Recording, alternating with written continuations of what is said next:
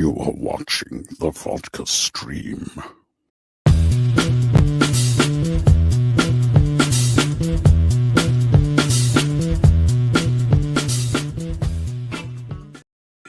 Boop! What is happening, everybody? Get comfy. That's right. I'm not in the Vodka Stream Lounge today because I'm lazy. Let me move that up a little bit. Yep. There we go. A little bit. What's happening, everybody? It is Friday. Yeah, that's right. Nope. Turn that down. What's going on, everybody who's out there? Boop, boop, boop, boop, boop. All right. Yo, what's going on, Mr. Abel? How you doing? We got Lane. Dave, that drop of yours at the beginning almost got me. That's what I'm talking about. It's good. Have fun, everybody. See, Scott wants to go to the movies more than just hang out with us. How dare he? I mean, come on. What is going on? Now, enjoy the movie, Scott. You're going to love it. I think you're going to love it. You're going to enjoy the shit out of it. I enjoyed it. Which my full review will be up tomorrow, by the way. What's going on, Jose? What is up? Yes. Yeah, just kind of retweeted that right now. Wow. I'm sure we'll talk a little bit about that. Definitely talk a little bit about that. Move that over. There we go. There we go. And currently right now, got the World Series on. The Astros are being no hit right now. Crazy. Army of Thieves was, in fact, great. What's going on, Mr. Jason? We got Legend here. Good to see you, Bennett. Hope you're having a great evening. Congrats. Yes. We'll be talking about that book for sure. I gotta love it. I love it. It's going to be the third book, I guess you could say, when it comes to the Snyder community, and always down to promote that hard work.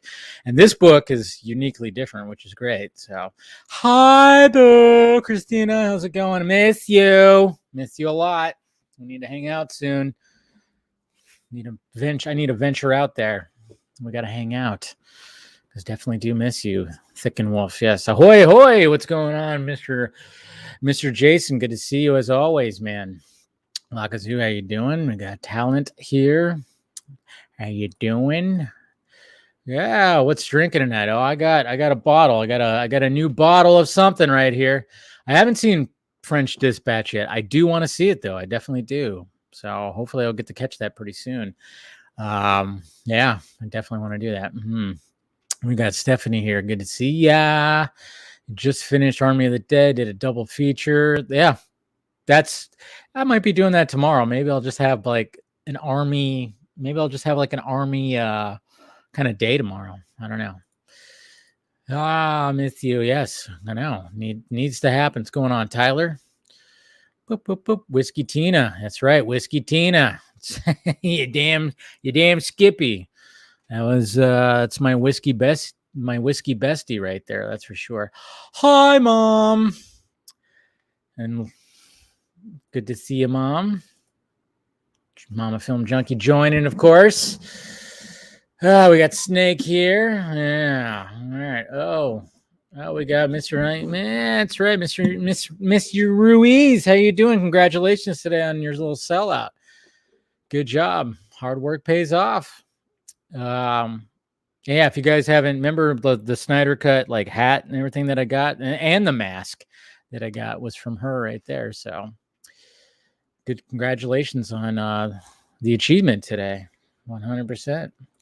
Where's that Jameson? I don't have Jameson. I don't, sadly, didn't get Jameson. I got another brand of vodka. So, but you know, it's good. It's good. Don't worry.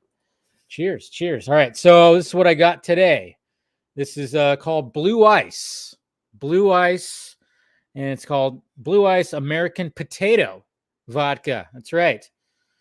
And it's a potato vodka. I mean, I thought every vodka was a potato, but, you know, whatever. It works, right?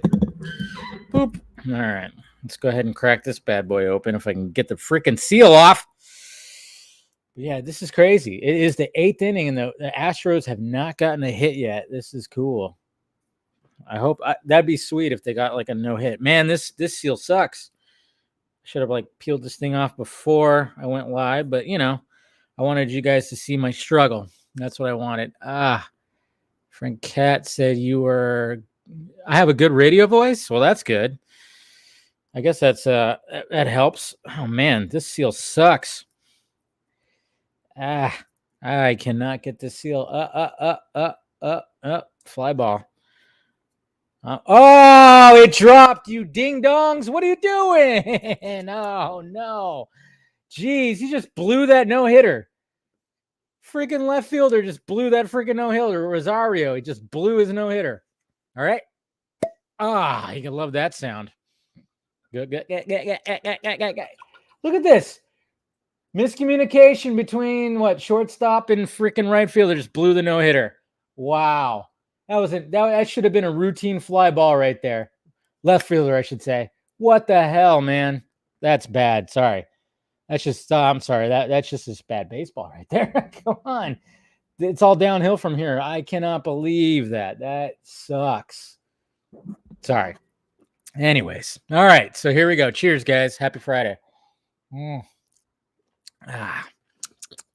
Not too shabby. Not too shabby. It's got a pretty good bite to it, that's for sure. Got a pretty good bite. So, yeah, pretty good bite. Oh, you saw Dune in IMAX. I know, right? I mean, that's pretty much it. I mean, sadly, when I watched it the next day on HBO Max, I did miss the IMAX aspect ratio, that's for sure. So, yeah.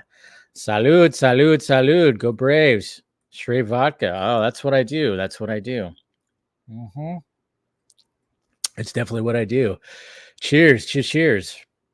Yes. Happy Friday. Yes, it definitely is. All right. Cool. So that's not too shabby. It's got a little bit of bite to it. It's a slightly harsh like that seal was to break. So, man, this is what's gonna fuel the Astros right now. This is what's gonna happen. That's what's gonna happen. It's gonna fuel the Astros. Now that they're not being no hit, man, I cannot believe they screwed that one up. Oof, that is no bueno right there. All right. Let's go ahead and get my guest in here. All right. Let's see here. Come on. You could do it. Has joined the stream. All right. Let's go ahead and get my guest in here. It was like I remember seeing tweets about that there was another book that had to do with the SnyderVerse, the Snyder world. And all of a sudden he hit me up and I went, oh, wow, look at this. And then I had the advantage of actually receiving a copy. And my God, man, guy put in some work. So let's go ahead and bring him in. Mr. Darren, what is up, sir? Hey, how's it going, Dave? Good. How you doing? Doing good. Who are you cheering for, by the way? Are you cheering for the Astros or are you cheering for the Braves? I'm cheering for the Braves just because, everybody's got that, about the Astros 2000. And I know how you feel. Yeah. Yeah. I guess you're cheering for the Braves? Well, I got to stay neutral because I have friends on both sides. So do I. Yeah. So, but I get it. The Astros are always in the World Series, and it's cool to see somebody different.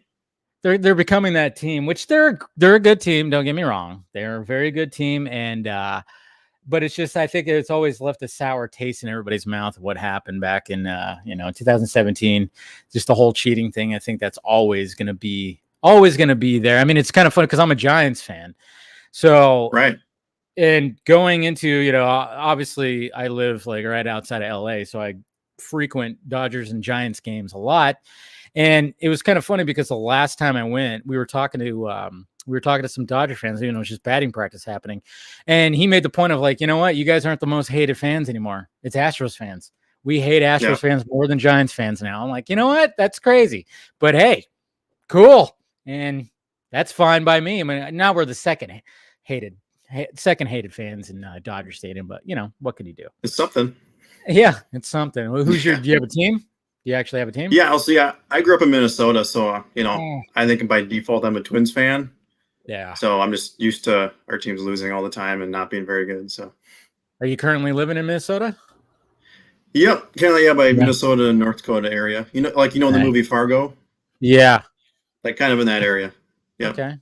Yeah, when you say Minnesota, I hear the little soda kind of little bit of the accent in the voice, but yeah, guys, a little bit. But yeah, guys, Darren, of course, you can actually purchase this book on Amazon right as of right now, which I provided the link down below, the SnyderVerse Saga, the culture-shattering phenomena behind Zack Snyder's DC film universe. Congratulations on the book, man. Thank you. Yeah, you put a lot of work to it. I mean, you sent me over a copy, didn't get to read the whole thing, but you know, because you're just a busy guy, and it is a hefty book. Yeah, it's over 400 pages. Yes, I have 411, I think, if I'm not mistaken. And I was just like, cool. And I just started, you know, reading some of the stuff and then kind of skimmed through, because what I like about what this book, how it differs, you know, because obviously got Sean O'Connell, who wrote the well, basically it was just mainly about release the Snyder Cut. And then, of course, my buddy Justin wrote The Cut, which was a fictional tale that was based on that situation. Your book goes way deep, way deep. You go all the way from the start, of Man of Steel. Like, you just get right down to where this whole thing started. And then you just have so much information. I mean, you have sources like at the bottom of almost every page. It's just like, there's the source from this, source of that. Holy crap, man. That is a lot of work. Yeah, I know. Sometimes you don't really realize it too until you get done with it. You look back and you're like, wow, did I really do all of that? And yeah, I think there's 822 footnotes of sources in the book in total. That's insane, man. But I mean, that's what you got to do if you're, I mean, because that's what you're trying to show the start of it and all the information. I mean, because there's so much information. Even just when I was like skimming through, I would just stop and be like, oh shit, yeah, I remember that. And just kind of read through and like bullet points and some of the information. And then it was just fun seeing like the sources of information. Like we got Colbert and some of his articles. You got Garza, we got, you know, comicbook.com. We got just everybody. It just everything loaded in there. So when did you start writing the book? I started writing it early 2020. So like literally like right before COVID hit. Okay. So, you know, that gave me a little bit more time to work on it. So I started a little over a year and a half ago. Okay. And it took you about a year to do, I would say? Yeah. I mean, I did a lot of it this summer. I did a lot of finishing up this summer for it when I had a lot of free time. So, yeah, and I want to say I finished it. I want to say like early September. I kind of just had to like, okay, it has to be done because we got to format it, and then we got to upload it to Amazon, and you know, because there's new information coming in all the time, you know, all like the even time, after, right? you know, so. There's still stuff coming out. I mean, even just recently, like Zach was talking about stuff like, oh yeah, I would have liked this to happen, or, you know, and because that's always what's going to happen. Anytime that Zach starts doing junkets, people are going to, of course, ask about the Snyderverse, the DC Snyderverse, of course. So, I mean, naturally, and then there's just more stuff that comes about, which is pretty great. So what made you decide to like want to write about this? Like, when did the idea brew up in your head? Good question. Probably late 2019.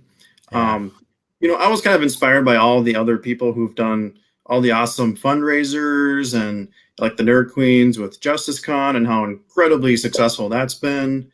Just all the amazing things we've done in the fandom, and like the release of Snyder Cut movement, you know, was really awesome. And I kind of wanted to do something, and I didn't really know what that something should be, you know? And then I just, you know, I look at it like, well, I'm a writer, I guess, you know, I did write for Real Anarchy. And also I'll be up for Craig and John and Ben and the crew over there. And I also wrote for another website called Pop Break. So I was a writer, and so I figured, well, why not try this? You know, give it a shot. Worst that can happen is that it's for me and it's not for anybody else. So, yeah, and it's kind of started hammering away, just step by step. I kind of did a rough outline and kind of just filled in the blanks from there. Nice. Yeah, I mean, it's always interesting, like, because I've always wanted to write a book, but I'm always, you know, I actually have written stuff before, and there's something about it, because I mean, it's definitely something where, because it's not unless you're like a full-time writer, it's not your job. I mean, obviously you probably got like an actual job, right? Yes. You know, yeah. So it's like you have to literally find time to do that. And sometimes that can be difficult. I mean, even just doing what I do now. I mean, I still have a day job, but I've structured my schedule where I can actually just go like, all right, this is when I get off this, I'm on to this, and this is, and I go to the. But when it comes to actually sitting down in front of something and like writing, I mean, that can be rather difficult sometimes, because I'm sure sometimes you just get home from work and you're just, nope, can't do it. I'm sure you've had those days. Like, what do you? What is your real-time job? I work at an elementary school. Oh, okay. So you're a teacher. I work in the library. Oh, okay. So you're around books and stuff all the time. Okay. I am. That I am. No wonder. It's fun because I had such a great experience, growing up, reading books and stuff, and just trying to pass that along to the next generation. So no wonder you're so good at like the sourcing and all this stuff. No wonder. Okay. See, it's all making sense. Yeah, no, it helps. Yeah. It helps being around books. And so obviously, get home. And I mean, obviously you're around all that. I mean, how long have you been doing that job? This is my third year. Okay. Yep. Okay. And it's going pretty good. That's good. It's good. No, I mean, as long as you enjoy it, right? Is it? I mean, it is interesting now though, because see, I haven't been in a library in years, and I'm just remembering like, back in my day, this is before basically internet. I mean, obviously when I was in high school, that's where the internet was like really, it was starting to be a thing, but I mean, it's before social media and everything. So, but it was just always interesting. What was always interesting about me, like when it came to the library, was like you literally just walk in and then I just want to read this book, and then they just go, okay, bring it back, so and so, and then they just trust you to bring it back. Yep. It was always like a way, and you had those cards in the books, the stamped cards and whatever. So I'm sure it's all like a different process now. It's probably everything's full digital. It's probably like a QR code on the books or something nowadays. I don't even know what it's like now. Yeah, it's getting there. Yeah. Yeah, it's getting to that technology. Yeah. By the way, what are you drinking right now? So I got a couple. So I have water, but I also have the Red Apple ales are coming. Nice. You know what? Oh man, there was I would say, when was it? Back in 2014, 15, man, those were like the drink of choice. I tell you, it was like me and my girlfriend at the time, we got those all the time. I mean, just when like those, the cider drinks were coming about, when it came, Angry Orchard. There was like Angry Orchard was pretty good. And I remember, I think the Angry Orchard, what was it, the apple pie or something like that, or the cinnamon, I don't know, whatever it tasted like exactly like an apple pie. It was either that or the Reds that we really enjoyed. And so you're bringing me, I haven't had one of those in forever. It's because every time I drink it, I think of her. I'm just kidding. The memories.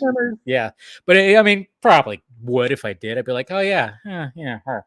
By the way, you had me kind of like freaked out in the beginning with old Ray Porter showing up. I was just like, what? But yeah, Ray Porter showing up. No, I mean, the last, I think it was the last time he was on. No, I don't know if it was the last time or man, who knows. But I just said like, hey man, can you do like just like do like a announcement of in your dark side voice to do that?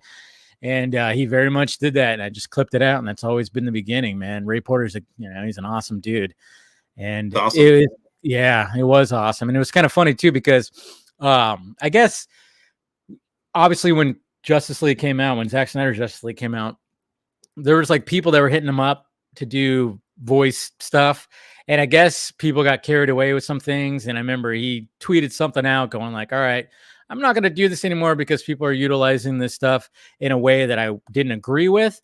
And then it was funny because I read that and I went, oh, okay, cool. I'm sure he doesn't mean what he did with me. And then sure enough, like 2 minutes later, sweetheart of a man, he just DMs me and goes, hey, this tweet, by the way, was not meant for you. You could use your vodka stream thing. Now I'm perfectly okay with you using that intro. I was like, I figured, dude, don't worry. I get it. I know some people suck out there, but yeah, that just shows you how a class act of a dude that guy is, where he was just like, hey, don't worry. I did that specifically for your stream. And and everything. So yeah, Ray Porter, love that guy. I'll hopefully get him back pretty soon. Yeah, really good dude. Yeah. So okay, so you got the book coming out, or you got the book that just came out. I mean, how exciting was that to actually just like post that, just to have that up on Amazon? Now it's there, and I'm sure you have an actual physical copy. Like, yes, I do actually have it with me. Actually, let's see how thick that thing is. Look at that. Nice. Yep. Look at that thing. That's pretty a hard size. Put my hand up next to it. It's look at that. That is huge. Huge. I mean, geez, hold that up to the copy of Dune I have next to me. That's almost right there, man. Yeah, there's got to be something about that, just to actually, when you receive that first like physical copy of the book, that's got to be something of an achievement right there, man. Yeah, I may or may not have hugged it for a little bit. Just kind of, you probably snuggled, you spooned it, you slept with it, probably. I don't know. Showered with it. I mean, my God, I can't shower with it because I'd ruin it, so I can't. Yeah, I know. True, but I mean, hopefully you got more than one copy. That's where I was leading to. But no, but I got a couple. Gave one to my mom, and of course. There you go. That's awesome. No, but I mean, I can only imagine that. I mean, that's one of the things, like, anytime I've written, because I've written some screenplays a while back, and just to actually print it out and get and get it all like sit and just to actually hold it. There's just something about it. Having the physical copy of it. I mean, that's one of the things. I mean, I do plan on getting the book because I actually want to full on read it, but I'm not one of those. I can't as much as when I reading on here on a screen, it's just not the same. I'm one of those. I'm one of those. I need physical media when it comes to that. Like, I'm all about the digital when it comes to streaming stuff and whatever. Sure.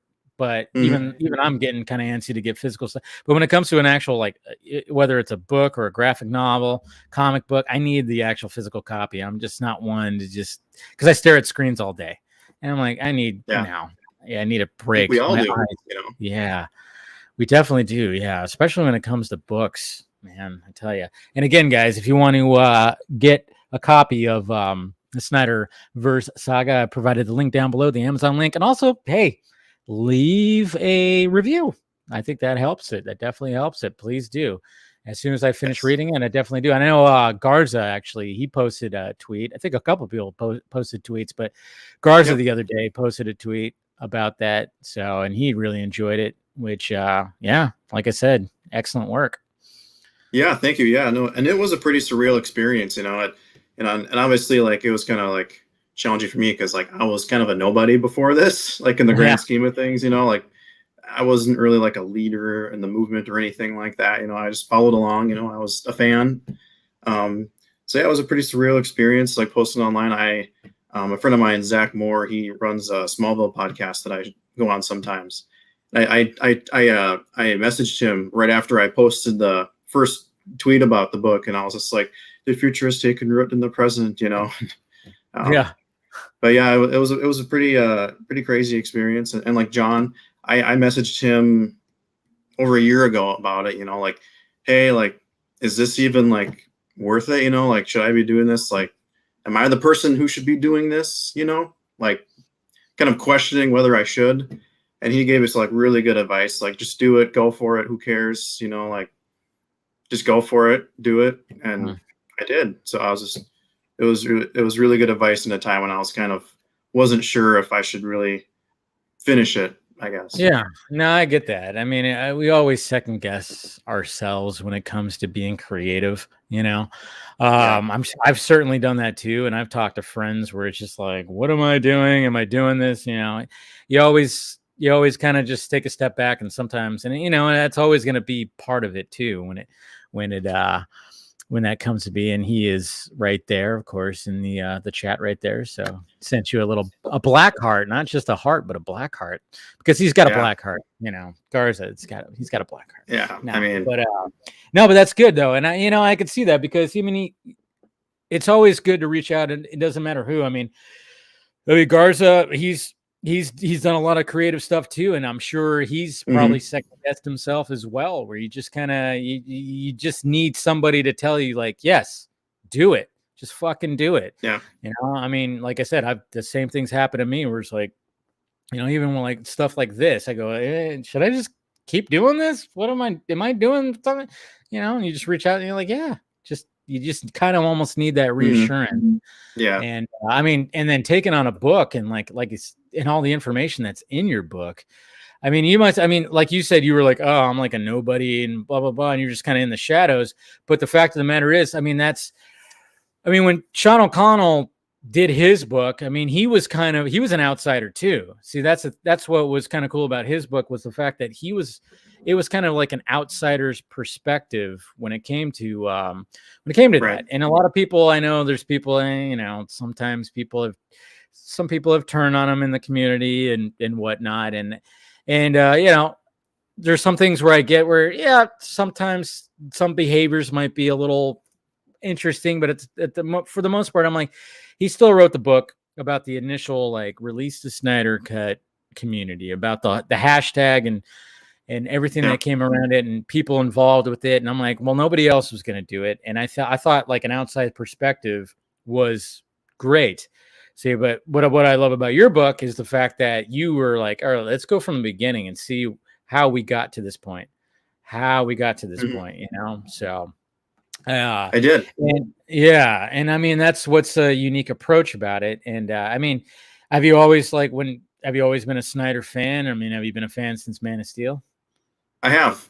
That was kind of when I first actually kind of discovered him, was when he was announced to be doing the new Superman movie that became Man of Steel. And I grew up a big Superman fan, Superman animated series, Batman animated series. So I've always been a big fan. And but Man of Steel really kind of rocked my world and kind of really opened me up to what could be possible. And I'm a big fan of Zach, obviously. I think you kind of have to be to write a book about all of this, and follow along with all of this, But it was also really important to me to write it from a somewhat neutral professional perspective, and not be like biased, like, oh, the theatrical Justice League is horrible, like screw them, screw Warner Brothers, and screw all them. So like, I didn't want to do that. The book's a celebration. It's a look back at everything that happened. And even if you aren't a big Zack Snyder fan, I think you could probably still enjoy the book. Yeah. And I've gotten that sense to it just from the brief time I've had, and then, and I see people in the chat. I know Sean has his ways of provoking, and we get that, but that's not what Darren's doing, guys. No, he's a fan.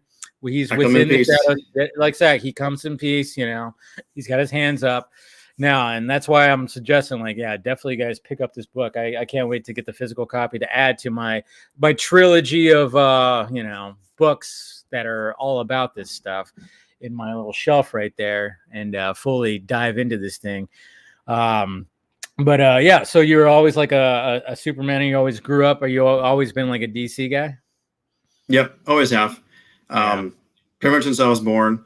It's cool how it's really evolved over the years too. Like I grew up a fan of the Christopher Reeve Superman movies and the Tim Burton Batman movies, and even like I love Smallville. I still do a lot. And then obviously I'm a big fan of Smallville. I never got into Smallville. I don't know. I just, for some reason, like I had this when it came out, and I've said this before, I always went like, Lex Luthor and Clark went to like high school together. Get the fuck out of here. Yeah, I'm like, they're fretting now. I couldn't accept it. And I just didn't. And I should go back and watch it, because then when Gotham came out and they kind of did like their thing where they rearranged the Batman mythos a little bit, I accepted the shit out of that. I went, bring on some, and I was all about Gotham. Of course, it kind of, I know. I think I'm more of a Batman fan, of course, but I don't know. I just, for some reason, just accepted that more than I accepted Smallville. So one of these days when I have more time, I'm just going to go back and just watch because everybody always raves about it. And I'm always like, I should have really got into it, but for some reason it was just that aspect of it. And I always tell people, I'm like, Lex Luthor and what the fuck? No, that's not right. Yeah. That's not what you do. It's not for everybody, it's not for everyone, but I will say Michael Rosenbaum is just like amazing as Lex Luthor, Yeah. The clips I've seen, he did. Yeah. He definitely was a great Lex. And Lionel Luthor too, his dad. I mean, John Glover was awesome. Which he's been all throughout the DC universe, voicing the Riddler, and then being Lionel Luthor, and then of course being in Shazam.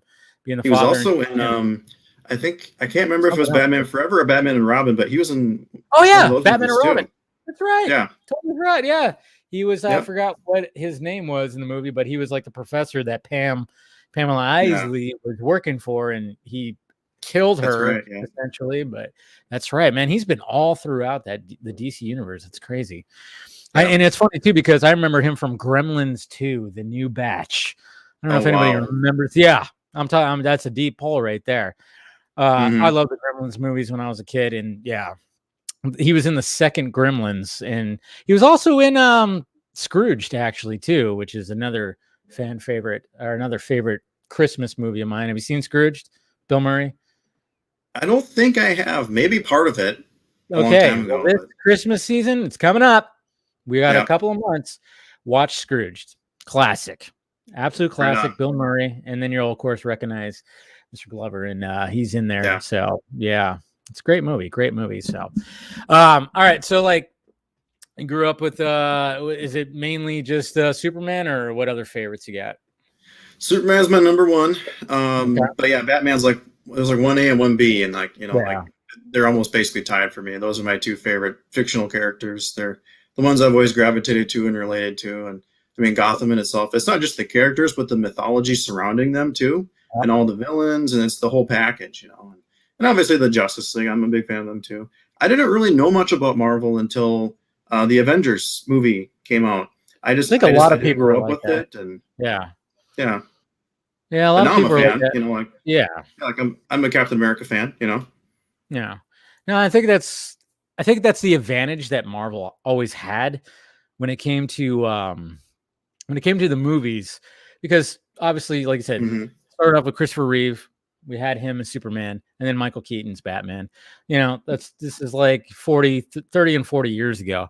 So I think like that was always the case. And then, you know, we had different iterations. There was Lois and Clark, Smallville. There's always been these different iterations of like these certain characters. Even the Flash had a 90s series, which I love. Superboy. Yep, I mean, there's everything. There's everything when it came to DC. So Marvel like got into the game relatively late, even though they had like a Spider-Man. They attempted to do a Spider-Man thing, and of course they had the Incredible Hulk that came out in you know, and that movie. I still remember when the Incredible Hulk series. That series, it scared the shit out of me when I was a kid. I was not a fan of transformation when I was a kid. Like Michael Jackson's Thriller freaked the shit out of me. Like I could not watch that music video. There was just something about when somebody would transform into like a monster. Not for me. Not for me. Not for everyone. No. So when it came to that, when it came to that Hulk series, that was, I mean, obviously when I was a kid, it was reruns when it would be on TV, but I was like, I just couldn't do it. But then you watch it now, and it's like, oh, this is just cheesy. It's just cheesy. Yeah, I know. Yeah. Yes, I am a weenie. Shut up, Jose.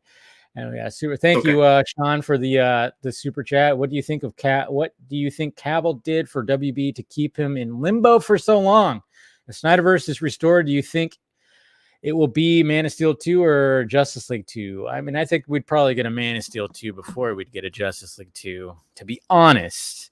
Like, what's your so after writing this book and seeing, you know, now that Snyder got the cutout, we got the cutout, and of course we want the restoration of the Snyderverse, but now he's over at Netflix creating new Snyderverses, and the Braves just won, so suck it, Astros. Wow. Yeah. See, even my mom's in the chat. She knows. Yeah. I would not watch it. Awesome. I just could not. No, but what are your thoughts about where Snyder is right now, and then of course like restore the Snyderverse? I love that Snyder's on Netflix because it sounds like it's a really great working relationship, a very collaborative relationship. But you know, I'm super happy for him and Deborah, you know, and the whole crew. You know, I'm super excited for them over there, and I get it. I'm a big fan of the Snyderverse, the DC Snyderverse, but I liked Army of the Dead. I'm going to watch Army of Thieves, if not tonight, tomorrow, and so I'm really excited about Rebel Moon, and I'm super stoked about everything that they're doing over there. If they do in fact, like Discovery, backs the dump truck up full load and money and dumps it off at Zach's place and please come back. It's interesting because I think they'd probably go Justice League 2 over Man of Steel 2, to be honest. So? Okay. I think so. I mean, personally, I want Man of Steel 2. I mean, I'm biased because I love Man of Steel, but I don't know. And with what they were saying about why Cavill was kind of kept in limbo so long, I think part of it was the fact that it sounded like they wanted to disassociate with anything Zack Snyder related or change it to morph into something different if possible. Like Wonder Woman, like Aquaman, they kind of shifted in tone a little bit, but it still worked because they have great actors in those roles. Not that Henry's not, because he obviously is, but I think because he's associated with Zack, I think that might be part of it, but I don't know the whole story. I don't. Yeah, it's very interesting. It really is, because it was always funny because when it came to this whole campaign, and a lot of people, there's some people in the community that threw some shade over at Cavill because he didn't tweet out the hashtag like Ben Affleck did, like Gal Gadot did, like Jason Momoa did. It's also in the book. Yeah, I know. Yeah. Well, that's what's cool too, is like, not only do you cover like everything when it comes to that, but you also talk about the casting of these characters and the controversy behind some of that. And then you talk about, you talk about Wonder Woman, you talk about Suicide Squad, you talk about just this whole journey, like everything. And the fact that, you talk about Ben Affleck's Batman, where that was going to go. I definitely, of course, I read that one. I was like, oh yeah, let's talk about some Batman. Now, of course, probably my favorite chapter in the book, honestly. Okay, one of my favorites. Yeah, no, it was a good chapter. Yeah, that was the one when I was like kind of just like skimming through, I was like, oh, I stopped there because I wanted to see what you had to say about like that whole thing. So, but I think a lot of people just kind of like there were some people in the community that were like, what the hell, Cavill? And it's funny too, because I would do videos and whatever and be like, guys, he's stuck. Like Cavill he's in the spot where his career is starting to just like go like this now. And he wants his Superman movie. And it's just like, but so he's just kind of like going, whatever you want me to do, everyone. Who am I dedicated to? I don't know. And then a lot of people are like, why didn't Cavill say anything or do anything? And then all of a sudden, when it comes to the full-on announcement of this thing, he shows up at that live watch, and it's like, see, there you go, guys. He knew exactly, like, he had it like. He was probably told, hey, let's just relax a little bit. Don't say anything right now. When the time is right, then we'll do it. And sure enough, the time was right where Zach did that live watch of Man of Steel on the anniversary, and it was perfect time to announce. And then he was right there. He showed up, answered questions with fans, talked with Zach, had some laughs, and then all of a sudden told him, hey, show them. He literally was like, show them. And it was perfect. It was perfect. And then it was just like, okay, I was like, what are you doing, everybody? I'm like, don't throw shade at Superman. Jeez. It's crazy. I get it. He might not have been super thrilled about, the journey of his character and where it was going. He might not have loved it, maybe. Maybe I think he wanted his own solo movie. He definitely did. Another one, I think. But, it was a really cool one. Yeah, it's just weird though, because his value has gone so up, and it's like, what are you doing, Warner Brothers? Just like he's a hot commodity right now. I mean, he's got his own series. I mean, after Mission Impossible Fallout came out, it was like, hello, like, what are you guys waiting for? I mean, this guy is now a household name. Now that we're gonna get a new James Bond, he's at the top of the list to replace Daniel Craig. People are going Henry Cavill. It's like, all right. And you guys have this. He's your Superman right here. I mean, you guys had him before he was even a name. Nobody knew how to pronounce his name. I remember one of my very first videos that I ever did was when they announced him, and I called him Henry Cavill. I didn't know how to say his last name. Yeah, a lot of people did. Some people still do, but a lot of people nobody knew who this guy was. And it was just funny because my mom knew who he was because he was in some show. Forgot which show that he was in, and was it the Tudors or was it yes, Tudors. I know I had seen Immortals. That was the only thing I had seen him in. So I hadn't seen anything this guy was in, but my mom knew who he was because she watched that show, and and she's had a crush on him since. See, I mean, she's of course making it known. Yes, thank you, Mom. It's weird talking about my mom's crushes. Anyways, what do you do? You got to do. Hey, she showed support. That's all that matters. That's all that matters. She's cool. No, but yeah. So like, it's like nobody knew who this guy was, but you saw him, and it was like, all right, he looks like he could do it. And then sure enough, man, did he freaking just embody that whole role right there? And it's just he did. Yeah. And then after Zack Snyder's Justice League, and the fact that, I mean, there were literally people that were not a fan of the direction that Zack was taking Superman. They kept on saying, "Oh, he's too emo. He's too depressed. He doesn't smile enough." That might be an understatement. Very much so. It definitely is. That's just weird criticism that a lot of people who are very much like all about the Reeves Superman, and they're very much on nostalgia. But then when they watched Zack Snyder's Justice League and saw like when he comes back and then he has that awesome entrance and he just kicked Steppenwolf's ass, all of a sudden everybody was like, "Oh, well, that's what we wanted." And you're like, "Yeah, we were trying to tell you that it was leading up to that." Just like how Batman now is all full of hope and optimism. What about that? He's not trying to kill people all the time. He's not all like, yes, exactly.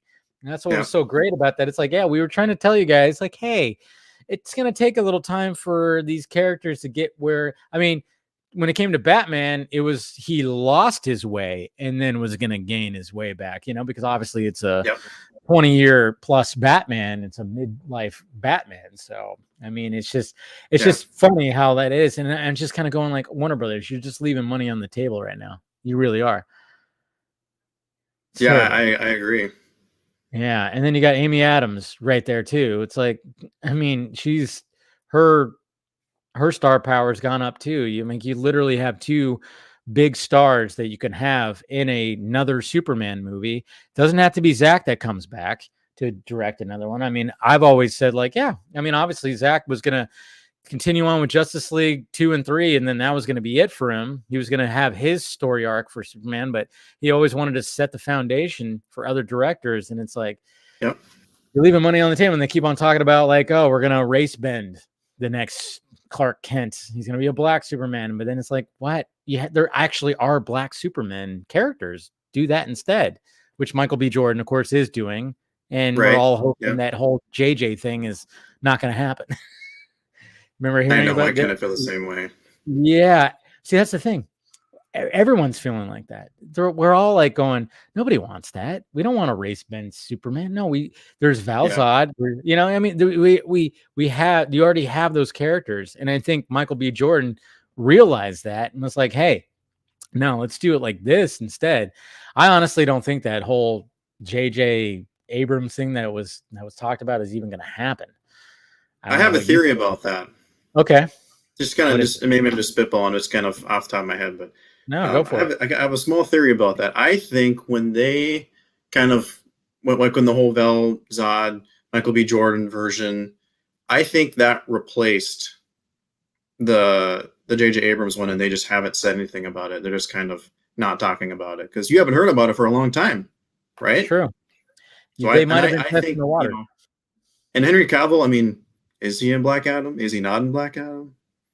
Is he in Flash? There's a lot of questions out there. There's a lot of information that's out there too. No, you might be on to something. They might have just went like, all right, we're gonna do something. Let's see how the world reacts. We're gonna have a black Superman. Do they want Clark Kent to be race bent as that, or do they actually want the character that not the general audience actually really knows about? Because that's true. You always got to test the waters. I mean, obviously, comic book fans will always be like, no matter what, you're doing it wrong. Yeah. Because we know whatever the other.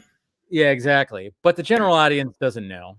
So it's like, all right. So what do we do? Do we do the race bend thing? Because obviously that's a thing that happens, or do we like take a character that actually exists and put it out there?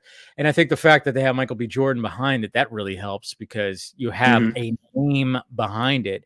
And you know, and that's the way that it should be. And yeah, you might be right. The whole they could just been in like a test and see where everybody's at, and hopefully they're like, nope, okay, we're not going to do that. We're going to go with this, and hopefully they're seeing that people really want Cavill to come back. Yeah, and Michael B. Jordan's an amazing actor. You know, Yeah. I mean, the Black Panther and the Creed franchise. I mean, he's got to awesome. He's got to star in it. I mean, that's the question too. Is like, it's not confirmed whether he's going to star or not.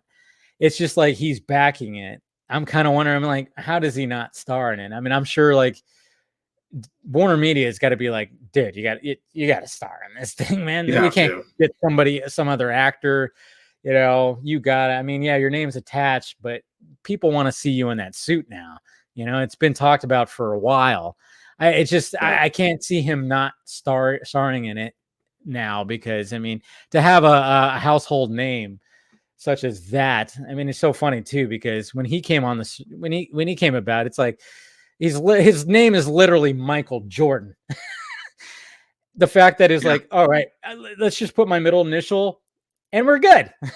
But it's just like, it is kind of funny how like, you know, you have the same name as one of the greatest athletes of all time. So it's like, just put my middle initial right in there and we're good. I mean, they even kind of made a joke about that. I don't know if you watched the last Space Jam, but they kind of did a whole joke about, it was like an obvious thing where it's like Michael Jordan's coming in, and then it's like, and then you see a figure walking up, and I immediately went, it's Michael B. Jordan. Get the fuck out of here. And sure enough, I was like, good joke. Yeah. Spoiler alert. Not really a spoiler. It's just a gag in the movie. That movie's been out for fucking months.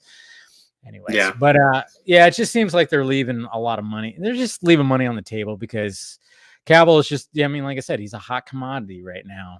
And like, and he looks the part. He is like, you look at him and you go, it's fucking Superman.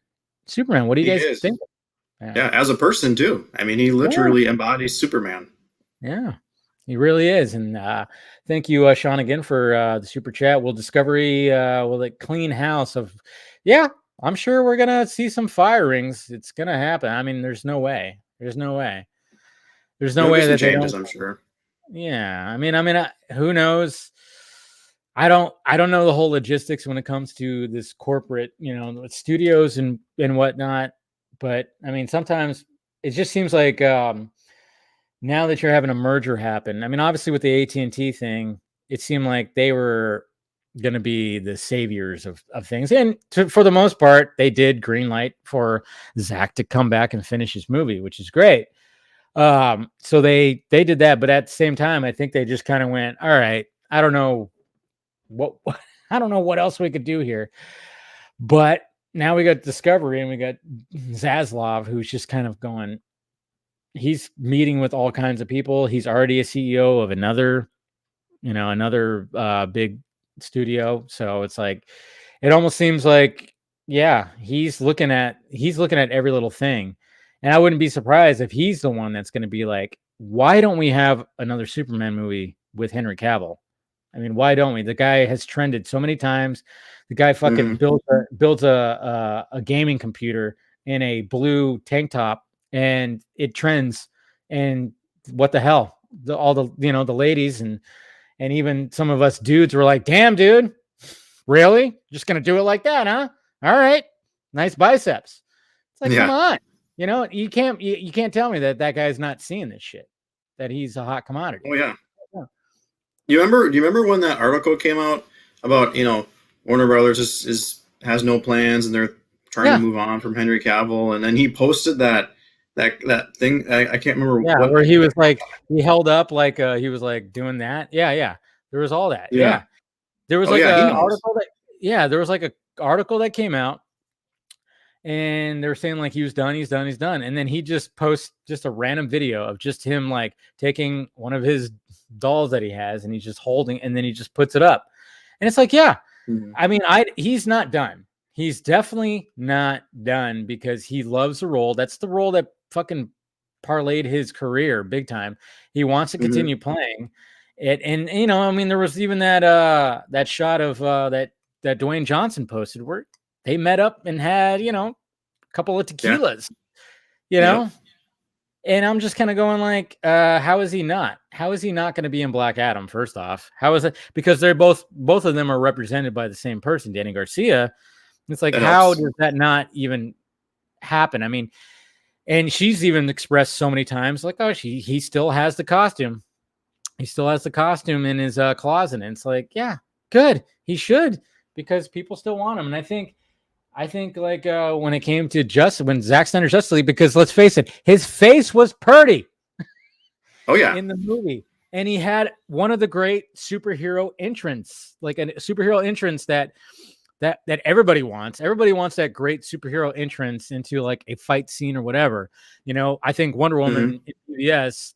I don't think anything's gonna beat her entrance, saving Batman's ass. I don't think anything's gonna ever beat that, because it was crafted so fucking perfectly with the music and just the way that the scene played out. But you know, you have your Thor in Infinity War. You know, you have, and then when Cavill just shows up right when Steppenwolf is about to axe Cyborg, and then just goes to town.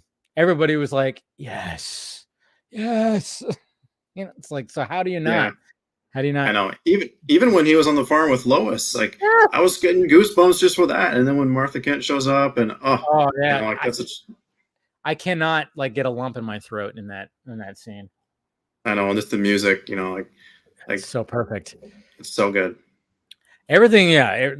The way that Zach wanted to bring him back, how he brought him back too, and the fact that, you know, when he first comes back, it's and he takes on the entire, you know, the rest of the league, which was just, you know, such an amazing scene. And then when Lois just kind of comes in and just he goes, "Whoa, wait a minute, what the hell?" And then that whole farm scene, it's just like it's a throwback to Man of Steel and everything about that. You know, just him in the cornfield and then him starting to remember. But yeah, when his mom pulls up, jeez, it just every time I'd go, I'm okay. It's hard not to get a lump in your throat on that. Which version do you like better, the black and white version, the Justice is Gray, or do you like just the regular version better? Oh man, I mean, probably the regular, but there's something about the black and white version that it's so indie. And I've said this before, where it's like Zach really he literally took this big, huge franchise that has Batman, Superman, Wonder Woman in it, and he made it an indie film essentially by making it black and white. You know, there's just something so raw about it. You know, like who the fuck does that? Who the fuck goes?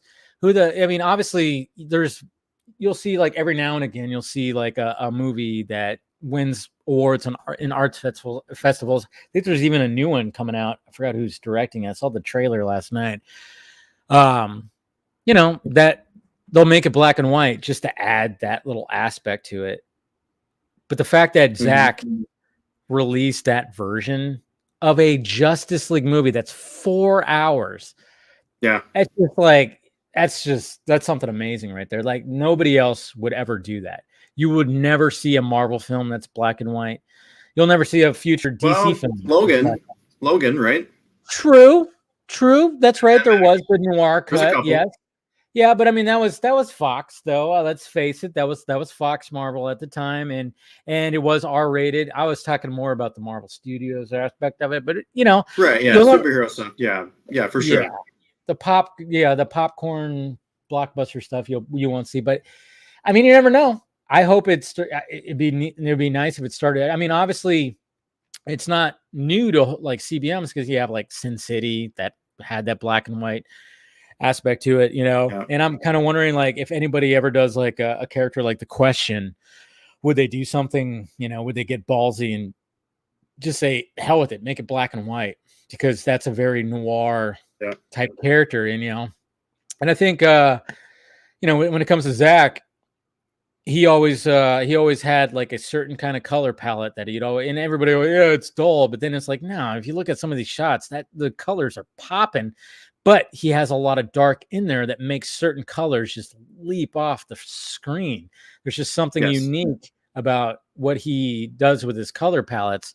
Is like, yeah, it's dull. You know, there's the way that he even like the black in his shots look they pop, because there's just everything's complementing everything else.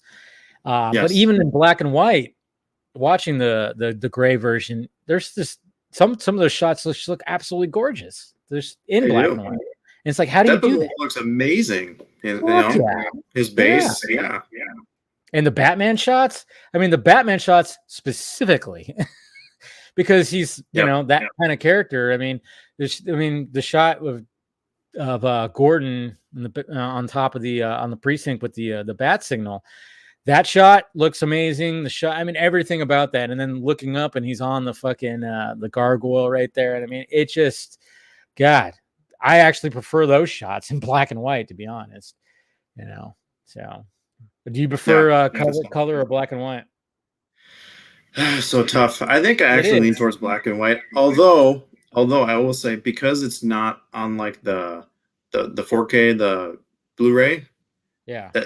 I love that version of it. Just I think it's definitely better than the streaming version. So I might lean towards that now. Yeah, and it was funny too, because when that version came out, it was supposed to come out a month later. It was supposed to come out a month after the initial version, and then they pushed it out a week later, and it was like a whole weird. It was a crazy night, because it was like, well, okay, we're getting the Justice is Gray version a week later. Interesting. And yeah, it wasn't supposed to come out. Just Warner Brothers, Warner Media, just going, we want to be done with this kind of thing. It was one of those kind of things. Like, I remember I even hit the man up. I'm like, what is happening? Why is this happening? He goes, what do you think? That's literally what was sent to me. What do you think? And I went, oh, really? Christ. Oh, yeah. And it's just breaking news. Yes. It was just like, it was just like, these fucking assholes are pulling this shit again. They're doing this shit again. They're really just like going, yeah, we're just kind of wanting this to be over with. We don't want this anymore. Let's just put it out there. Maybe they didn't like the fact of how much success it was having. I don't know. It doesn't make sense what those guys are doing anymore. It really doesn't. I don't even know. Yeah, I know. Yes. But the whole situation kind of seemed, like even Zach said, the whole like making of the Snyder Cut, there was rules and no green light. Oh yeah. Oh dude, they even and I've said this before too, is like even when with this, like with the additional photography and the money that he got to finish his cut, they still wanted him. They wanted him to actually change the end. They wanted him just like, dude, can you just wrap it up? Is there any way we could just wrap it up? He's even said this too. He said this in interviews where he's like, they just want him to wrap it up. Like, can you just not have a cliffhanger? And he's like, no, this is the movie that I wanted to make initially. And guess what? That's the way it's going to stay. There's going to be a cliffhanger. We're going to keep it as, hey, guess what? Ready the Armada. This is happening. This is totally going to happen. So yeah, it was ridiculous, but they were still doing that, even though they greenlit for him to finish it. And, but they still wanted him to just wrap everything up. And that's just fucked up, man. It's just messed up. And to release the rough version, right? That's what they wanted first. And Zach said hard no. Yeah. They wanted like, hey, can we just release it as is? And he was like, fuck no. And that was a lot of us were, I don't know. Did you cover that in the book too? I didn't see that part. Yeah, you covered that. Yeah, I figured you did. Jeez, let's face it, guys. It's towards the very end, but Darren covers everything in the book, which is great. Yeah, you name it. Yeah, because there was times where we thought that maybe that was going to happen, and we're just like, oh, are they just going to release like the rough version? And we were kind of wondering, like, and I remember I think you even ran polls on my Twitter going like, would you want to see it like this, like that? Well, there was so many different things, but we're going to have somebody else show up right now. We got Mr. Stephen Colbert. What's up, sir? Hey. Hey, nice to meet you. What's up? Hey, what's up, Darren? I'm a fan of BVS by the minute, by the way. Awesome. Thank you. Right on. Everybody, I guess, is a fan. See, I didn't put that in the right spot. See, it's covering my face now. I got to wait. Sorry, I was trying to figure out where to put that overlay. Sorry. Anyways, yeah. Nice hat, Steven. I still need to get that. Yeah. Oh, God I damn it. made this one. I mean, it's still I need to fix. You the made patch, it? but yeah. Oh, I mean, you put the I got the patch and then I put it on this hat. But yeah, I was about to say because like the hat's like black, I think, right? It's got not brown, or is it blue or something like that? This is the other one. See, so it's like black, right? But yeah, I wanted one that had an actual like substantive patch on it. So That's cool. Found a patch on eBay and then found a hat that I liked and then put them I know. together. See, you like the trucker hats like I do. Not normally, which is weird. Normally, I'm Really? more of a fits you more than me. Normally, I'm like more of a what? Oh man, what are all the 5-panel or I'm like a 6-panel guy? I think what the trucker hat's the 5-panel. I have no idea. I didn't either until I there is a world of hats. Oh yeah, I've never delved into it, but I was like, because it's got this is just like a single panel on the trucker, and then you got 4 on the back. The panels, so the more panels you have, like the more rounded it is versus. But they've also got like 6 panels where this one is split in half horizontally, which is like a weird shape. I'm not sure how I feel about that. Yeah, I just like the one, and then the rest is like the netting, and then this, and I like the fact that you get that kind of worn out look that you'll get like with some hats, like you got right there. I kind of like that look as well. So, jeez, no, but yeah, we were just talking, of course, we were talking about that crazy night where it was like, yeah, the Justice League Gray is coming out. Why the fuck is it coming out a week later? What's going on here? And then all of a sudden it was just like freak out, and he was like, obviously Zach was going, hey, yeah, run it like crazy, show them.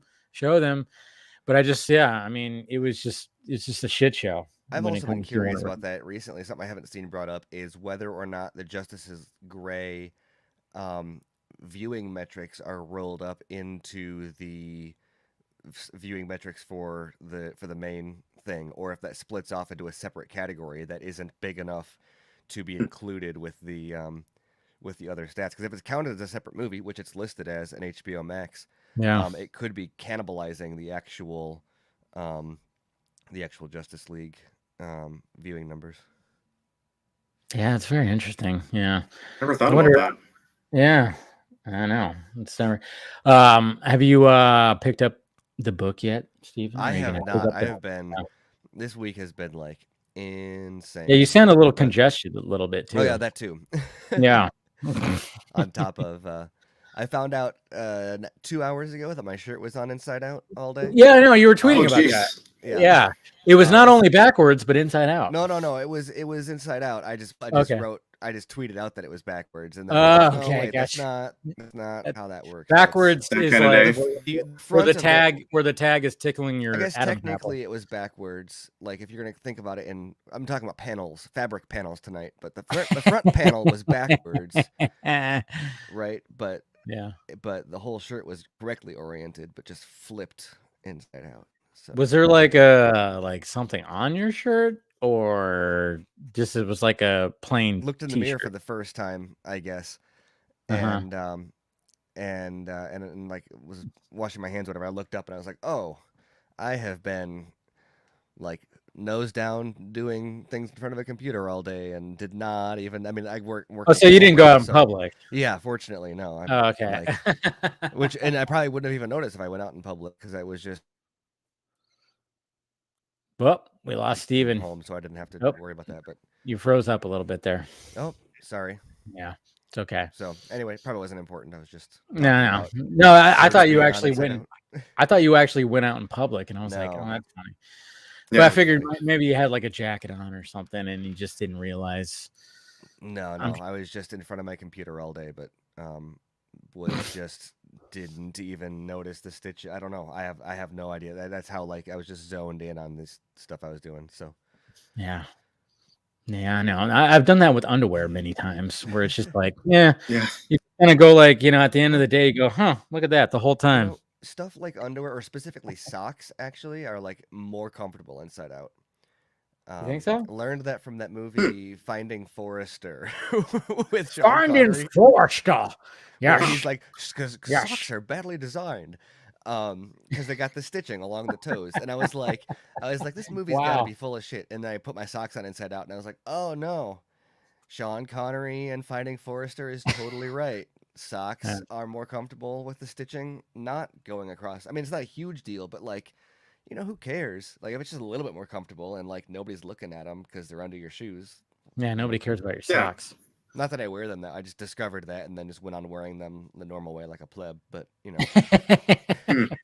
know I'm like feeling my. There's been times where I've worn my socks inside out because you take your shoes off and all of a sudden you see like the fuzzy part and you're like, oh yeah, well and that's weird. Okay, well I didn't notice. It's just one of those things. But a shirt is different because, yeah, especially if it's inside out. I mean, you got that tag sticking out the back. It looks ridiculous. Yeah. So I mean, it happens to the best of us. Don't worry. But so Darren, you haven't seen Army of Thieves yet. You plan on it though? I'm going to. Yeah. I know. I mean, anytime a movie comes out, we'll have like a discussion, but no spoilers. Well, unless the whole thing. Yeah, I know. I think the only time we did that was Army of the Dead. That was only because Zach showed up and we're like, hey, so this and this and this. Yeah. We were just like, we were kind of like, we just wanted to pick his brain. But we won't do that just because, it just showed up. But I mean, and it's enjoyable. I mean, I know Steven, you actually saw it a couple days beforehand, you lucky son. Yeah, I got the screener early this week. I don't know, it's been a long week, so I think it was this week or maybe the end of last week. Yeah, something like that. And but it was like Tuesday that was the embargo or something. Yeah, the embargo was up on Tuesday. Yeah, so I saw it on like last Friday or something like that. It was super fun. It was weird sitting on it because there were so many things about it that like I wanted to talk to people about it, like tweet out or whatever. Just because of for a variety of reasons. But I ended up watching it like the screener like 3 times, and then nice. And then I saw the kind of fan premiere or whatever they did on was that Wednesday night, I think. And then probably I don't know. It's fun. It's so. I mean, it very much fits in like with all the army stuff. I mean, even down to like the soft focus is a very similar kind of visual aesthetic, but at the same time, it's very. You can feel. I haven't seen much else directed by Matthias. Yeah. But just based on his personality, you can kind of feel that poppy kind of. And Zimmer is totally different in it too. It's this very quirky sort of like sound. Oh, that's right. Yeah, he's doing the score. Yeah. Steven, turn up your mic a little bit too. Some people are like, boop, boop. Man, Dave, do I sound good? Do I sound all right? No, you're fine. You're fine. Don't worry. Okay. Don't worry. Yeah, Steven's always everything wrong today. It's weird because sometimes I just plug in. There you go. Like my settings don't always change, but Fridays are the new Mondays. Yeah, something like that. There you go. You're good now. Awesome. I'm gonna peek it out. No, you're right though. And there was something like, it's not even no spoilers, nothing like that. But like when it comes to Zimmer's score, did you kind of get like there was something that he did with the score that almost had like a Mission Impossible, like you almost hear like a almost a little bit, but almost more of a. It almost felt more old school Mission Impossible. Like I didn't watch the TV show a bunch, but it very much. Neither did I. Not as much like Tom Cruise, but I don't know. It's just very quirky, but without being. None of the humor was like undermined the plot, or in terms of it being. There's critics calling it like not the biggest criticism I'm seeing. It's like it's not necessary, or it doesn't expand the universe enough. And I'm like, because it's a movie. It's not a movie explaining something you need to know for a different movie or answering questions that were asked in a different movie. It is telling a story about a character that you get to see play out in this movie. And yeah, if you dig, there's actually tons of connections to other movies and stuff that like ask more questions about stuff that could be answered in other movies, but it's not like, oh, here's this Infinity Stone and you'll find out what that's for later. Like it's very it's funny how broken people's brains are on like like the idea of calling a movie necessary or not necessary is so weird. Yeah, I know. I saw some of those criticisms. Yeah, and I think people are, and it's funny too because when I saw some of that, I'm like, okay, does that mean that there's not a lot of like? But then when I watched it, I'm like, there's plenty of like, I didn't want it like every like, hey, every 16 minutes. Hey, remember, there's zombies, but it was like there was enough. Go back to Iron Man 2. Do you remember when that came out and people were like, "Whoa!" Or the Amazing Spider-Man 2? Obviously, that one like tanked, or not. It did well, like 750 million or whatever. But they were packed full of all this stuff. Again, is that a new one or is that a? No. Sorry, I didn't mean to click that. I can be no. Yeah. So no, you're good. Because I remember back then that kind of thing would happen and people would be like, "Oh, whoa, let's focus on this movie. Why are we worried about other movies?" And now, like, if it's not Iron Man 2 level, here's all these things that mean nothing for this movie that might be relevant in a different movie. If it lacks that, then people are like, I don't even know why I'm watching this anymore, which is just it's such a weird way to engage. Yeah, I don't get it. That's what's always been the issue is like, I think a lot of us go like, yeah, I mean, I don't mind that you're setting up the next movie, Marvel Studios, but can I... can we get the full story with this one? And I thought, what they did when it came to Army of Thieves, I thought they were like, they did a good amount of like, hey, this is a prequel. Obviously, we're getting like this introduction of Dieter. And I mean, it's so funny too, because I haven't posted my review yet, but one of the things I said, I mean, they don't, I mean, what I love, what Zach, anytime he talks about this and talks about the trope of the trope, very much in there. I mean, you're seeing like this guy who's just living this very just repetitive life. He's doing this whole thing, but there's something unique to it, I guess you could say. I don't know why. There's like, yeah, it's tropey, but at the same time, there's just something kind of unique about it. I mean, somebody even posted on Twitter, like, I love this shot where it just kind of shows him underneath like this, barely like covering him while it's raining as he's eating a sandwich on his lunch break, and it was just so just like, I almost want to, I'm like, yeah, we've all been there. We've all been there. It had a personality.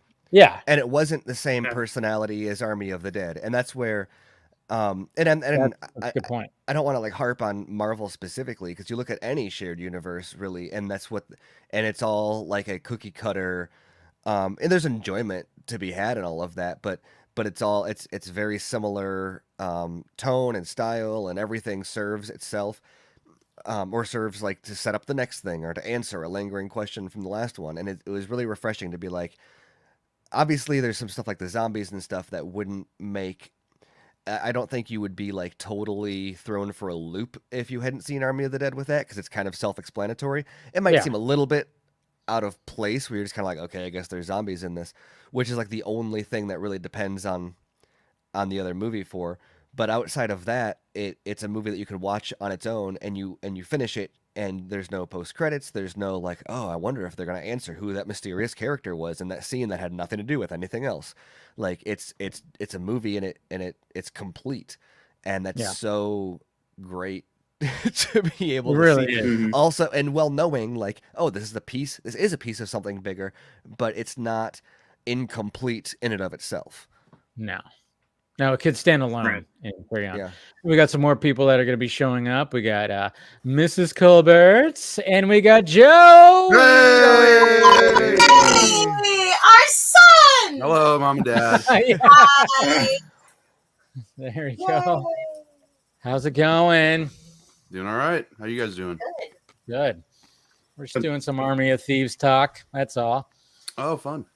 Yeah, it's what we do sometimes when new movies. Is this the part where I say that I still haven't seen it? Well, no, it's okay because Darren hasn't seen it either. We're not doing the spoilers and nothing. That's amazing, but I had already prepared myself to be spoiled. I was like, so you did this to yourself. We're not talking about how it was all a dream. Yeah, it's all a dream. Oh shit! Damn it! I mean, okay, sorry. Damn it! Cut the feed. Jeez. Already spoiling it for everybody. Sorry, guys. Go to your room. Hard fact. Is it a dream or is it a prophecy? Ooh. Dun dun dun. Is that a spoiler or not? Who knows? We'll find out. Dun dun dun. Jeez. Oh, anyways. Jeez. No way, we're just kind of talking about it, and obviously, Joey, you enjoyed it. I saw your tweets and stuff, and yeah, really enjoyed. I mean, it's just what the what just happened? That was Steven just got attacked. Oh. I forget you guys actually live in the same house. Yes, we do. I didn't realize how close it was, though. Like, I mean, she ran pretty fast to get Little here. yeah, no, that was pretty quick. Oh, God. Keep him young, keep him on his toes. You got to do that. You got to do that. He's looking now. He's looking. I know. Roller. Always going to be like, if I use that drop again, she's just going to run over and actually do that. Yes. Don't use the throw a knife at Steven drop. Oh no! Oh, that could be bad. That could be bad. That could be bad. I'll try not to, but I don't know. I'm trying to find it here. I'm like, where's it at? There it is. No, but it's when I've only watched it once, and I can't wait to watch it again, because I always feel like the second time is always when you really go, oh, okay, I really like this movie or not. Because there's been times where you have a second watch and you go, maybe. But then there's sometimes you go, oh, yeah. And there's some things in this movie, even talking about the connection with the larger universe, I go, there's something, and I've had discussions with some people, and I'm like, kind of thing, where you kind of go, you think, there's some certain things where you kind of go, so I kind of want, I'll probably watch it tomorrow when I first wake up and just put it on again. But man, for the most part, I love the fact that we got a little bit more into the character. I mean, it's very much an origin story of Dieter. That's all I will say about that.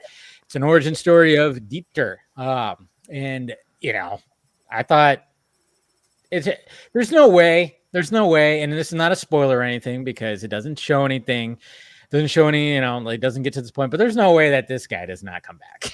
I mean, come on. He's so goddamn lovable. And if you saw the interviews that Zach has been doing, it's hilarious, because I mean, he already, I think I asked him about this after Army of the Dead when he was on here, where it was like, when you didn't see Dieter die. Yeah. And so in fiction, when you don't, and he's like, oh yeah, if you don't see the death, it didn't happen. Well, what's fun about that is, like, I think Flicks on the City, they did a whole like breakdown video of Army of Thieves, and they actually referenced our stream. Nice. The narrator, I don't know what her name actually is, but it's Flicks in the City, where they're doing a breakdown, and they actually brought that up. They're like, oh, Zack Snyder on Film Junkee Vodka stream. Oh, he actually said, like, yeah, if you don't see him killed on camera, I mean, are they actually dead? Yeah, he actually said that night. So I remember I don't even know if I got to the end of the actual whole film, but after that scene happened, I looked at Steven and I was like, I didn't see him die. I didn't see it. It didn't happen. It hasn't happened. And then she started slapping him. Yeah, really nice. Just that's how everything. Yeah, and then and then he did. But he was doing an interview, and he's like, he said it again. He's like, if you don't see him, they didn't die. And he always tells he's like, who knows, maybe even, and then gives this like really specific, like, maybe this could happen, but who knows? Like that seemed like way too specific for like an off the cuff. Because he was like, I mean, you didn't see him die, and who knows? Maybe afterwards he goes here and does this, and for this reason. And I'm like, I feel like that is his cutting room floor version. A little bit, but also it's not like there could be more in store for Dieter. It was like a really specific, but it's got some spoilers for Army of Thieves that I don't want to.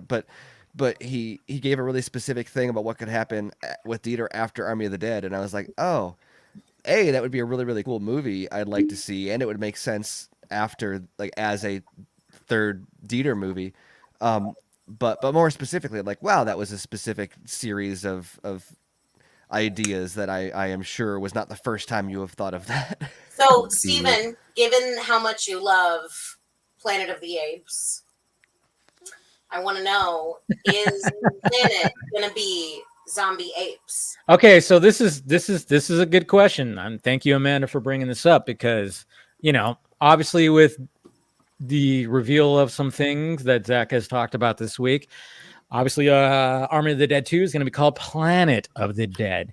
So does that mean is there an actual planet, or does that mean planet Earth? I was Go gonna ahead, say I Steve. think it's I was gonna say I think it's both. It's a double because the virus is on its way to Mexico City, so that's Endgame already. Yeah. I mean that's not We're fucked. so Earth is going to be Planet of the Dead, but there's an alien origin, and so presumably there is a planet where it came from. And maybe it won't be in this movie, but maybe the movie will be a means of them discovering like what and where that planet is. Matthias? Am I saying that right? We alternate Matthias and Matthias and Matthias. I know. I say his name. I can't even pronounce his last name. I'm like, I always call him Schwargenflorful or Schwargendoodle, or I just like make shit up. Because I'm sure he loves that. I beat you. I am German. I said it first, Joey. No, did I'm you? German. hey! I've been called Penna a lot, so it's whatever. Well, yeah, and your friends are, or your fans are penises, so. Oh, wow. Exactly. Yeah. But he said that when he was a kid and he watched E.T., he thought it meant that Americans could speak to aliens. So, could be another Easter egg. I'm just saying. That's interesting. When not, did he say that? But I do think I thought it was. It wasn't an interview I just saw on the timeline today, and I was like, was it on Jimmy Fallon? I know he was on Jimmy Fallon last night, which I was like, good for you, man. Mm-hmm. yeah, right? Yeah, it's just because he's just such he is the character of Dieter. I mean, he really is. Like, he's so fucking lovable, and I'm like, God damn it, I want this guy to be super successful. Ever since I saw, I think it was on Tadum or whatever. Maybe it was Tadum or whatever the first interview that happened and just. He was such like a fanboy because even though this was his movie, it almost didn't seem like it was his movie because he was such a fanboy because it's like, I'm working with Zack Snyder. And then to get the fact that Deborah called him and said, Hans Zimmer wants to do your score. How do you process that? Being like, and he's made movies in Germany, sure. And then now he's coming over to, Hollywood essentially. He's in this movie with Zack Snyder, and then he's going to direct the spinoff. And literally, Hans Zimmer goes, "Well, I want to do the score for this movie." Like, he wants to do it. Yeah. And I don't know how he you did something totally. I mean, not that. Fuck yeah! It's not even like a normal Hans Zimmer. So much of the Zimmer stuff we've gotten recently has just been this bombastic whatever. But it was almost Zimmer doing Elfman. Dude, I wish Scott were here so he could tell us how much it is legitimately an opera. Like, kind of has. Well, I mean, like when it comes to Dune, when it comes to this, I mean, there's very much like what I'm getting is Mission Impossible 2 Zimmer vibes. I mean, regardless of how you feel about this, and I know it's pretty much everybody's least favorite Mission Impossible. I get that. It holds. I think it's awesome. Place. Yes, it holds a special place in my heart. The Woo Man, and apparently the Woo Man is coming back. Joel Kinnaman, apparently they're coming back to direct a movie, and I'm like, wait, is that the one that with the dialogue-less movie? Apparently, it's going to be a silent movie. Yes, I didn't catch that was John Woo. Oh man, so many doves. So we're going to hear so many wing flaps. Oh, it's going to be great. Question for the one who always forgets every movie ever. What happens in 2? Mission Impossible 2. They wear leather jackets. Yeah, long hair, long flowing hair. He does a lot of things where he's running down a hallway and does a backflip and kicks people in the backflip. Is it the PSH one? Doug Ray Scott. Doug Ray Scott. Who's gotten a lot of heat recently from Ruby Rose, but it's okay. Who actually passed up on Wolverine to be the villain in this movie. It's the one where Ethan Hunt has the long hair. It starts off with him rock climbing the Red Rocks. Okay, yeah. It's perfectly flowy. They're riding the motorcycles at the end, and they jump the motorcycles, and then they jump off the motorcycles, and then they collide midair and do a 360. It's so. Have I told you guys my theory about Tom Cruise? And there's Tubbs. That he doesn't exist. Well, there's that one. No, I have a theory that Tom Cruise does his own stunts because he wants to like martyr himself for the Church of Scientology. I'm sure. He's doing it for that alien dude that landed in that planet that started the religion. Is that what it is? I think it's yeah, something like that. Yeah. He commanded him to do it. He's like, you have to do all your own stunts. I'm sorry. Thou shalt do their own stunts. Yeah, but I mean, Amen. Yeah. Is that what they say in that Scientology is a stunt. Yeah. No, but I mean, it holds a special place in my heart because I love John Woo movies, you know, and it very much has so many wooisms, I guess you could say, the doves, the slow motion and the constant reloading of the guns and the slow motion, the cool reloading of the guns. Like, I mean, when you watch a John Woo movie, there's so many times where it's like when they when the magazines come out of the guns, he'll do it in like slow motion, where it's like, and then you'll just see him just, and it's just something about it. John Woo just has a craft when it comes to guns and doves. But yeah, it does get a little crazy with the wire work. I am resisting making a joke about Alec Baldwin right now, but that's oh god, wasn't 2 when they really went crazy? Actually, real quick with Alec Baldwin, I was talking about. Okay, go there, babe. I was talking. I was making a reference. The night I choose to come on. I was making a reference to Team America: World Police. Oh yeah, and I totally forgot that he's in the end of that. It was like, oh wow, that's kind of. Or not the end, but I mean the whole thing. But that movie is like a product of the 2010s. Moving on. It was Mission Impossible 2 was the one where they like jumped the shark with the masks, right?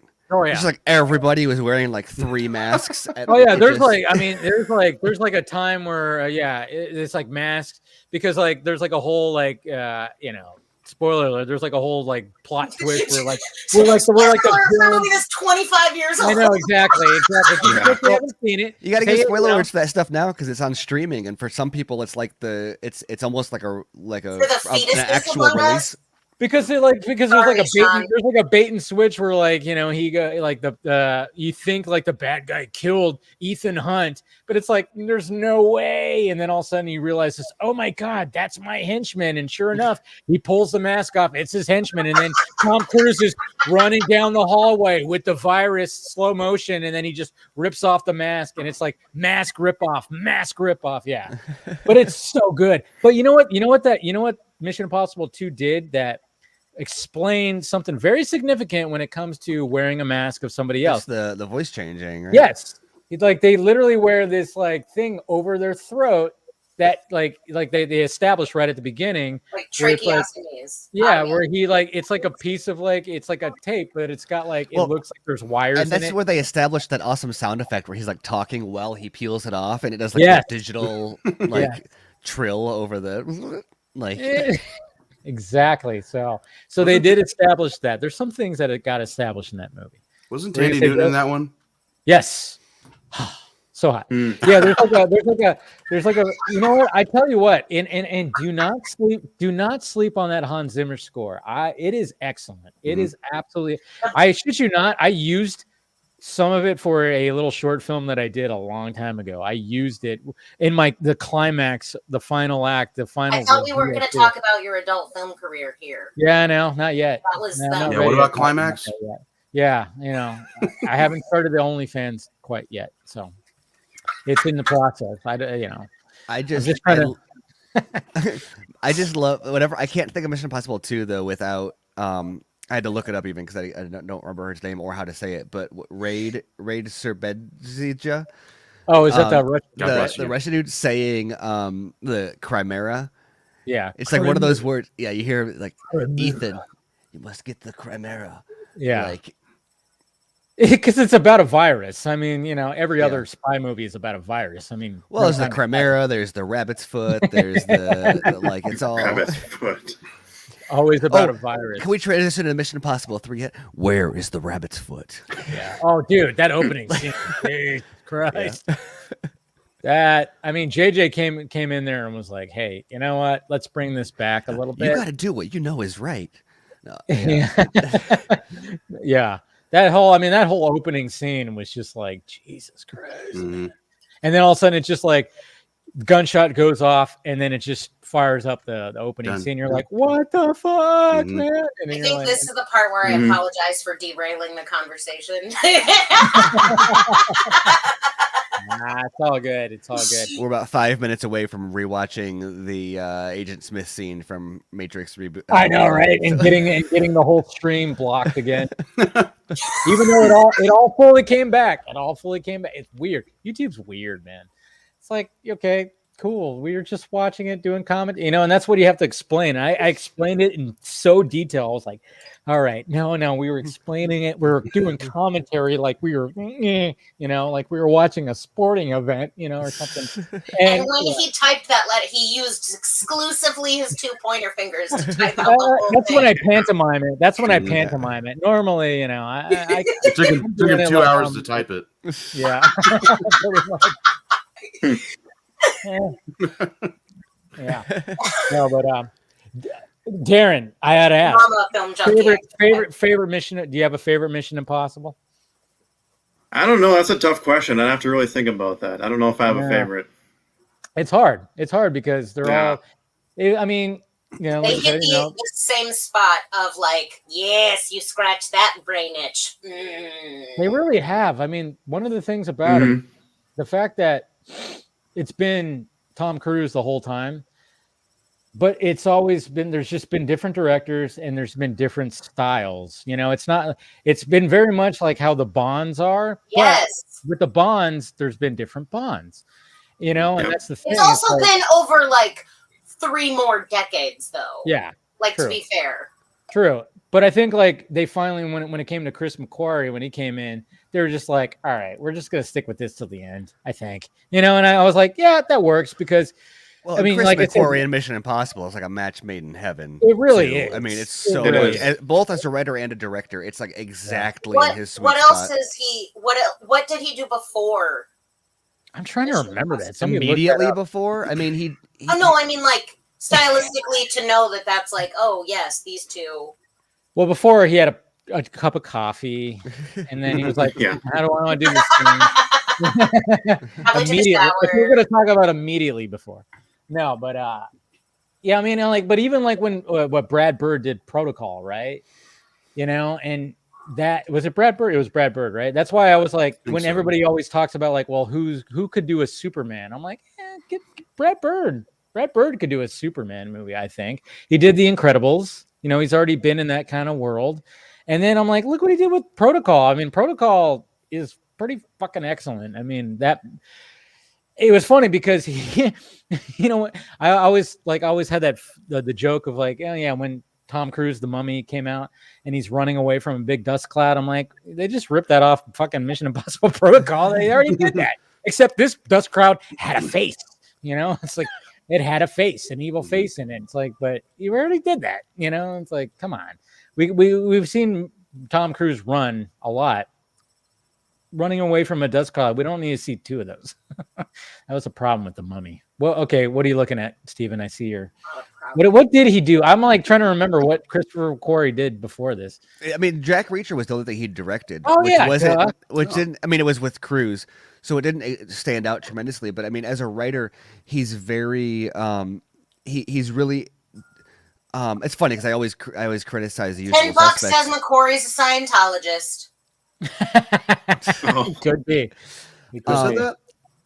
Me. $10 says McQuarrie's a Scientologist. Oh, I think you said like someone in the chat said McQuarrie was a Scientologist. Like, oh yeah, user $10 says no.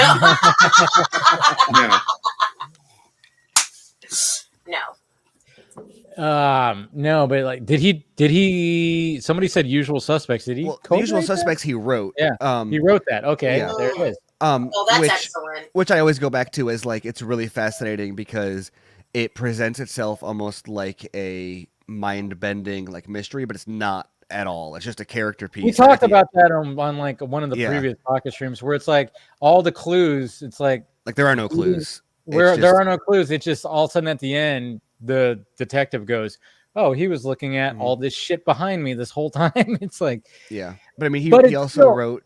But he what wrote- makes Usual Suspects, as we say, is the cast. That's what makes it. And that scene where, when they're on the lineup, I mean, Who that was directed all. Usual Suspects? Let's not talk about that. Let's not talk about the guy who Oh, directed. sorry. So, Mr. It reminds it rhymes with Ryan Binger. Yeah, because he also wrote Valkyrie, which starred Tom Cruise and was directed by Ryan Binger. Oh, he so he's definitely- a Scientologist pedophile. That's interesting. I'll say it. I don't have enough like online monetized content for me to be able to get hurt by it. So I'll take the hit for the team. Nah, it's all good. We were just making the joke of like, let's not say that name. But it's kind of sad because, I mean, when it comes to some of these movies, you kind of go like, yeah, but they're pretty good. It's like, I mean, that's one of the things when I talk about like, I mean, well, when people start talking, I mean, especially when it comes to the whole James Gunn thing, and I'm like, and I almost want to like, I mean, yeah, however you feel about whatever James Gunn's done and then the stuff that he said, I'm like, yeah, but like, what are your favorite X-Men movies? And then, you can actually stop somebody in their tracks on that. And you're like, yeah, exactly. Yeah. You're too busy calling James Gunn that, but then you like these X-Men movies that were. I would like to reference my tweet about my favorite disaster costume party that I attended while I was in college, and basically say that like everybody that existed as an adult before like 2015 has said some shit that would get them canceled today. And everybody has. Yeah. I'm not saying that like there isn't, like, to be clear, pedophiles can go fuck themselves and burn in hell.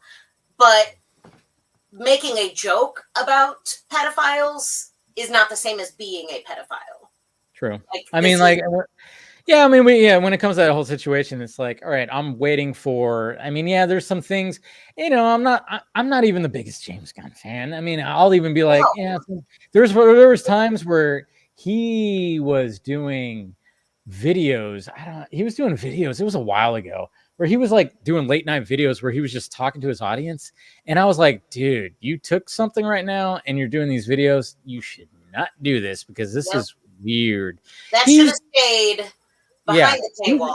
He's a strange dude, but I do enjoy some of the stuff that he puts out, I do. I have a question for Darren. Slither and Super are great. I'm saying, and then Super is great. Super is great. I have a question for Darren. Why do you look like like you belong to the Shreeman family? Like you look exactly like our friend John Shreeman. No. Why? Couldn't tell you. As soon as I heard, what are you talking about? As soon as I heard, why do you look? And I'm like, here we go.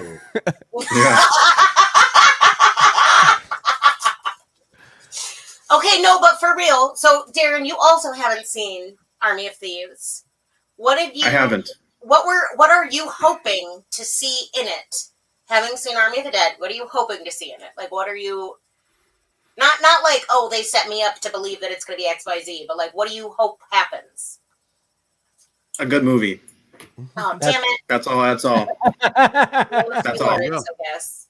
That's all you can really ask for. And don't worry, I think you'll definitely enjoy it. You will. Yeah, a lot of people, it sounds like a lot of people really like it. Yeah. Say you'll enjoy it. Yeah. I mean, the characters are very likable. I mean, I have a new crush, which is Ruby. Karina, I should say. She's already dating Matthias. Yeah, I know. I didn't realize that until somebody mentioned that in my I'm like, oh, are they? How dare you? Yeah, they're dating in real life. Oh wow. Yeah. Wait, like they were before they made it, or? Oh yeah, no, she was traveling with him when he made Army of the Dead and stuff. So they drove like right past our house on their way after reshoots. I think I was watching on his Instagram live. I was like, yeah. Oh, Steven was outside and like it was but no, but I was seriously like, oh man, that's holding like up a sign. Good luck. Cross country road trip. Also right by our son's house. yeah, there you go. I think Wait, so, they drove through. Wait, They hold drove on. from Cali to New York, I think. God, God, that's Wow. a dream. Wow. Okay, so Oh, that's I a wanna do test. it. That's testing the relationship right there. Apparently, it Yeah, well. but I don't know. We're a road trip couple, right, babe? Yeah. Yeah. The way Steven said that, yeah. Throw the knife at Steven. Throw the knife at Steven. Hold on, I'll be right back. Oh, he's just. Yeah, Obvious. watch out, Steven. Yeah, he was ready for that slap in the back of the head. No, but that's good though. I mean, if they could, do a road trip together, then Yeah, then there's Why no not? way you have a Through chance. Iowa.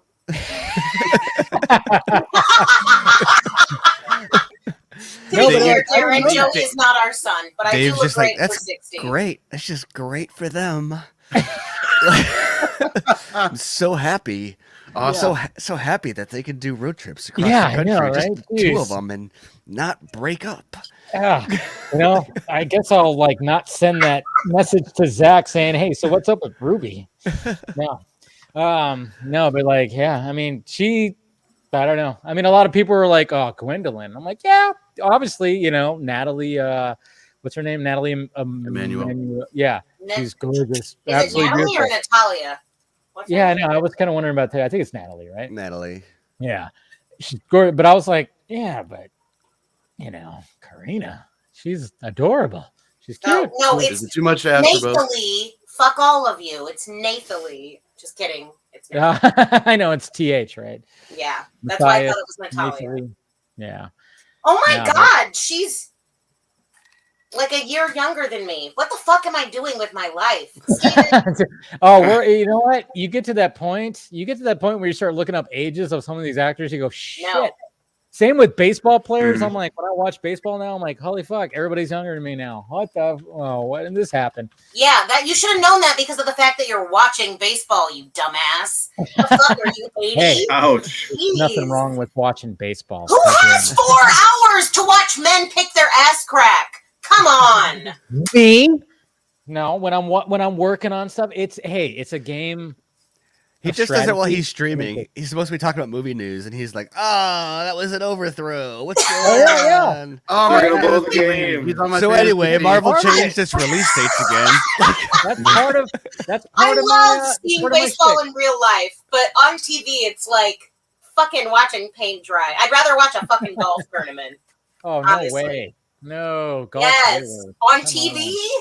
Yes, golf's way worse to watch on TV. What are you talking about? It's really boring. No, the reason why you watch golf on Baseball's TV exciting. is to criticize the outfits of it's a fashion review.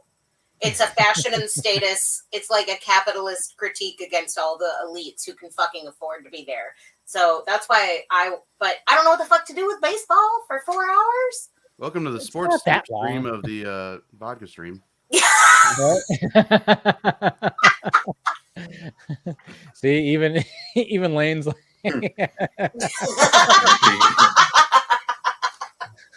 all right. But Stephanie is like, she loves that you have no filter. It's true. They Yeah. don't pay me enough. I know, right? to Check's have still a in the mail. filter. The check is still in the mail. No, there's just I just grew up on baseball. I played baseball, so I love baseball. What did you play? I played second base. That was my Oh, look at you! Well, you That was played at Joey. Yeah. second base at what age? At all ages. No, because as a Oh, fellow Wait a minute. as a fellow second base player, that's when they don't know where to put you. Oh, fuck off. Not No, true. no, Second no, base and no. left field. No. No, Maybe second be base right is field, highly right? integral. How Second base dare and you? shortstop If you have to be can, vibing. No. Shortstop is specialized. They have to vibe. how off. dare You're how wrong. dare both of you? Okay, I was a second base player. I'm not like I'm just second saying. base player, Steven. It's second baseman. Say it right. First off. There's a reason I was at second base. I'm just saying. okay. When it comes to second base, okay. Darren, what position did you Okay, play? Steven, Talk over us. you're talking about I was an about how, outfielder, like, so I was just out there. Yes! I was just no. out When it there. comes to the Taking infield, no matter dandelions. what, when it comes to the infield, you have to earn that position. And second base is unique because there's something unique about it because especially when it comes to turning double plays, because obviously a shortstop, yes, shortstop, you have to have the arm, and then there's like a Well, and way also that you have to know where to be, and like when you're like 7 years old, knowing where to be is like the nightmare of any baseball coach. 7 years old. Yeah. Come on. You mean 27 years old? 37 years old? I'm just saying, I've got one 5-year-old, and he won't stand in the same place for 2 seconds. I can't imagine having a team full of him be like, "No, you stay, you stand there, and you stay. What are you doing, Joey? Quit picking grass. What are you? No, I always would Dump say, that like, grass out of your hat and put it back on your head. No. What are you? I would always You're say, not I my would real always say, like, dad. Yeah. You're not my real dad. No, I would always say, like, because when it comes to those beautiful double plays, whenever like a shortstop is gonna reach that second base, grab the ball and throw it to first, he's got that front momentum. When it comes to a second baseman, we have to run the other way and then turn. It's like a whole different thing. Okay, guys, it's a whole different thing. It's a whole different science. I'm just saying, up until that's you're why like in high school, there are 2 good players on every team, and one of them plays first base, and one of them is the pitcher. Fuck off. I'm the shortstop and I am offended. I also played softball, not baseball, so that's fair. But it's pretty much the same thing. It's just a bigger ball. yeah. Women do have bigger balls, so that tracks. True. I always found that weird. It's like, man, why is the ball bigger? I always found it harder to catch. Like, what's funny is that agreed. It's funny because the town that I grew up in like a really, really, really small town in Indiana, and the town that I grew up in had a men's softball league all summer that was incredibly popular. Like, it was the place to spend your Saturday nights, and like it was fucking competitive as fuck. No one was getting paid. It was all just like, I want to do this. It wasn't semi-pro. It wasn't any of that shit. It was just like 7 full-ass teams of grown men who are like, I'm gonna learn how to pitch differently so I can play this game. That's right. Mama knows. Oh, yes, Janice. I'm sure he was. Actually, we want pictures. Can you tweet out some pictures? there's plenty of pictures. Oh, man, baseball pictures. I know exactly what you looked like in a baseball cap. Oh my God! You just asked for. I was on a team with so many Dave Pinas. I know. Dave Penises. Yeah. No, you're gonna. I know. I'm just saying, our baseball pictures probably look about. The you same. realize my mom is right now clicking on the folder. Baseball pictures, Yes! and it probably got tens of thousands of me and my brother. Yeah, that she's just like, oh, she's gonna like unload. Wait, what's your brother's name? How do I not know your brother's name? Jeffrey. Yeah. We don't talk about him. Yeah, we don't talk. We don't talk about Jeff. No, it's Jeff. Yeah, that's his name, Jeff. New Year's baby. Darren, wait, I did ask you what position you played. You said outfield. Was it just any outfield, or did you have a specialty in the outfield? I don't know. I mean, I played a lot of baseball back in the day. I used to be pretty decent, so I played almost every position, honestly. There we go. Oh, not to brag or anything, but he was the Bugs Bunny of baseball. He played it all. Yeah. Wait, so was baseball your like primary sport?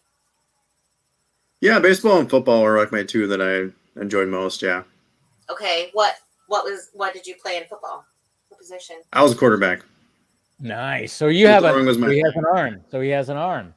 Yeah. So that means outfield. You probably So you can throw a knife at Steven. Yeah. I don't want to hurt Steven though. There it is. I like Steven. Throw a knife at Steven. All right. I gotta go back. Oh, okay. He's going to run from California all the way to Iowa just to be able to. He's a speedster. Yeah. No, his Postmates just showed up. So I thought he said he had to go to the bathroom. Joey's now the host. Hey, Joey, what's up? Hello. Welcome to the vodka stream. I'm the host.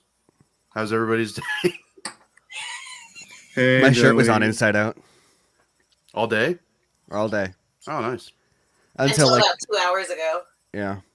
Nobody told. I mean, I guess I wasn't on any calls or talking to anybody or anything, but I was like, I mean, that I podcast could, you edited was just giving you side eye the whole time. Wait, I did can- you have the realization, or did? I had the realization when I looked in the mirror at like 7 o'clock. I was like, When oh. you were shaving your beard? No, it was later. Or it was earlier than that. I was like, after I got the kids dinner, I think. But it was a really weird moment of like, whoa, this has just been this way since I got out of bed, I guess. Wow, I've been. We did have a pretty wild night last night, so. Oh. Yeah, you went to bed at 7. No. No. Oh boy. Until fucking 10. So I went to bed at 10 and then I laid in bed for 2.5 hours scrolling through YouTube shorts until my brain fucking shut down. She just discovered the Curb Your Enthusiasm. Oh no. Memes?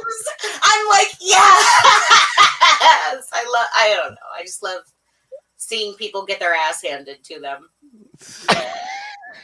No.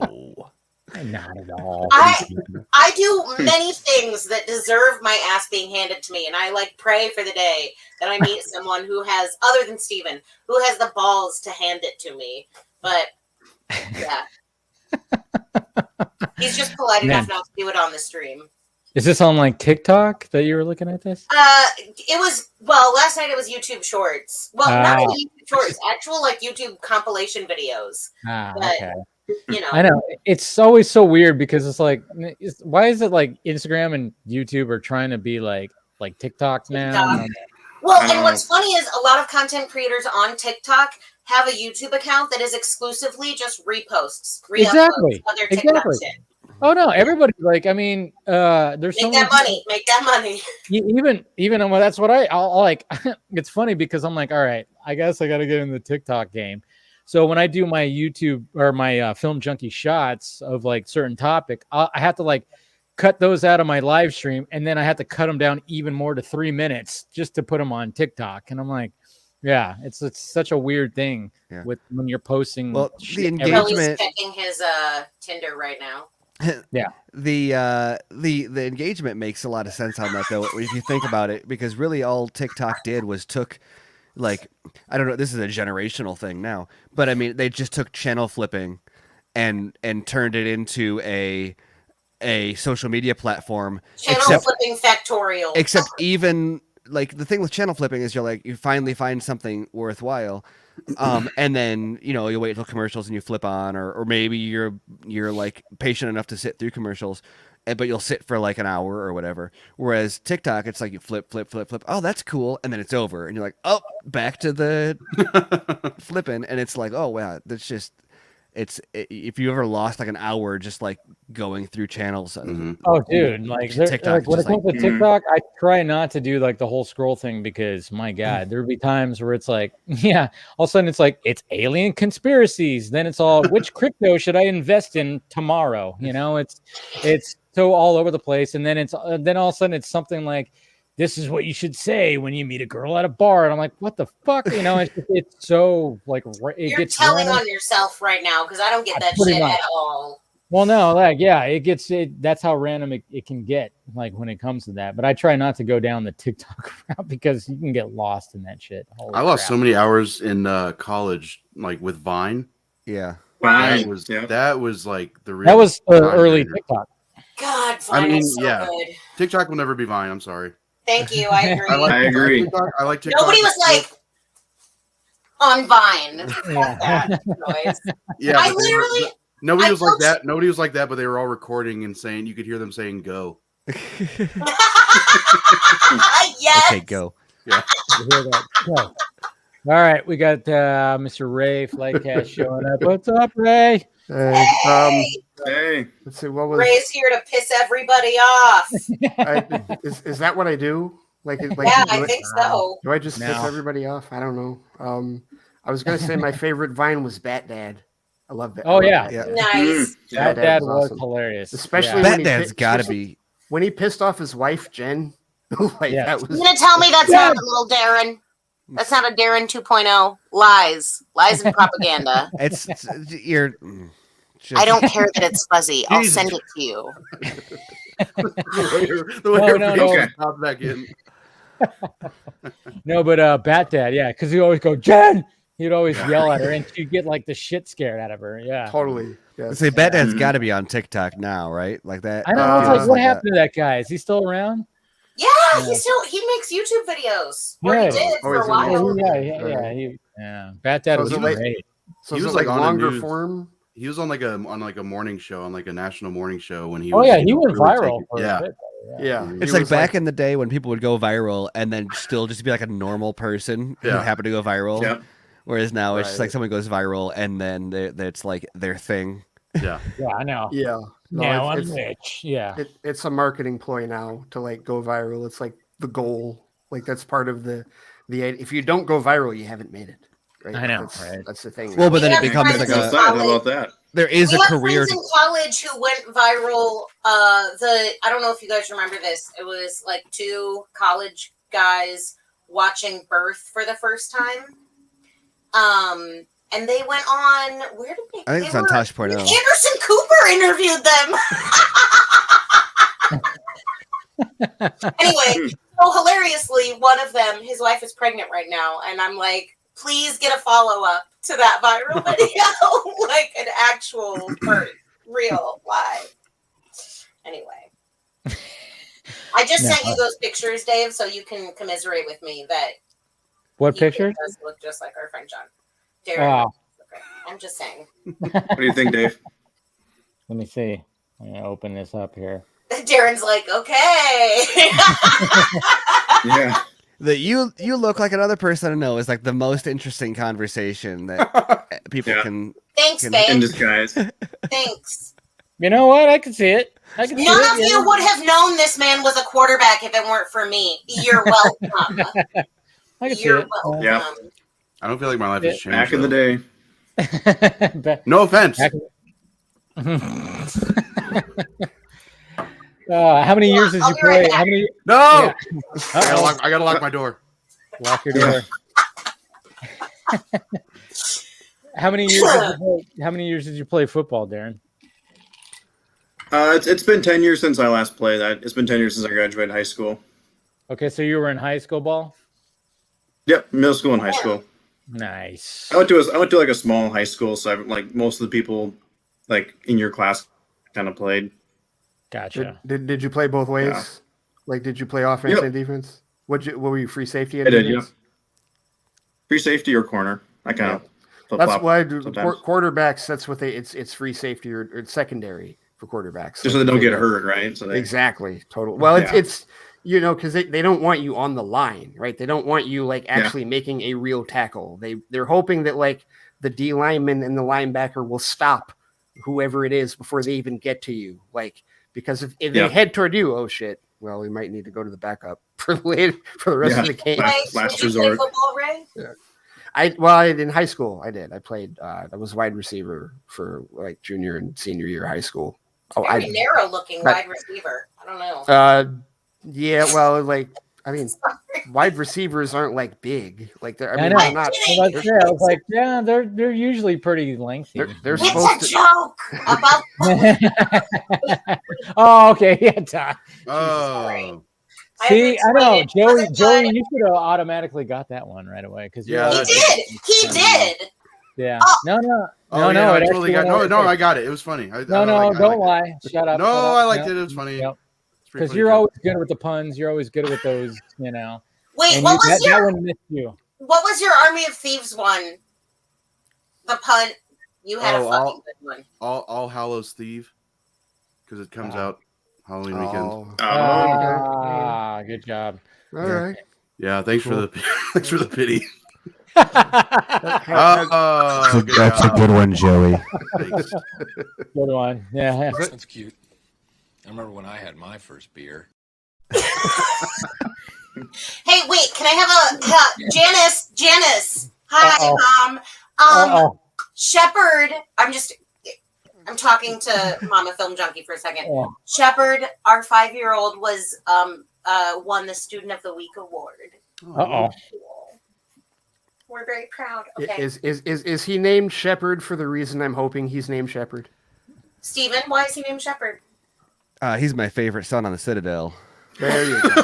There you go. That's right. Yes. That's what I was hoping for. Nice. I was conned into spelling his name that way. We actually picked out the name separately, but we spell it SHEPARD because we had to make a call on how to spell it, and I was like, if it doesn't matter, let's spell it that way because I like that game. It's a great game. It's a fantastic game. Shepherd. Yeah, the Lord is my shepherd. Amanda, you should play that game. I don't know if you play video games, but you should totally He tried. Oh, it's the only one that Steven has like really been like, but please do. Please Yeah, do. she would be like all about it. She thinks she's really bad, and so she doesn't try. I have hand-eye coordination of like a fucking T-Rex. Okay? But it's not totally that kind of game. Plus, there's levels. You do narrative you don't mode have to. too. I love how Joey is really thinking about that one right there. Look I had to compute that one for a second. They can only see movement, and they have little arms. Yeah, I can see that. I will give it a go when I'm not coaching speech for 30 hours a week. I will do that. Well, no, you'll put 30 hours into like half of the first game. I know. Do you know why I didn't get into Harry Potter when I was in high school and it came out high school and college? Because I was too into Lord of the Rings already. And I was like, I don't have enough space inside to love both. I can't.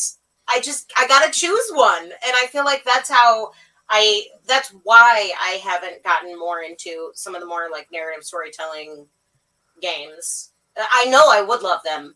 I just am like, if you go down the hole, you're going to go down the rabbit hole. Steven and I have talked about this here before. The narrative storytelling in that whole franchise is phenomenal. The best moment in the entire franchise is when you get to do the renegade option to punch the reporter.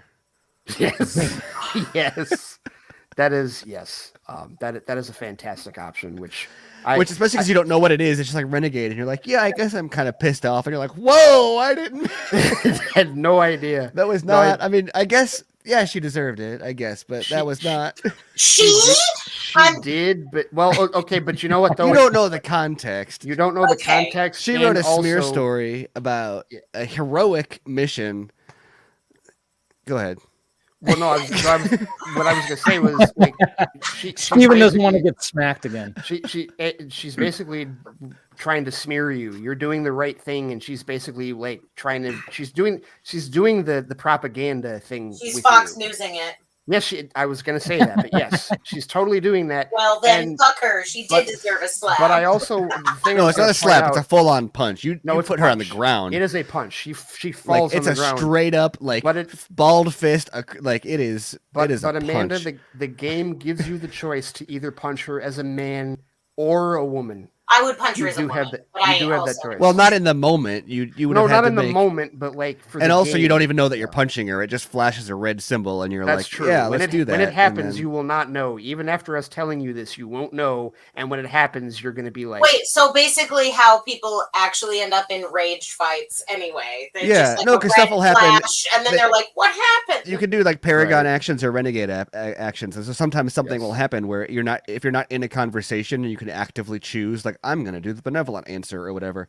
Sometimes it'll just be in the middle of a scene and it'll just like flash red or flash blue somewhere on the screen, and if you press the button at that time, it'll do that action, or it'll just continue on with nothing.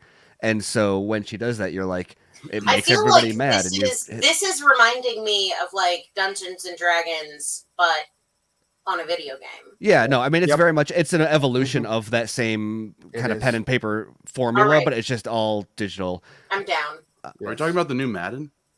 I know. Yeah. Is that what's going on? I mean, I was with you on that. I'll be honest, it flew over my head. What game are we talking about? I know. Me too. Mass Effect. Mass Effect. Okay. All right. Yeah. Okay. I can now we're all caught up. I was like, did we never say what the name of the game was? No, you made a Shepherd reference, and I was like, oh, okay. And then you said like punching a reporter. I was like, what game? What is this? I know. I was like, ooh, I wish you could punch reporters in Madden. Are we still talking about Harry Potter? I know. punching reporters in Madden would be fantastic. Yeah. Thank you, Jason, for the $40 super chat. Thank you, helping out the pirate ship. You're awesome. Hey, Kiwi. Yes, Jason's awesome, Mr. McKenzie. Also, speaking of Shepard, has he punched any of his teachers below the belt? No, he is way better behaved for them than he is for us. And he did. Legitimately, he gave me sass as soon as he came home from school like 2 days ago. And I go, "Do you talk to your teachers this way?" And he goes, "No." And I was like, I didn't say that, but in my head, I was like, don't start. Just stop with me. Like, yeah, exactly. He has started our kid is a kindergartner, and there's 2 kindergarten classes at his school that do recess at the same time. And he and one of his best friends in school, who is this beautiful black girl who's like twice his size, because he's very small. She asked him at recess, "Do you know the game Zombies?" And he was like, "Yeah, I know the game Zombies. I'll be the zombie." So every day at recess, they play a game of Zombies, which is basically just tag. And he is always the first zombie in the game. And it has like expanded beyond just his little group of friends to like include both classes now. His teacher said that like they'll get like 10, 15, 20 kids playing the game at like recess. And I'm like, he's a little social butterfly. I was gonna say, so he's like Zeus. Yeah, I was not expecting this at all. Yes, exactly. Shepard is Zeus. Yo, you should get him like the helmet and the cape. Oh, that'd be so cool. That is not the Halloween costume we have for him. Whoa, what is he gonna be for Halloween? Yeah, what is it? I need to go get a beer. Steven, you gotta tell him. It's okay. She's gonna be mad at the way I tell this. It's one of those inflatable dinosaur T-Rex. Oh, okay, cool. Nice. With the legs and he's okay, cool. He's like twice as tall as he is because he's got a thing. So that's awesome. Yeah, sweet. Cool. Yeah. Did you guys see? I don't. Someone posted this like earlier this week. Did you see that crazy like General Grievous costume that somebody like put together? That was insane. That was and it's great because like I totally forgot he wears a cloak like in the movie. Like he's got a cape essentially, and so that's where the guy is. Like he's in the cape, but he like oriented the legs like bowed out so that he like it's like because he walks bow-legged in the movie, and I'm like, wow, this dude is like a super prequels fan. It was really cool. It was really good. I was actually gonna pull that up right now. Like I found, Let me see here and watch. I don't know if anybody hasn't seen it yet. Joey, what's your Halloween costume? I was gonna be a like a mafioso, but I was gonna be like a ghost, so I would be the Gabagool. Look at that. That's an actual costume. So you're gonna be Michael Scott. It's a full-on costume, right? Full-on costume. That's fucking cool. The only thing that's missing, I said when I saw this, the only thing that's missing is like the coughing. The lightsabers. Oh, the coughing. The lightsaber. Yes, if he could do that. If he the could four do the lightsabers. Yeah. But no, that wasn't. Dude, that's fucking impressive. That's really good. Wait a minute. So the feet are attached to his feet at the bottom, but then they're right there, and his legs are behind. That's so cool. He's totally behind. He's in the cape. Like he's totally in the cape. Somebody needs to send that to what the fuck is his name? The guy who does all of Pan's Labyrinth actor. Oh God, Doug. No, Doug Jones. There we go, Doug Jones. He's Doug Jones is busy now. He's a regular on Star Trek Discovery. He's Saru, which is and it's crazy because the character he plays in Discovery is like his legs are like it's almost I want to say he has to Jones has to wear stilts because of the way that this guy walks. Like his shoes are not like flat. It's hard for me to explain how Saru looks and walks, but he's got to flail his arms. You mean he wears heels? Because like women do that all the time, right? No, but these are like higher than normal. These are like foot off the ground heels that he's wearing, and so he's got to walk like this, or else he'll fall down. Like he will not be able to keep his balance. And so it's all right if Robert Downey Jr. can do it, you know. Or Willem Dafoe. Dude. Willem. You know what? Endgame was on the other day, and there is a significant shot where you actually can see, like, oh yeah, Robert Downey Jr. has super lifted shoes. I'm like, damn, that, I'm like, he must be like my height, our height, Steven, because we're like 5'7", 5'8". Yeah. And I think he, but when you see him next to like Chris Evans, he's almost like the same height. And it's like Chris Evans is like over 6 foot. Like, what are you doing there, Robert? But there's like a shot. You mean Buzz Lightyear? Yeah. Oh, I know, right? Hell yeah. What did everybody think about the trailer? Darren, what did you think about the trailer? I'm excited for it. Yeah, right? Yeah. I mean, like, if this does well, we're gonna get a Woody version of this, right? Yes! I hope. You would Woody and think Bullseye. You would think Woody so. and Bullseye. Yeah, I'd like to. Well, and Colin Hanks will play Woody. Well, it's got to be Woody's. Oh, nice. That's perfect. It's got to You're be. welcome. Yes. Would you say Colin Victor, Hanks? you hear that? Yes. His son. Oh, I was thinking Chet Hanks for a second. Oh, not Chet. No, No, definitely not Chet. No. I was like, no. Absolutely not. There's no way. How about no? That's the SNL sketch. Yes. There you go. Yes. That's the SNL sketch. Oh man, why hasn't there been an SNL sketch of if Chet Hanks played all of Tom Hanks's characters? Oh. That seems like perfectly. Chet Hanks is Forrest Gump. Chet Hanks is Big. Chet Hanks as just sitting on a park bench with the box of chocolates, talking about what the chocolates are, would be like a 20-minute sketch on its own, Chet and Hanks with no is Mr. end. Rogers. Chet Hanks is Turner Who. Chet Hanks is Mr. Rogers. Passed away, yelling at Wilson. Jeez. Yes. But it's not a volleyball. It's like a deflated basketball. I need to do Castaway as DI. Hold on. I gotta put this in my Google Keep. Thank you. No, but the Lightyear trailer, like I when they announced the concept, I was like, that's a great idea. I would love to see the idea of like what the trailer was based on. Has Shep and Rory seen that trailer, Steven? Rory saw it. Shep has not seen it. She's gonna flip her shit. She came up to me today holding my little like massage hook, and she was like, "I'm Bo Peep. I'm Bo Peep." And I was like, I don't know. I haven't watched that enough to like say lines with you. And she was like, fine, I'm Maui. You be the crab. Adorable. No, but like, yeah, I mean, when the concept came out, I was like, cool. But the only thing that just throws you off, and Steven, you tweeted it out, is like that hair. When you see like a Buzz Lightyear with hair, perfect hair, you just kind of go, huh, well, what the fuck? It's not just the hair so much as like the hair is part of it. But to me, it was just seeing the image and be like, oh, wow, they like made him look a little bit like Chris Evans. And it's weird to like give. That's Evans' hair. It is. That definitely is Evans' hair. Yeah. I know. You would have thought like, yeah, I mean. I'm done with you, Joey. Don't look at me like that, Steven. Oh, there's the puns right there. No, but it is going to be interesting to, not hear Tim Allen's voice come out of that face. It is a little interesting. I mean, we've had 4 movies and a bunch of other shit that's come out. Especially because it was such a blessing to be able to receive Tim Allen's comedy without having to actually look at him.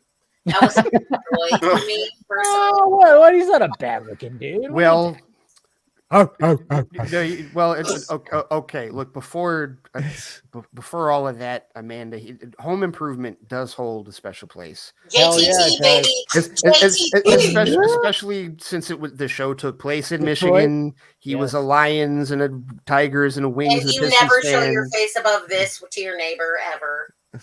It's like that was a cool concept. Let's not hate on Wilson. Wilson was hilarious. Howdy, neighbor. Wilson was like the live action Flanders. Only he had more knowledge, basically. Yeah, and I remember the series finale that he actually came out and like took a bow. Like I think he had like a fake like fence like over his face, and then he just like removed it and took a bow, and he was like, "There it is," right. To the entire like it was like, oh man. Also, to be honest, like let's talk about the fact that he would, as an actor, they might be known to be a little bit into attention and like recognition Actors? and all of that. Actors? What are you talking about? A little. And so to willingly commit to a role where no one sees your fucking face for how many ever years, like that's that alone. I don't know. May he rest in peace. I know he like passed away a while ago, but It was a while ago. Yeah. Who? Is Tim Allen dead yet? No. No. You know who the fuck is still alive that blew my mind? Mel Brooks. That fucker is 95. Yes. Yeah. Well, and it's kind of because it's kind of scary because like he, because like him and Van Dyke and like Carl Reiner. Van Dyke is still here. Carl Reiner just passed like last year. Betty White is like 100, literally 100. Betty White is like, because I'm a huge I'm a sitcom whore, and I love the Mary Tyler Moore Show. No, you can just say you love Golden Girls. We won't judge. No. I'm dead serious. Betty White is like Sue Ann Nivens to me. I know everybody loves Rose, but like the Mary Tyler Moore, I love. Mary Tyler Moore Show is so fucking good, dude. And she's the last one left because Ed Asner passed. She's the last one left. R.I.P. Ed. Yeah. Damn, didn't think about that. Yeah. Rest in peace, Ed Asner. I mean, because like Ed passed earlier this year. Gavin passed. It was either earlier this year or late last year. Mary died a couple years ago. So did Valerie. Cloris died a year or so ago. Like, don't you come over here and slap me. I was about to say, like, what's Steven gonna do? He's just gonna see a flash of red, and then all of a sudden they'll be on the fucking floor. I'm kidding. Man, we made a lot of domestic violence jokes tonight. All right. Hey, that's a vibe. What happened? So that's the vibe of tonight. You know, it is Halloween. Have you guys talked about any current events? Because that's what I was doing. I was recording my show for tomorrow before I came on here, and I added the that last second Ava DuVernay stuff. Oh yeah. That was a last minute thing. Yeah. Was she talking about Zach, or was she talking about like the Flash and the future plans on that end? Sounds like or not the Flash. Sounds like Zack Snyder's Justice. Yeah, I don't see like what in New Gods would involve, like what would Muschietti and the others like, unless we're gonna randomly see Highfather or like Steppenwolf or something. I don't know. Like I don't think it seemed she didn't say it by name, but it seems pretty clear she was talking about Zack. Can I say something that I also like picked up between the lines that not related to Zack at all? She said, I had this project, we were working on a script, but I hadn't gotten a chance to finish it, but it's okay because I had these other projects. And when I heard that, I was like, oh, you overcommitted. You had like way too many things going. I'll shut up. She said it got axed. Did not want to pursue a certain part of that comic world based on some things that were going on with another film in that world. So before I even was able to kind of complete my script with Tom King, they asked it. But I'd already had two projects going. See, she already had other stuff going too, which is Naomi and DMZ are like the two. Naomi actually looks pretty good. I saw a DC Fandom. I thought that the little teaser looked pretty good. I looked at that as like, so she is having a moment, not a short moment, a moment, and hopefully, like, I would like to see more Ava DuVernay stuff, so, like, I'm not mad about it, but I looked at it as, like, oh, you overcommitted, and because you weren't able to move all of the projects forward at the pace that the people who gave you those projects wanted you to, they just said, how complete is this? And you said, halfway, and they were like, all right, fuck it, Zach, do your thing. Like, I don't think it's I don't know, maybe it still wasn't necessary for them to do that though. Yeah, it was always a weird thing because when I remember was when never greenlit either. Yeah, it was never officially fully greenlit. And then I remember when that was announced, and I was kind of going like, all right, interesting. I remember where I was like on a job, some weird thing, and I was at a gas station, and I literally looked at my phone and I saw it, and then it was just kind of like, all right, interesting. But It's just that was like 2017. I think that was like 2018, actually. Yeah, like other than I think because she was on Twitter about it, but the only other time I ever saw her talk about it in public was she was on Late Night with Seth Meyers, and he asked her about it, and that was like the only time I had ever seen her talk about it in public. It was never officially green lit. That's the thing. It was like they were trying to get it green lit by talking about it to get buzz going. But I think, but nowadays it's like they just want to hype up stuff. So they're like, hey, guess what? She's doing this with Tom King. You guys know who Tom King is, right? You know, and it's just like one of those things. WB never said anything. WB never said a word about it. There was never like a really an official thing. That's probably why I always thought it was like rumored instead of like official, because WB never. Yeah, well, and then also there's a long list of that. Yeah, definitely is. But then there's like, and then all of a sudden Zach comes out with his Justice League, and it kind of shows like, hey, this is how you can actually do that. And you know, I don't know if that. I mean, a lot of people were kind of wondering, like, is this going to affect the New Gods movie? And then all of a sudden it got canceled. People are like, well, I guess it did, you know, or something. I don't know. I don't think it was going to happen anyway. They were just looking for. They were just looking for a reason to say it wasn't happening. Well, because they didn't have to. I mean, the M word. Come on now, you don't have to. If you were looking for a reason not to do it, exactly like what you said, you didn't have to cancel it just because Darkseid and Apocalypse are represented in that movie. We're gonna have 3 different Batman actors on the big screen in 2022. Hell yeah! Like, there's 2 different Flash actors working right now, but also then in the Flash we're gonna have like multiple people playing other versions of the like. And it's in the near future when this Val-Zod project gets going. There will be 2 Superman live action TV shows because Superman and Lois is currently going. For all the Superman fans that want to tell me DC's doing nothing with Superman, that's not 100% true.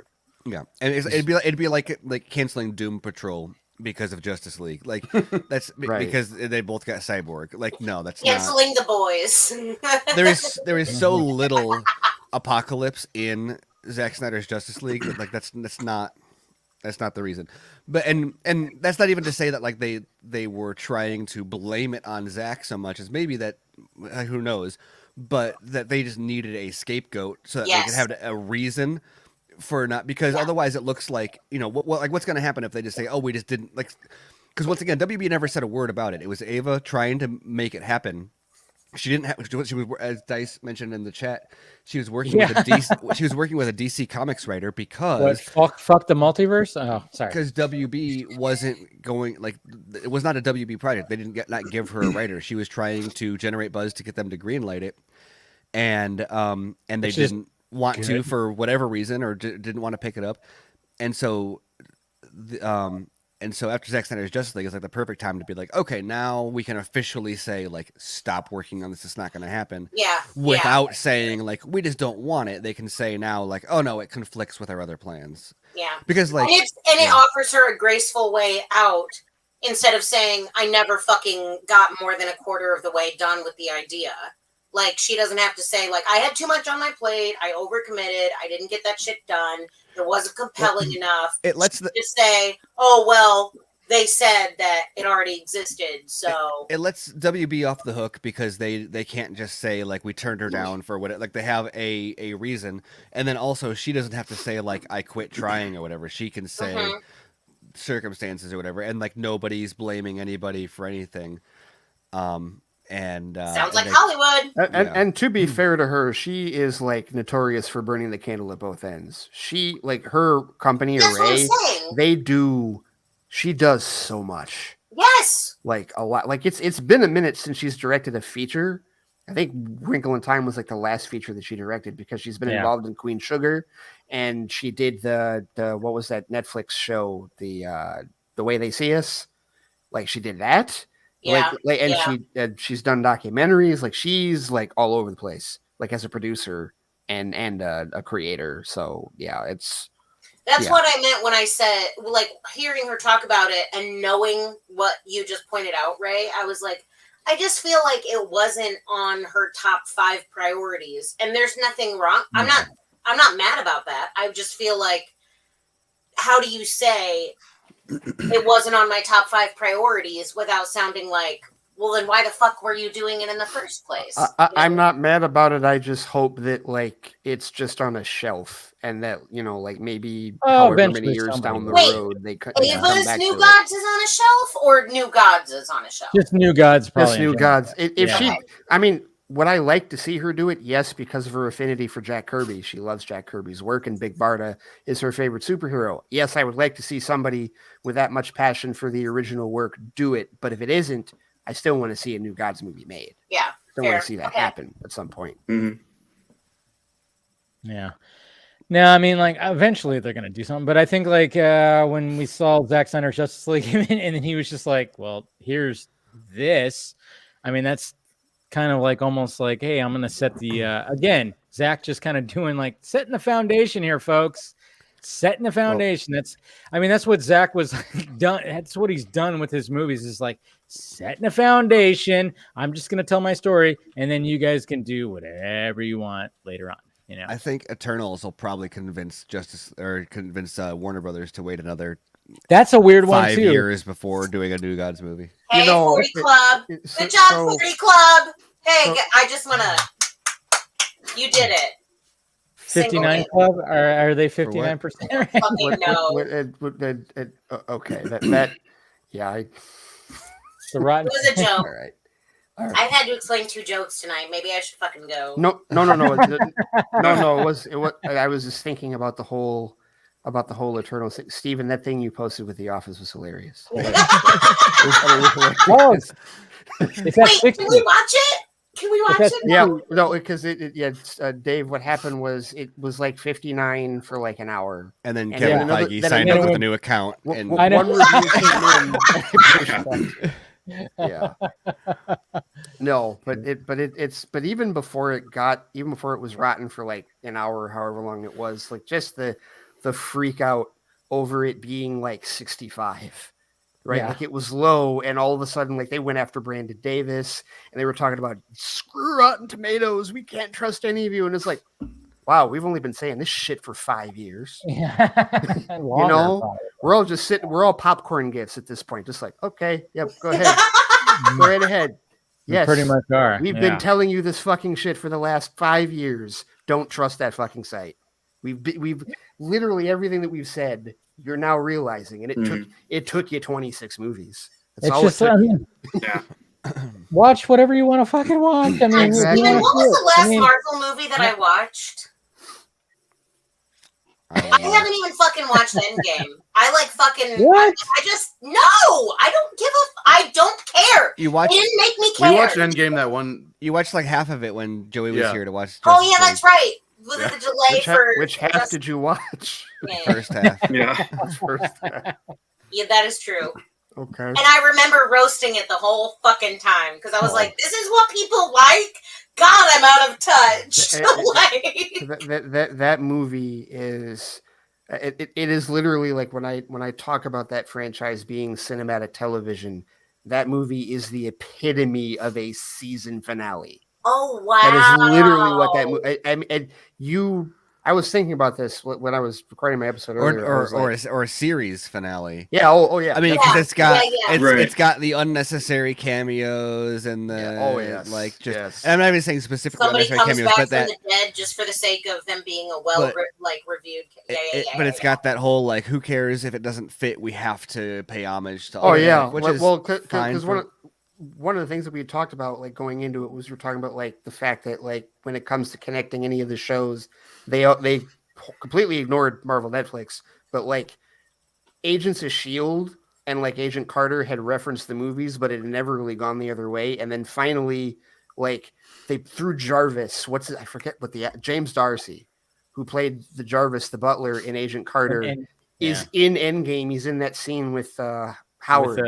With Howard Stark. Yeah, and like, there's your agent. So you waited however many years to connect Agent Carter to these movies. Okay, like that was one of those. But then like now there's like a possibility that Daredevil's going to be in No Way Home, and it's like it's not here. I just want to say I'm not a Marvel hater. I'm just not compelled at all by the Marvel Cinematic Universe. Like it doesn't reach me. I am not the audience for it, apparently. I don't know.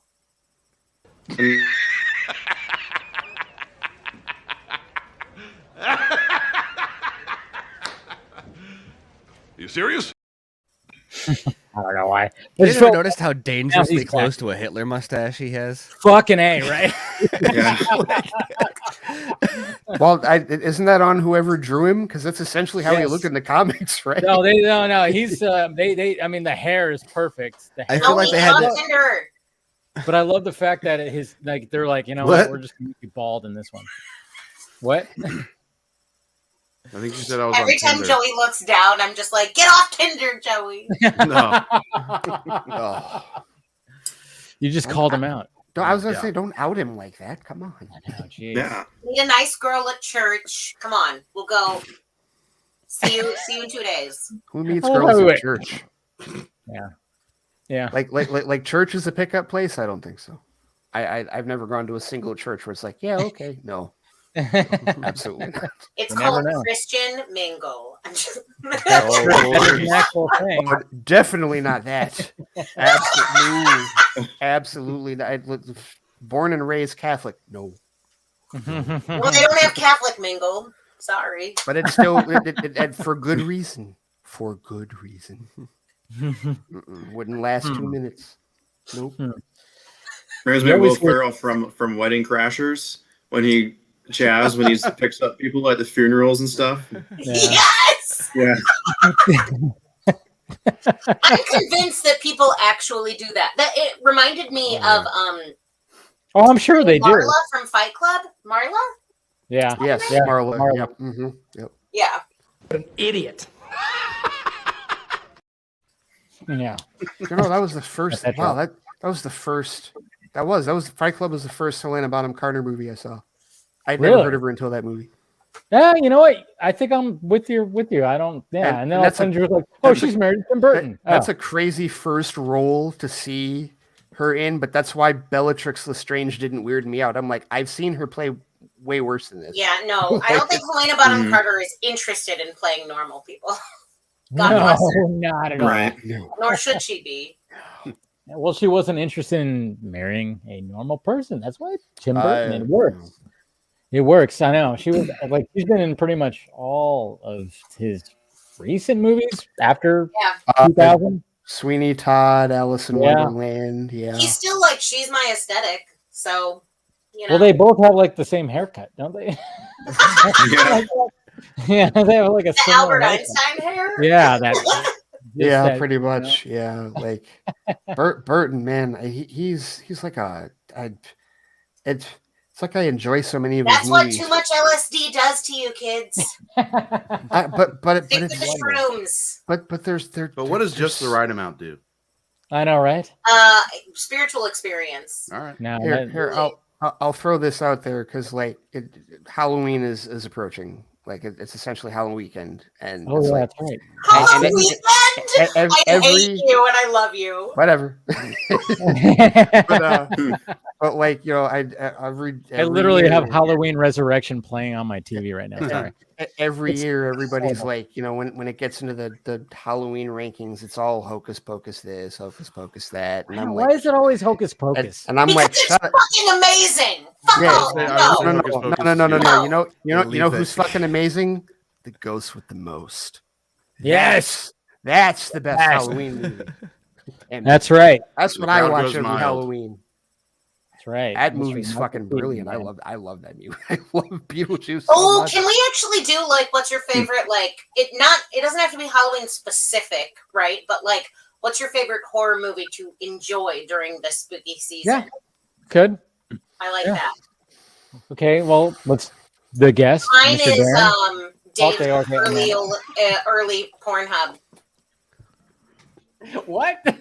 Early Pornhub? Dave's early Pornhub videos. Oh, okay. That's what my for horror movie or just like Halloween movies? I'm sorry, aren't you horrified? I am. I just love that. We'll go to the guests and Amanda goes, my favorite is. I've had like one of the third beers. It's all over. She was going for the joke because Yeah. I don't really have videos on Pornhub. Sorry, Mom. Yeah, I know, right? I know. You realize my mom is in the chat. No, but Darren, okay, we can go around the horn. What is your favorite horror movie, Darren? Good question. Does The Shining count as a horror movie? Yes, absolutely. Okay, I'm going The Shining. Yeah, that's a good one. Steven?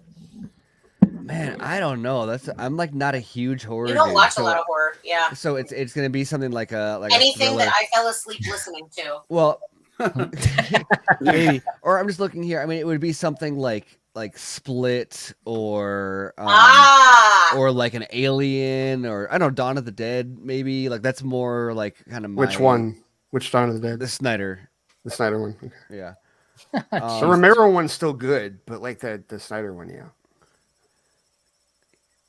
All right. Well, first off, before my mom actually sent some baseball pics. She sent baseball pics. She's all, you gotta play those. Yes! You gotta play those. Yeah. So I'm like, all right, let's show some Film Junkie baseball pics right here. This is my favorite horror movie. I know it's gonna be absolutely. Yeah. Look at this. Look at that. Look at that. Yeah. Those are socks that had the lines on it, not real the stirrups. Yes. Yeah, not real nice. Stirrups. Yeah, but those are real stirrups right there. Oh, look at that action shot! Nice. You're supposed to look the There other we way. go. No, I was making sure that was a ball. I was gonna say that's like that he looked that one in. That's right. I was like, that's a ball. Yeah. So this is when I was actually really good right here. Yeah, I kicked ass. No, you look very serious. What position? Yes. I was second base, but I was also the leadoff hitter because I was so fast. See, there you go. There you go. So there you go. Anyways, there you go. Thank you, Janice. That's old school. That's old school. Totally. I want to point out Jose's favorite Halloween movie is Night of the Giving Head. You put that in the chat. You put that in the chat. Oh is shit! I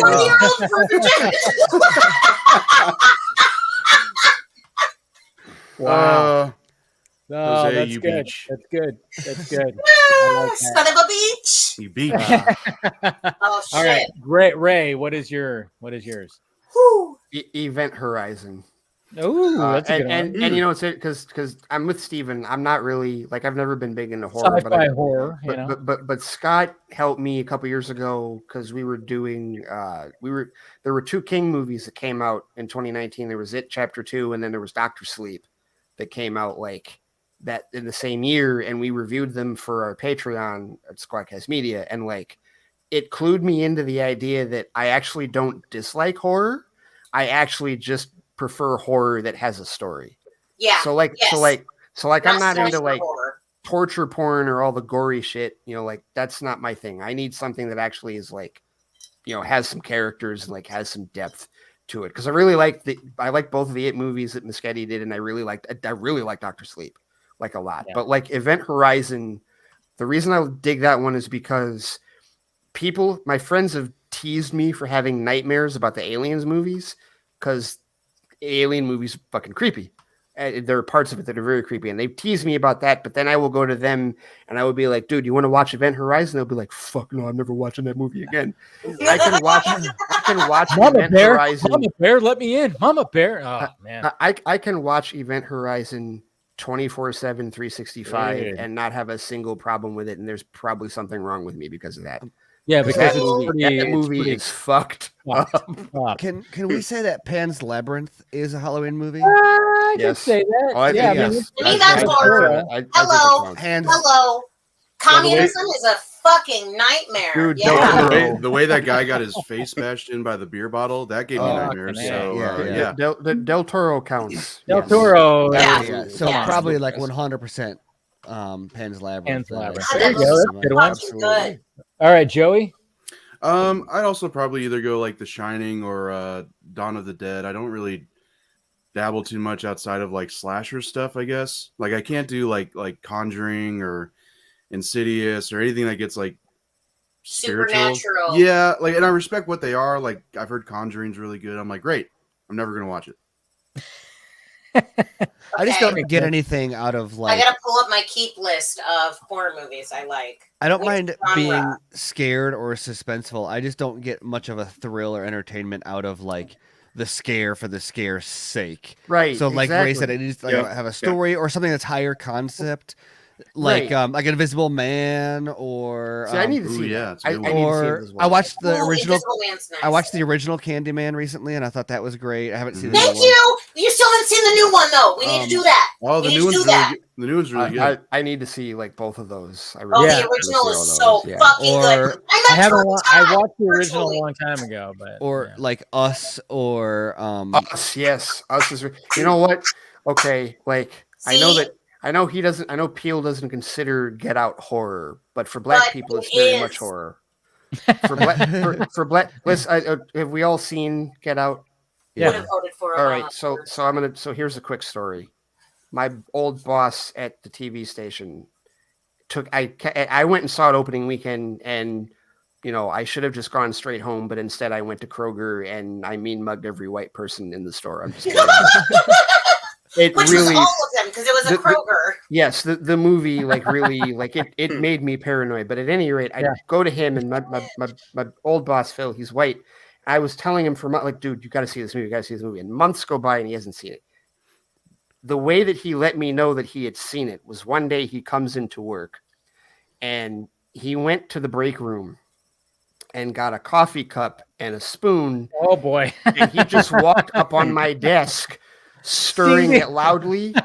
And when I turned around and saw what he was doing, I impulsively just jumped up and went, "Get the fuck out of my face." I had to, You said get out. Yeah. I was like, you can't do that. You can't sneak up on a black person like that. You can't do that. Because that movie is fucking terrifying. God, it's so good. Yes. That shit's Oh good. man. God. But, Okay, so Amanda, what's yours? Oh God. Okay, so if we're gonna go like just classic, straight up horror, whatever, we can't. For me, like Scream was my introduction. Okay, so there's that. If we want to go slasher, Scream. Scream's a no, slasher. no. To me, Scream's very much a slasher slasher. gore, like gore porn, would be like the original Scream? song. Okay. Okay. No. There's If we're that. gonna I love go high art sort of horror, it's gonna be either like Get Out or Candyman, the original Candyman. Which I think is like I really like the new Candyman, but the original Candyman just like fucking it doesn't get better. Like fuck, yes, it's so good. I also like I coach at UIC, so I've like been on the campus and like seeing my favorite city and like. And Amanda's got a brain for architecture and geography, and so as a result, there's like watching the original Candyman with her. There are so many things about that movie that are so literally the way they shoot Chicago and the streets they show and the buildings they show is relevant. Like knowing where they're going from and to based on like the helicopter shot of the highway is like is symbolic within the movie, which is and like it still works if you don't know it, but if you do know it, you're like fuck, like it's. She's like, do you know what happened on 294? And I'm like, I don't know what happened on 294. He's like, let me tell you. It's like, there's a fucking Target there now. And he's like, because I used to live in that neighborhood. Anyway, I really love horror. I really, really, really love like being fucking scared. I contend that Gravity is a horror movie. I contend. Well, I I could see that. Yeah. I could see like, that. to me, Gravity. If you want to talk about fucking heart palpitations, well, and Gravity. structurally, it is built like a horror movie. Good God, yes. that opening when like it's like a one shot where it's just like Jesus Christ. Or like 10 Cloverfield Lane, actually, if we can consider that. Oh yeah, horror. 100%. That honestly really might compete with Pan's Labyrinth for me. That's how much I love that movie. Still need to see and that Cloverfield Lane made me be like, I can never look at him the same. Like John Goodman. Yes. R.I.P. John Badman. John Badman. Fuck. But I also, if we're gonna go like sci-fi sort of horror, I do like, I think Alien, and if I'm gonna go not horror, but makes me feel like it should be horror, auteur film would be They Shoot Horses, Don't They? So They shoot horses. Haven't seen that one. Well, I've heard of it, but I haven't seen are it. uneducated plebes. I feel like I've heard of it. I've heard of it. Amanda probably No. tried to get you to watch it. Yeah. I'm pretty sure I have tried to get you to watch it. Or like It's simple. Why don't you just fucking take my suggestions? Okay, I'm just saying. it's a really weird genre also that's like is like the horror comedy, but not like the scary movie ones, but like like not parody. No, Tucker but and- like Tucker and Dale like versus The Evil. Mummy or Shaun of the Dead. Like Shaun of the Dead, Shaun of the Dead, for example, is Shaun of the Dead is it's an fantastic. actual zombie movie, but it's Right. also really funny. But like it's not a parody. Oh, it's man. parody, but it's not. It's like Zombieland. anyone. I That, mean, No, we- Adventureland. it's over like I the over posted No, this it's weekend Zombieland. we have a. I mean, No, that's it's one of the things that I was talking about like this weekend with my review and stuff. It's like the fact that Edgar Wright, last night in Soho, which you guys should definitely see. It's I'm going that's tomorrow. Edgar I'm Wright. going I tomorrow. didn't know that Yeah. was it. Good. Okay, yeah, I've got to see that. Yeah. yeah. It's unlike an Edgar Wright movie that you've seen, but it's like it's hard to no explain. Kevin like, Spacey this time. That's No, good because I wasn't really. I It's wasn't not really Baby blown away. Driver. I wasn't really blown away by Baby Driver. Really? Fuck you, Okay. Joey. I'm just saying it wasn't my favorite. I wasn't blown away by it, but I still liked it. yeah, It's still- it's a weird one I because agree. I wasn't saying it was bad. it's- I'm just saying. it's not really a blowaway like- movie so much as it's just so.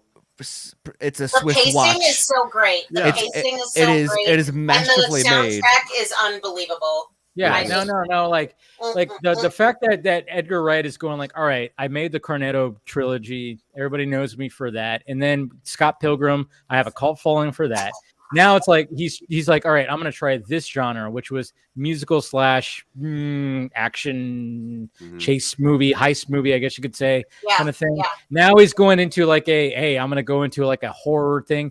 It works like his style. His style totally works with when it comes to all that stuff. I mean, like Shaun of the Dead will always probably be my favorite movie of his. Right after that is probably Scott Pilgrim, and then it's like, all right, then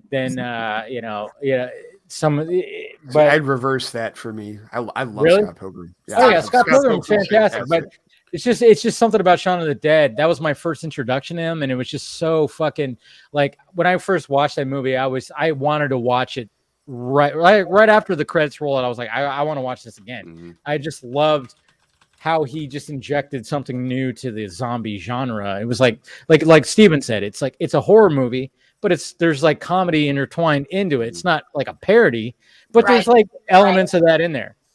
But when it comes to me, like in a movie, I mean, I just go with the classic Evil Dead. Evil first Dead. one. Nice. Sure not. Can you look up They Shoot Horses, Don't They, while we're here, or I can just take the opportunity to explain the plot. Yeah, I'm trying to remember. Like It's from the 70s. I believe Sounds it's from familiar. the 70s. Like 1959 American. So is Evil Dead. This is 79. This is a Sidney Pollack movie. Oh boy. Yep. Okay. Yep. Also, that since you reminded me about like Edgar Wright and Simon Pegg and everything, Attack the Block. Yo, fuck yeah, dude. That's one that I did not. Yeah, that's with what's his name? John right? Boyega. Yes.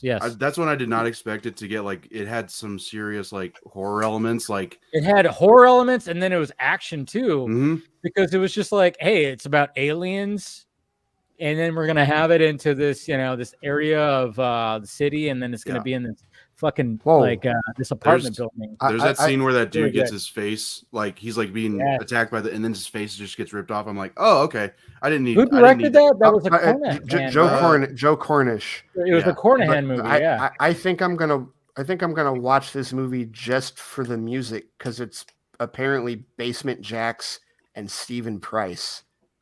Yeah, I have to watch it because Got a good soundtrack. Yeah. Well, because I love electronic music. So also, Life was a pretty good. Oh yeah. Sci-fi horror movie. The Venom prequel. Yeah. I thought the ending, like, have you guys all seen that?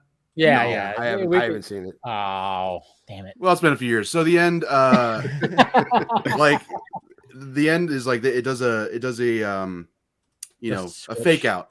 Like, you think like the virus or the alien is being sent out into space and the survivor is being sent back to Earth, but then like some collision happens and the survivor is just sent out into space and the alien sent to Earth, and it's like just ends all like dark. And I was like, that's good. No, go ahead. No, I was just saying, like, that's the one when they do that like little switcheroo thing. And I mean, and I will say, like, Last Night in Soho does do like a little switcheroo thing where you kind of just go like, oh wait, is it supposed to be this? And then you go, oh wait, no, it's that. Interesting.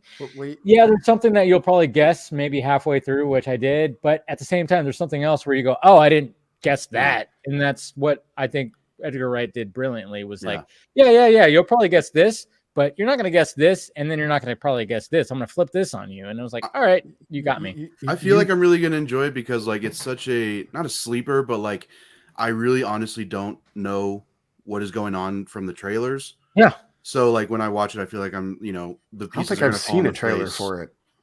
Good, going fresh. Yeah. What were you going to say, Ray, though?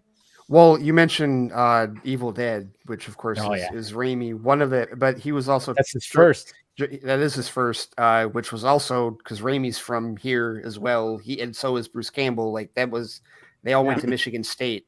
Fuck Michigan State, but whatever. Like they all but at any rate, the game is tomorrow. They're probably gonna. Yeah, I know. I was about to say, you got Michigan and Michigan State happening tomorrow. Right? Yeah, but Joey was talking about how like life had like a really dark ending, and that just reminded me of Drag Me to Hell, which is like horror comedy, but it has a fucked up ending. Yeah, it has a really like when we saw that there's a place in Ferndale called the Magic Bag, and they used to do Bruin Views like every Wednesday night where you like pay $2 cover and munchies. They would show movies, and like we saw Drag Me to Hell there, and it was this really cool like wood theater dark lighting setting, and it was awesome. But like when the movie ended, I was like, fuck. Wow. That's how you're gonna wow. He did the thing. Well, yeah, totally. Well, even like right at the beginning, even Evil Dead, it has like an ending where you kind of go like, what the fuck?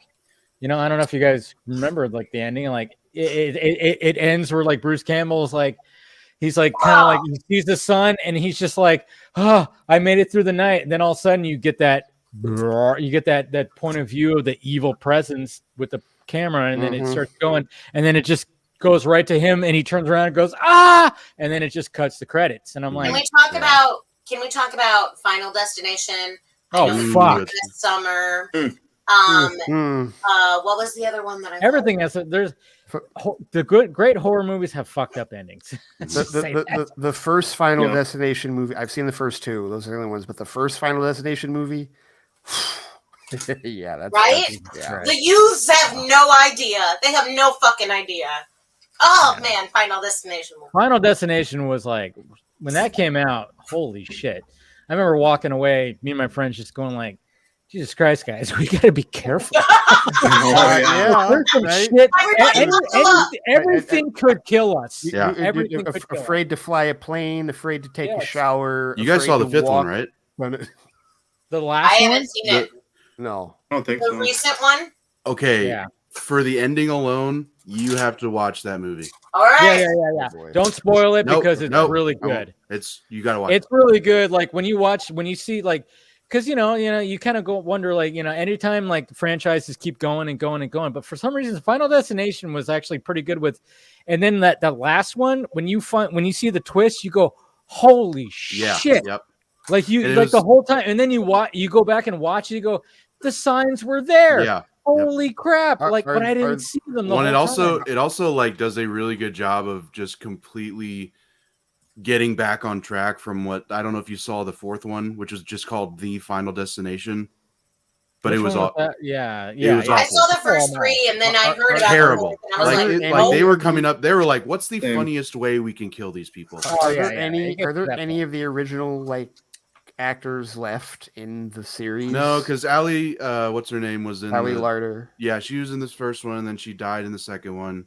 Right, and then I think I think everyone else is dead. Because everybody else, right? Like Devin Sawa and like the other dude, like they like died. Oh off my screen, god! right? A vodka stream where we talk about both Devin Sawa and JTT. I need a fucking tiger beat and a fucking. Oh my god! Yes. That's what sucked about that though is like the fact that Devin Sawa didn't want to. I don't think he wanted to do the second one. So like they just like all of a sudden it was like, oh, what happened to what's his name for the first? And there was like a newspaper clipping. He got hit with like a he brick. died. Right. Yeah. Yeah. Totally. It was like they just killed him off, and I was like, also, you should have called this the vodka scream. I know. Damn it. Now you tell me. Marketing. My bad. Now, Yeah, next time. Next time. Next year I'll do it. No, but no, that's what it was kind of lame about that. It was like, and then it was kind of funny because what else did Devin Sawa do after that? Okay, so it's funny. Me and my dreams. Don't hate. You guys you guys familiar with Nikita? Yeah. Yeah. Okay, so there's the original Luc Besson film La Femme Nikita, which was made into an Americanized remake called Point of No Return with Bridget Fonda and Gabriel Byrne. Whatever. Bridget. And what? Sorry. Do you remember that movie? No, you just made me another movie that I really love. Borealis. Sorry. Go on. Bad American remake, great original dated film. Continue. So there was that movie, and then there was like the La Femme Nikita USA series with Peter Wilson that went on for like 5 seasons, or is that right? And so it was like the movie was like her whole story, and then the show was like the time that she worked for Division, and then the CW some years ago did another version of the show called Nikita, where she was actually like out of the agency and was fighting. Was that Maggie Q? That was Maggie Q. Yes. And in the show, and also Shane West, he was a regular in the show too. But a recurring character in that show was a former assassin for Division that was helping her on the side, played by Devin Sawa. Oh wow! He's in a new movie. He's in a new movie. He's in a new movie with Bruce Campbell and Michael Jai White. I forgot what it's called. It's called Black Friday. Actually, that's what it's called. Where it's about like a big, huge, like Home Depot type place where it's Black Friday, but then there's like zombie monster types that are like, yeah. I saw I posted the trailer. I was like, wow, that's a very subtle take on capitalism. Wow, right? subtle. Yeah, so it's basically like that. It looks fun, but it's just funny because Devin Sawa, like after Final Destination, was like he just disappeared, and then you see him now. He does not look like that dreamy dude that you're remembering him. Don't. He looks, it's weird. No, he doesn't look horrible, but it's almost like But he doesn't look like you would think he was like going to be like he was going to age like Brad Pitt. You know what? He It's didn't kind age of like Brad Pitt. Brad Pitt money. You know what it's kind of like, Dave? It's kind of like Mark Hamill from between New Hope and Empire. You were correct on that. Totally, it is like because the way he looks in A New Hope is not the way it's not how he looks now. I mean, are you saying that Devin Sawa had a fucking car accident that fucked his face up? Like, no, I'm not. I don't think so. I'm just saying maybe that happened naturally, like where he just went in a different direction. And not that Mark Hamill looks awful. Okay, no, not at all. No. But there's I always thought that was really funny because like they made such a big deal out of it, and then I watched them and I'm like, he just looks like he matured. He doesn't like he's not. I guess so. I mean, but it's just like it's interesting because like, look, I mean, he was like this kid right here, and then now he looks fine. That's Casper. Oh my god, that's him from Casper. Hold on, zoom in. That's the kid. That's the Casper. I might need to go. I got things to do. Because he was Casper. He was Casper in that movie. I guess. Yeah, I remember he played the human. He played the human Casper, right? Yes. Yeah. And he was what's his name in Little Giants. Great. Yes. Oh! Yes, he was. He was totally Little Giants. Yes. God, that movie was awesome. Oh, I love Little Giants. That hair. Who did he play? I forgot what he played. It was that hair, that 90s hair. He was like Junior or something. Right. He was Junior. There you go. he was the quarterback, and then like the Yeah, one and then dude Icebox hurt him, yeah. and Icebox had to come in. Yeah, I love that headline. It's just out of nowhere. It just said, "I didn't have a thing with Christina Ricci." But it's Yeah, like but- it's like I don't know. It's just interesting because it's I don't know. I mean, he's done things. It just hasn't been anything huge. It's been like I don't know. he's He done, still a looks lot like of he could TV take and someone's stuff. wife. Well, there's some people like I that that do that volunteer as tribute. there's people like that that do that on purpose too, though. Like Freddie Prinze Jr. intentionally doesn't really have a big star career. He didn't like it, but also it took too much time away from having a family with Sarah Michelle Gellar, which I guess. Yeah, and then he did voice acting, right? I was gonna Aren't say they still together? the biggest thing That's that a people success story. like the biggest thing that fandoms know Freddie Prinze from now is probably Kanan Jarrus. Yeah. Like, But which no, is but, crazy. but I mean, but that's not a regular thing. I mean, he did a lot of video games, especially like after he left, because it's just like Was easy. he in She's All That? Yep. Is he I think the- so. He's the Yeah, main so guy. What am I That's him. thinking of? Freddie Prinze Jr., the teen rom-com. Scooby Doo. He was. Yeah, he no, was no, Freddie in no. Scooby-Doo, She's all yeah. that. She's all that. He Yeah. wasn't. She's all He that. is yeah. in She's All That? Yeah, he's the main guy, and she's all Him that. and yeah. Rachel Lee Cook. Thank you. Paul Walker is in that, Rachel right? Lee Paul Cook. Walker, yeah. Yeah. Yeah. But God, you Rachel also Lee Cook. mentioned. I know. I know it. You mentioned that. What?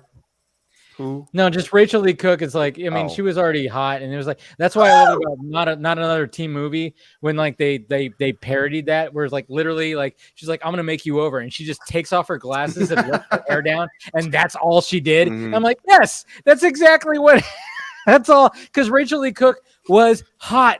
But she just like they try to make her look nerdy, and then that was Well, was that's the all- entire thing. That's the entire thing when she's walking up to Chris Evans. Yeah. He's like, "Oh, she's got paint on her overall. over it. She's got pigtails. Dude, Come on."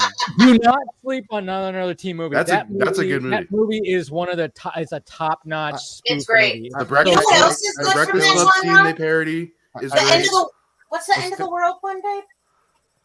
The world's This is end. not in the same. I'm not saying. I'm This is saying the the end? genre. You're talking about this is or world. Yeah, this is the end with This is Rogan the and end.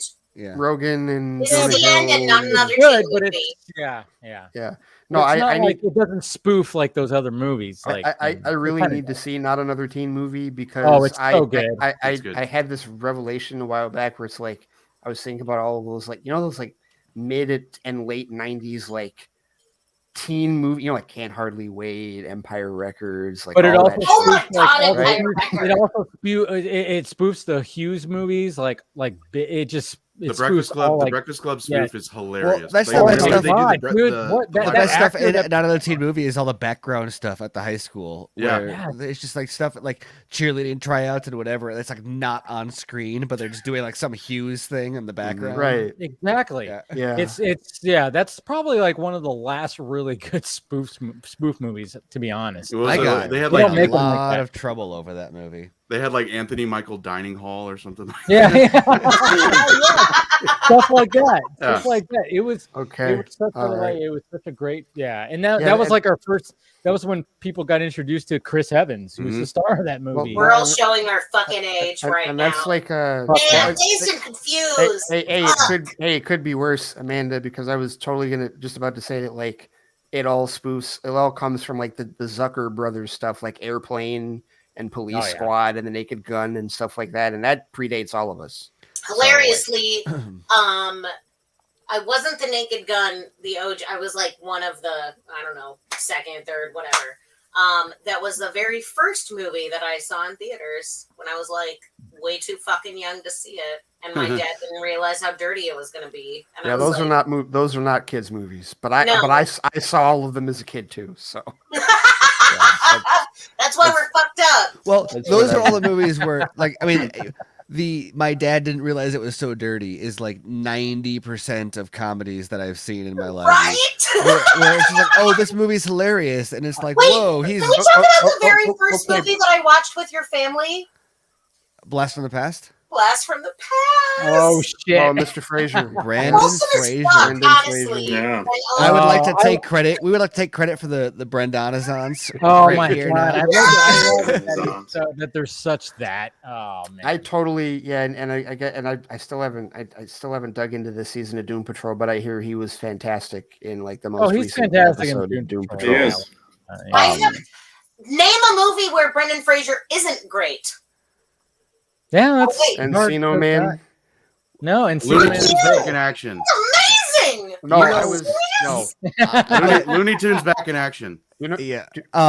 No, he's Okay. even good in that. No, Okay, I was full- kidding. Yeah. You know what Full doesn't disclosure, get he's I'm not great. saying the movies are all great. I'm saying he in them. full You know what- disclosure. He understands the assignment. When Right. he fucking shows up to set, he W- understands the assignment. One of my favorite Brendan Fraser movies is Airheads. Oh I fuck do yeah! like Thank- Airheads. oh dude, high five, You know what? Ray, Is Ray. Having Gray on his head. Yeah, you're like, Thank you, because not a lot of people talk about Airheads. I'm No, like, I like come Airheads. I on, do. please. Well, because watch they're that pretty good movie. candy. because Airheads, like, because it was Fraser with Adam Sandler and Steve Steve Buscemi, Buscemi, fuck which is yeah, crazy. dude. Harold Ramis is thrown in there for good measure, like for a Yes. second. Like Reggie Caffey, may he rest in peace. He's the Dude. black guy. He's in Yes. the movie. Won't you back up? You're standing on my dick. Yeah. Michael McKean is in that movie. Yeah, He's funny. Michael, what's his name from Kramer from Oh yeah, you know, Seinfeld. Michael Richards. He's Michael also Richards. in He's there, in, he's in yeah. it. Dude, that movie is so It's a deceptively fucking funny fantastic. movie. It is. You know what I So- think I about love that movie so whenever Airheads comes up is Joe basketball. Montana was Basketball. Basketball. Yes. Speaking of back up, you're standing on my dick because that's the one that's actually Trey Stone and Matt Parker, right? Yep. Where it pans Yes. down and it's just like They have like- long dicks, yeah. yeah. Thanks for explaining the joke. I was not sure how I was going to finish that sentence. Sorry, no, but like that scene when they're talking to Yasmin Beleeth in the locker room, and like they're like turning, and like you see it briefly in the frame, just go. It's so ridiculous. It's so fucking ridiculous. Because it's just like they framed it so perfectly, like when they turn and like you barely see it in the frame. Which- pass through. Actually, it's a good segue from that into the Brendan Fraser movie that falls apart like halfway through, but is still Don't you amazing. dare say Bedazzled falls apart halfway through. Bedazzled. Oh, That shit is fucking great. All the way through. Well, it loses because it doesn't know what it wants to be when it gets to the halfway point. I actually can agree with Steven, but I mean, goddamn. No, I mean, but I mean, I it's love that still movie. as a Elizabeth series Hurley, of scenes, oh. it's amazing. Right? It's a It's series of hilarious. scenes. But that's No, why I love it though, but- because I don't. That's why I'm like, it falls apart halfway through. What the fuck do you mean in the middle of the middle scene? No, like because they kind of set up. There's an emotional arc that they're building, and it feels like there's going to be a twist where he kind of has a realization, and then there's a moment where they can like really hit that home, and then they just don't quite know because there's some weird like religious messages that I think they were concerned about how to come down on the angle, and so as a result, they kind of just made it more generic. they fumbled it a little. And Yeah. as a result, yeah. it just didn't really hit home the way it was like teed Raise up your hand to. if you've seen Bedazzled. Yes! Steven is raising his It's hand. You just just so can't fucking see it. beautiful. Look at it. Look at it.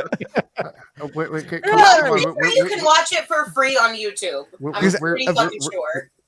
Where's any appreciation for the mummy? No one said anything Oh, about of the course. mummy. Oh, yeah. You just Oh, talked about yeah. it before you Dude, came on.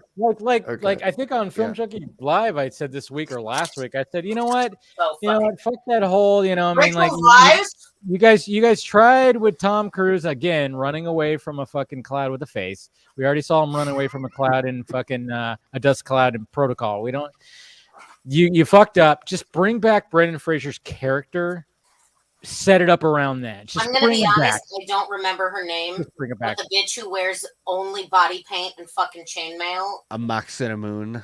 A Maximum. Oh, Are- yeah, are- that's are- not are- the are- actress's are- fucking Oh, name. in the Tom Cruise movie? No, No, in no, no. the actual Brandon Fraser movie. Oh, in yeah. the Brendan Fraser one. Oh, okay. Because I know the one in the Noxura Moon. The one in the Dave. What is her name? Bring up some pictures. Yeah, we need to investigate. It's not a name. It's Patricia Velasquez. Oh, she was. Yeah. Holy fuck! I should have known I was bisexual then. I need to remember this. I need to remember who this is.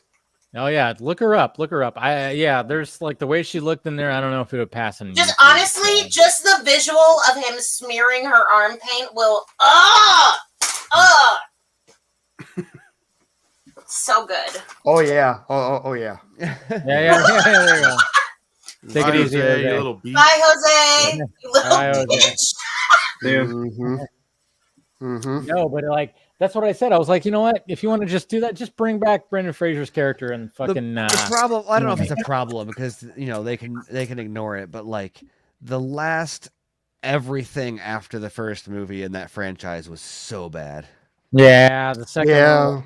The second one wasn't very good. The second one was whatever. The second one was the worst example possible of just the repeating the best jokes from the first one in a new. Well, yeah, and then they tried to do the same thing where it's like, all right, well, this time it's not a dust cloud; it's a water wave thing. Yeah. You know? Well, and they started leaning. That was like the early career for The Rock too. So they started like leaning heavily on. Oh him. god damn, the Scorpion King fucking visual effects! Holy shit! Yeah, because that was so much like it was primed to be like a phenomenal like counter programming to, not that Indiana Jones was happening at the time, but like a phenomenal kind of Indiana Jones counterpart, like National Treasure ended up being, but it was like the kind of scary, more adult kind of, but like hilarious, like kind of Indiana Jones vibe. And instead they were just like, oh, people like what's the actor's name that played the brother Jonathan?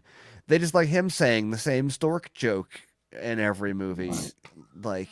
Yeah, and then they try to be like, all right, let's get Jet Li. He's gonna be the villain in the third one, and it was like I saw the third one for free. Rachel Weisz was, you know what? The third one might actually be better than the second one, I will say. But Rachel Weisz not in there because she was like, nah, fuck this shit, I'm over this, kind of thing. And then they just had to make up the whole thing where like, oh yeah, she died, and now Brendan Fraser's kid is now 10 somehow. He's like, he grew up really fast, and now he's like got this thing on his Sawa newspaper clip. We back on Devin Sawa.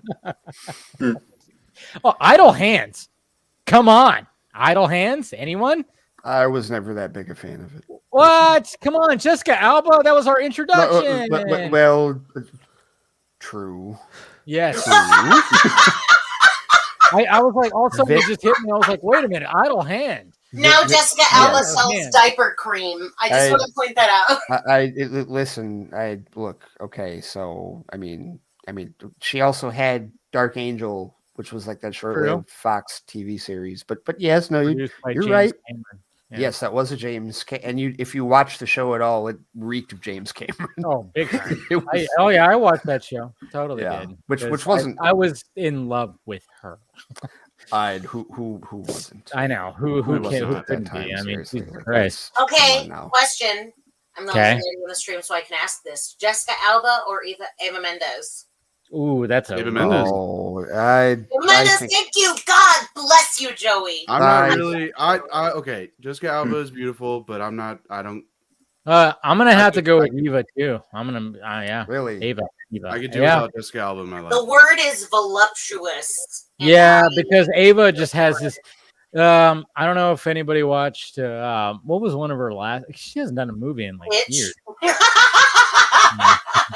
What'd you say? Hitch. Oh, I mean, right. Hitch was good. Yeah, Hitch was good. I'm just saying, if that was one of her last movies, like the time.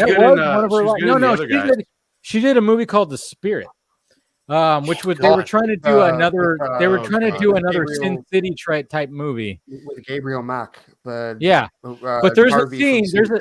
There's literally a scene in that movie where she's just like they do like because it's still shot pretty well, and they do that effect. I mean, she's like standing there bare to her ass, and that's all you see is her. Thank God. So she was pretty nice. She had Ryan that Gosling cameo. is a lucky man. She had that uncredited cameo in Fast Five. mid-credit She's an scene. F9. Oh, oh yeah. They'd, But like then bring all- her character back, but then they But- didn't do anything with Yeah, that. she was. But- She was. Wait, she was in 9. It's She was- credited on her. No, she was not in 9. She was I'm in telling the you, it's second one. credited. She got paid for it. Yeah, I she was in. And if it was past film and they reused, I'm telling you. She well, like She wasn't in 9. She was credited in the second film, and then she's in. Yeah, she she's was- uncredited in the credit scene because she's the one. She's the one that tells Hobbs that Letty is alive, Exactly. and so like that's the mid-credit scene for that movie. Which everybody was like, "Oh my god, they're bringing her back," and then that was it. It was Well, like, that was but that guaranteed. I mean, I loved Fast 5 is probably still my favorite in the franchise, but that mid-credit scene guaranteed that we were going to see the sixth one. We were Oh, fuck. Night at the can't not Roxbury. see the sixth one. Also, Dave, I will say the only thing I remember from the Spirit was I saw it in the theater, and about 20 minutes left, they're coming together for like the final showdown or whatever, and this guy walks in. I'm pretty sure he's drunk, and he just goes, "Oh man, this is my favorite part." And I laughed for 10 minutes straight. I don't remember anything else that happened in that movie. That was the funniest theater experience I've ever had. Oh, thank you. That is a great prompt. I want to hear everybody's like most memorable, fucking hilarious theater experience. Oh, no. Because mine is related to Fast and Furious. Oh no. Absolutely. All right, or let's go to Darren since he's our guest. Darren, do you have a favorite like theatrical experience that you ever had, funny or not? Good question. An interesting one for me was Suicide Squad, the first one. Okay. Because I went with my wife and so we watched it, but the last like 10, 15 minutes of the movie, the audio cut out. Ooh. So you couldn't hear anything they were saying. And so everyone was just like guessing, like, I bet they're saying this, or, just like goofing around. Dude, it became, you know became what's a fun funny experience. about that? You know what's funny about that? When I saw Us, That's a fucked up last 10 minutes to miss. Yeah. No, when I saw Us, it started playing, there was no sound. And me and my friend were like, "Oh, this is part of the movie, right?" It's part of the movie. And then all of a sudden it was like literally went off for 10 minutes. And we're like, wow, man, Jordan Peele, he's really going for like some kind of fucking something. We're like, what is he going for here? And then all of a sudden it just shut down and it was like, oh wait, they fucked up. There's no audio. And then all of a sudden they were like, oh, we're gonna start it again. And we're like, oh, I was like sitting there going like, Jordan Peele, he's doing some artsy shit. Yeah. Look at this. Yeah, that's what happened to Meg with A Quiet Place too. The first yes, like half an hour. And it's like literally the worst movie for that to happen. Yeah, because you're like going, oh yeah, wow, it's really quiet. We're getting in the headspace of the daughter. Like we're understanding. I still need to see that one too. I still need to watch that. That's one. a good one. Yeah. The first one was really good. Also, Darren, when my funny moment from the Suicide Squad theater experience was, Amanda Waller says something in the room right before she's about to shoot those people, and I turned to my friend. I was like, "Wait, what'd she say?" And this guy turns around to me and she goes, "Will you shut the fuck up?" And I was like, "Oh, okay, sorry." That's awesome. Damn. Oh god, it kind of ruined the movie for me. That yeah. After that, you're like, I can see that. Would you say, "Shut the fuck up"? Okay. Wow. That's what she said in the movie, right? Yeah. Yeah, I should have leaned forward and be like, "Hey, thanks, man. Thanks for letting me know what you said." I totally would have been like, "Is that what she said?" I couldn't hear you. I would have assumed the same. Speak up, asshole. Come on. Ray, do you have a fun? I don't know that I'd call it fun, but I got a few stories. Have I ever told the Snow White and the Huntsman story before? I don't think you have. I don't think you have. I know I've told other people this story, but yeah, Snow White and the Huntsman. No, we didn't really see it for Kristen Stewart. We really saw it because of Chris Hemsworth and the adaptation of Snow White. It was like, okay, let's check this out. About halfway through the movie, we hear this noise from like in the front, like we were like towards the back of the theater, but in the front of the theater, all we hear is, and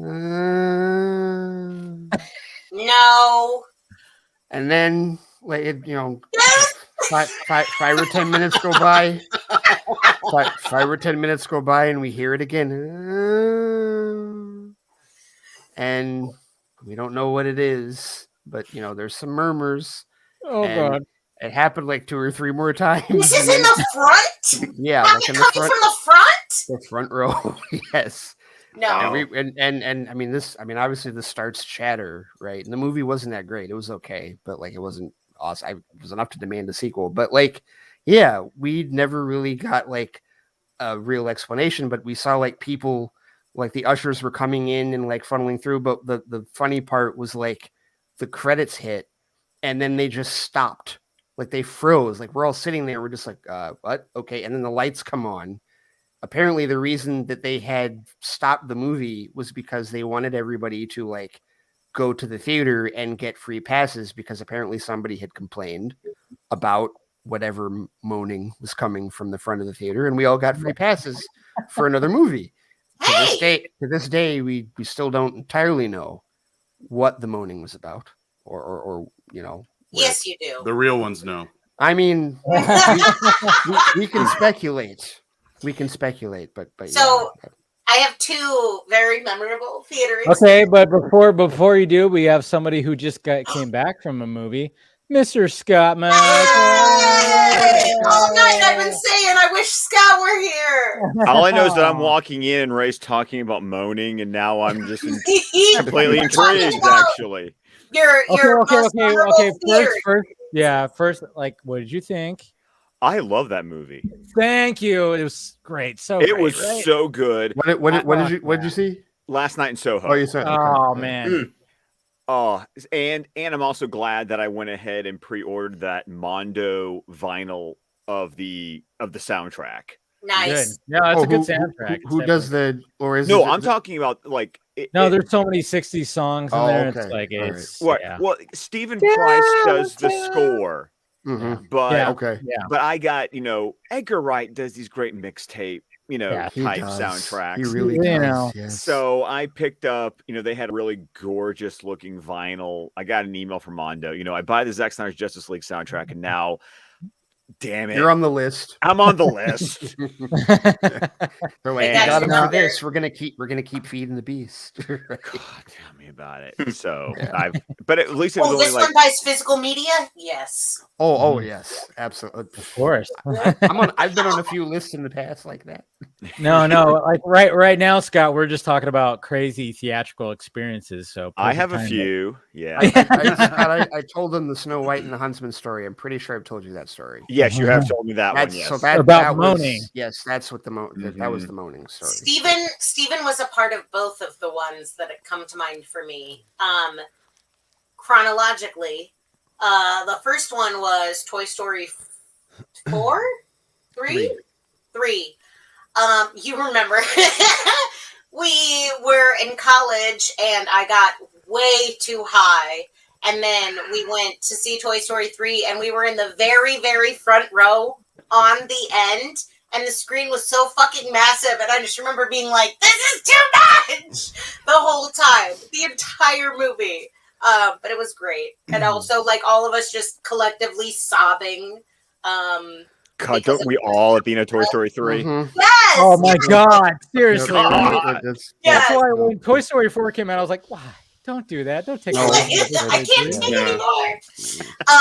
And the other memorable theater experience was going to see Fast and Furious 7 in the budget theater in East Riders Park in Chicago, and having a truly interactive. It basically could have been Rocky Horror Rocky Horror Picture Show. The level of audience engagement and interaction, it was just part of the movie. It was amazing. Well, I thought you were going to say, and then for Rise of Skywalker. Oh. Don't you dare! Fuck you! Say it. There were, I don't remember exactly what was. I mean, they were talking a lot next to. I was sitting on one side, and then there was Amanda, and then 2 teenagers on her other side. And they were just whispering the whole time, but it was about the whole fucking time. fine. It was like about like Raylo and stuff. It was just like very like obsessed with the shipping and fan theories and whatnot. And and Amanda like shushes people really loud in the theater when they talk. I do it once because I just want you to know that like it's not fucking acceptable. People fucking paid here to be here for. That's like going up to somebody else's table at a restaurant and spitting in their fucking food.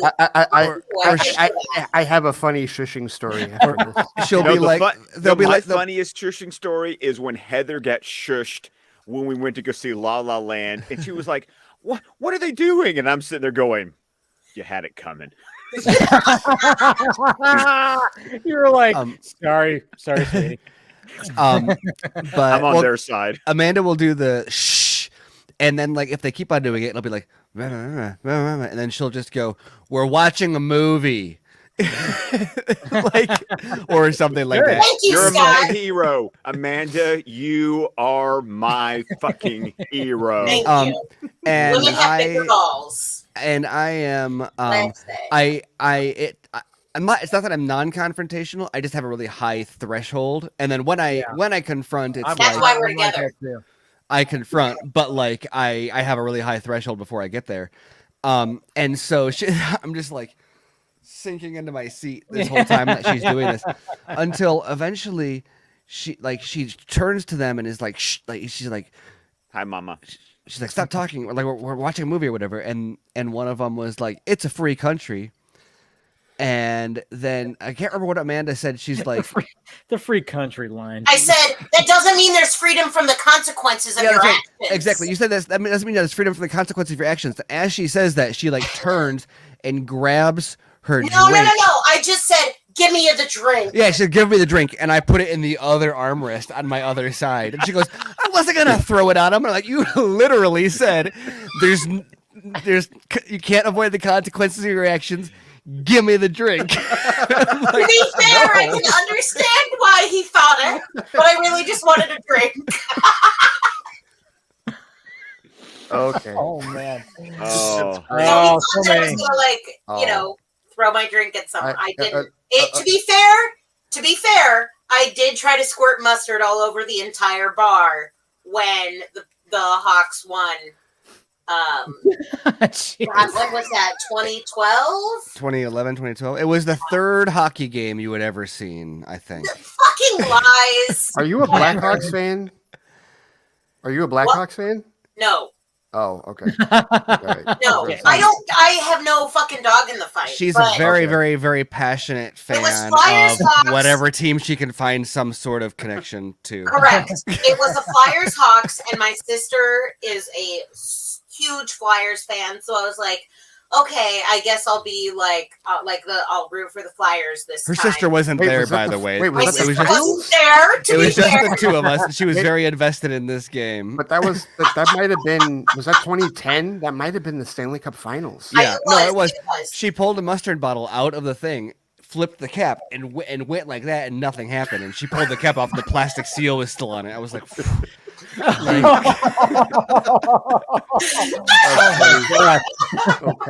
You guys need to remember this for my funeral someday. This shit is good. I know I just finished the story, but I feel like that was really Amanda's story.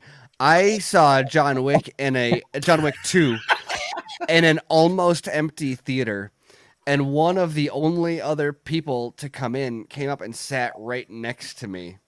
And that was me. And he was slapping his leg and giggling and clapping. I've had some of those. I've had, and it wasn't just that he was interactive, but it would be like you'd get like a knife in the eye. You'd be like, "Oh yeah!" And I'm like, "Whoa, dude!" Like, kill that motherfucker. It's like, could you have sat right anywhere else? How do I? Like, how do you politely does any of that? That's further away? Like, I was like, will I die if I get up and move one seat over? Right.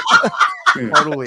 Right. Like, it's, you don't know. You just discreetly move all your food to the other side so he can't drug you. I mean, he was so happy, especially when it was like uncomfortably violent. which so like the pencil scene, he was like, because there's an amount of like, especially in the theater for those movies, there's an amount of like applause or like but like it wasn't that like it was on a different level than what the way you would normally. Well done. No, he was just like exuberant at the fact that like someone he was mentally taking notes. Yeah, you should have feared for your life. It was Maybe you were on a prank show. Yikes. That would have been amazing. Damn it. I would be the worst person ever to be on a prank show. Oh my It truly would be. No, right? Because you just nod and sit there like. Yes. Yeah. No, exactly. Well, because and then also, I mean, this is not me being like but like, I would find the camera like the second something weird started happening, I'd be like, okay, You'd be like, I'm not gonna react, and then I'd be like, okay, and I wouldn't look around, but I'd spot it, and then I'd just be like, okay, I'm like not gonna give you what you want. He's the man who, like, if you're like, oh, open the gift, honey, he's like, no, because I refuse to like portray the reaction you want out of me. Like, Buzz Killington. Gotcha. Someone will send us I'll get a gift in the mail or something, and she'll like pull her phone out to record. I'm like, I am not doing an unboxing video of my birthday present. I'm not gonna be like, this is so great. Like, no, let me have my reaction and then write a thank you note and tell them I feel however I want them to say I feel on the thank you note. Not like, or just text them. Yeah, I mean, I'm not gonna send a thank you note. I might text them, maybe. Yeah. But the point is, when I tell them to their face or whatever, oh, that was really cool. Instead of being like, is this enthusiastic enough for the video? Like, no. Right. Yeah. No. That's why you're the photographer boyfriend and not the Instagram girlfriend. Scott, what's yours? I gotta know. Okay, I've got 3 that come to mind. Yes. Okay, because one ended up with a trip to the ER. I know that one. I know that story. Oh, I know that one. You were there when I told you that story. I think you've told me that one too. Yeah, that was the one where first time I blacked out and passed out at a movie theater. Yep. You did tell me that. Yeah, it was when I went to go see From Hell, and my medical condition kicked in, and I'd already I got out of my seat. His medical condition is drunkenness, just to be clear. No, not this one. Yeah. I got out of my seat. I'd walk down. I was literally sitting on the floor and then passed out and decided to not only smack my chin against the carpet floor, but drag it as my body decided to flatten out. Ripped my chin. I still have what has been referred to as my Harrison Ford scar, which my beard covers now. That's sexy. Rug burn. Whoa, no. Ripped the chin open and rug burn. Getting those stitches out was a bitch. I'm sure. Jesus Christ. Because the stitches got scabbed over. No. 9 stitches in my feel chin. them yanking out. 9 stitches. 9 times. 9. Yes. Somebody fucking clip that. I know. I wish I had that drop. 9. Wow, that's a strong start. I'm worried about where this is going to go. Oh, right? Yeah. That's the first one. Yeah. Then I'm actually going to go chronologically. So that's the worst one. Amanda, you've heard the story because I've tried to sell people on this movie. When the Robert Downey Jr. movie, The Singing Detective, I love this movie, but you got to understand that it was not playing in Birmingham when it came out. It was only playing in Atlanta. So on a Thursday night, when I got out of my last class in college, I drove from Birmingham to Atlanta, which is not a close drive. Not at all. I know from personal experience how I have cousins in both areas. I know how. I've done that's a 2-hour, 45-minute one-way drive. Lord. Yeah. And I went to this movie theater. It was like in the on the perimeter of it. I didn't even go to downtown, but I had to get into that bypass that circles Atlanta. Oh, not fucking 285. Yeah, I had to go 285. Fuck 285. No, fuck that. 285 is just a giant. 285 is a giant 285. National Lampoon's European Vacation. Hey, look, kids, there's Parliament. That's all it fucking is. So I go to this theater. I get there like super early because I literally just left as soon as my class was over. So, I got some rotisserie chicken for dinner, and I walked to the theater, and I had called ahead to make sure the movie was still playing. Like Tuesday. Wait, important point of clarification. Yes. Did you take the rotisserie chicken into the theater with you? I did not. Oh man, that would be so awesome. Oh, that'd be so. boss. I went to go see the movie. When I go to buy my tickets, they're making small talk. I'm like, yeah, I'm from Birmingham, and they're like, oh, you're that guy. Apparently, for like 2 days, the scuttlebutt movie theater has been the fact that this guy from Birmingham was going to come see this movie. To see the singing detective. And then I sit there, get my ticket, and I wait. And the manager walks up to me while I'm sitting in the lobby and goes, I'm impressed, dude. Here's free popcorn. I hope you enjoy the movie. And if you don't enjoy the movie, please feel free to walk out of that movie and go see any other movie we're showing. Wow. Oh, that was nice. Oh, no. Needless to say, I knew what I was in for, so I fucking loved the movie. So I watched my movie, I ate my free popcorn, and then I drove the 2 hours and 45 minutes back to Birmingham that night after watching the movie. Crazy. Yeah. And the last story I'll tell, this is 2005. I finally answered the age-old question. If nobody buys a ticket to the movie, do they still show it? They do. Actually, at this theater, they weren't. Because when I went to go see Pride and Prejudice with Keira Knightley, I bought my ticket. I was like 10 minutes before the movie start time. I bought my ticket. The guy pulls the walkie-talkie out of his back pocket and goes, warm up the projector in theater number. Wow. All for you. All for me. I walk in. You and Keira Knightley. Me, Keira Knightley, Donald Sutherland. I love that movie. I fucking love that movie. You shouldn't have mentioned Donald Sutherland, but yeah. He's great in the movie. Come on, he's a saint. Let him mention Yeah, but he's a saint. You and Keira Knightley.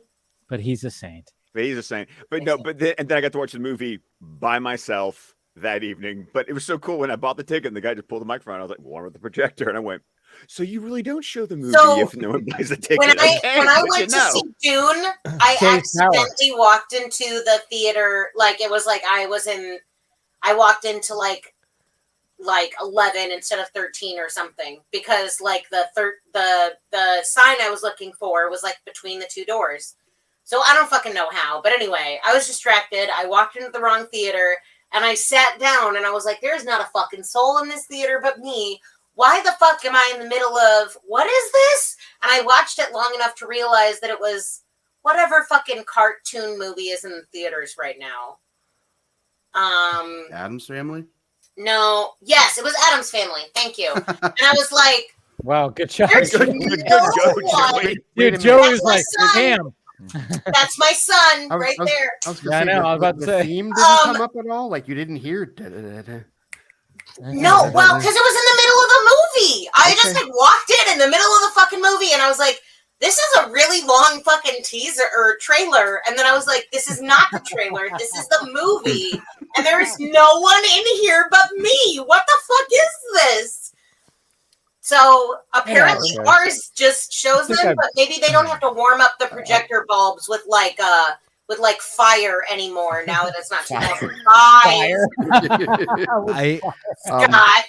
I have another Star Wars one. No, this is the one I thought you were gonna tell. Please don't tell this one. Amanda was like 8.5 months pregnant. I'm fucking done with it. I'm done. Good night. I love you all. Good night. I'm gonna leave. This is so embarrassing. I don't know what you think it is. It's about me. I'm not sure what you think it. Now I want to know what you think it is. Navy Pier? No. Okay. We never saw Star Wars at Navy Pier. Yes, we did. Yes, we did. Because that was the. I'll tell you later.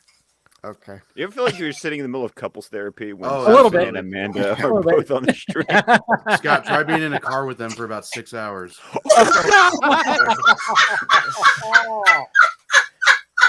I mean, Amanda slept and Joey and I just talked about Bo Burnham the whole time. Yeah, we did.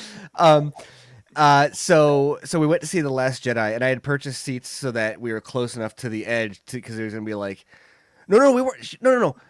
You weren't 8.5 months pregnant. Rory was like 2 weeks old. Rory was 2 weeks old. Hey, bought the book. There you Bought I was the book. wearing There her. you I go, Darren. didn't buy were the wearing her. book. It's it's free through Oh. Saturday. Oh, it's free. Yeah, Yes. well, yeah, there that. Or at I least read that. Darren's posts. Come on. You know. So I got like quick escape seats in case the baby didn't sleep during the movie. She did, by the way. Yeah. But so we got there and there were, I don't know, maybe you weren't, maybe this wasn't because I don't think you had the baby. Regardless, forget about the baby stuff. So forget about her pregnant status or baby status. It's just That's only relevant when we talk about mother. the story is so good. Did you dream this, Steven? No. So, but so we walk in, we sit down, and then I left to like go get snacks or something, and I came back, and there was a beer cup in the seat where I was supposed to be sitting, like in my armrest, and I was like, some dude like left his beer when the movie was over, okay, but like that's my cup, so I don't know, bro. I put it on the ground, put my drink there, and then sat there. And then I got up and left, and Amanda sat in the seat or something. But somehow Amanda was in the seat next to the beer cup that had been put on the ground. And then a little bit later, this dude comes strolling in, goes to sit on the seat next to her, and kicks the beer, and it goes all over the place, all over Amanda, and he was like, "Why was that beer on the ground?" And Amanda was like, "What are you doing, spilling that on me?" And like, and I'm just like shrinking down in my chair, realizing that the dude. It was a 1 beer minimum at a time. The dude had gone to get one, brought it back, and then gone to get another one so he could have 2 during the movie because he couldn't get 2 at once, which, like, I don't know. It's creative, but maybe if you need 2 beers, you don't need to be in the movie, dude. Or, like, be like the rest of us and sneak in shooters. I don't know. And I'm like, Amanda, just let it, just ignore it. She's like, you kicked the beer all over me. And I'm like, no, you don't understand. As I couldn't explain it. I was just like, and then it was, and I had to explain the way home. I'm like, yes, that's absurd that he kicked you, or he kicked the beer that got all over you. And under more normal circumstances, should definitely. No, this is what happened. You fucking replaced the beer. No. That's what happened. A man spilled beer on me, and you fucking replaced it. That's why I was like, are you fucking kidding me? No, we didn't replace it, but I didn't replace anything. But what happened was I was like, stop making, because he was like, why was this on the ground? And Amanda was like, it was there when I got here. And I was like, and like the movie started, it was like, okay. And then I don't remember if I whispered to you or if I told you on the way home. I was like, he kicked that beer over because I put it on the ground in front of his seat. And like, I was like, how do we like, I was like, there's no explaining this without being like, oh yeah, dude, I took, like, why were you doing that? But also I put it on the ground, and maybe in retrospect, I shouldn't have done that, but also you shouldn't be doing what you're doing, and maybe watch where you're going. And yeah, it was like, we have been in the movie theater way too many fucking times because I just keep thinking of stories. Amanda, I really want to tell you my funny shushing story. Oh yeah, I've been waiting on that one. This, always a good funny shushing. As the crew shusher. Yeah. This was. I'm pretty sure I've told Scott almost all these stories. It's what happens when you're on a Zoom call for 6 hours plus. It happens. This is the robot. This is the robot story. Makes sense. I got you. Mm-hmm, mm-hmm. Yeah. Mm-hmm.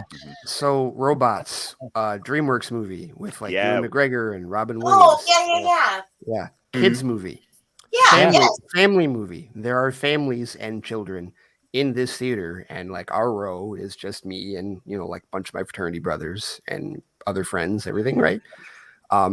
Family movie. I cannot stress this enough. Family movie with children. There are kids in this theater all around us, and my buddy Dwayne decided that it would be a good idea 30 minutes into the movie to answer his ringing phone during the movie. No. And he's get the fuck out. You're not a friend of mine anymore. You're getting ahead of me. So, without thinking, forgetting that there are families, children in front of me, behind me, all around, I see him answer this phone and immediately yell out loud, "Dwayne, you fucking kidding me? Hang up your goddamn phone."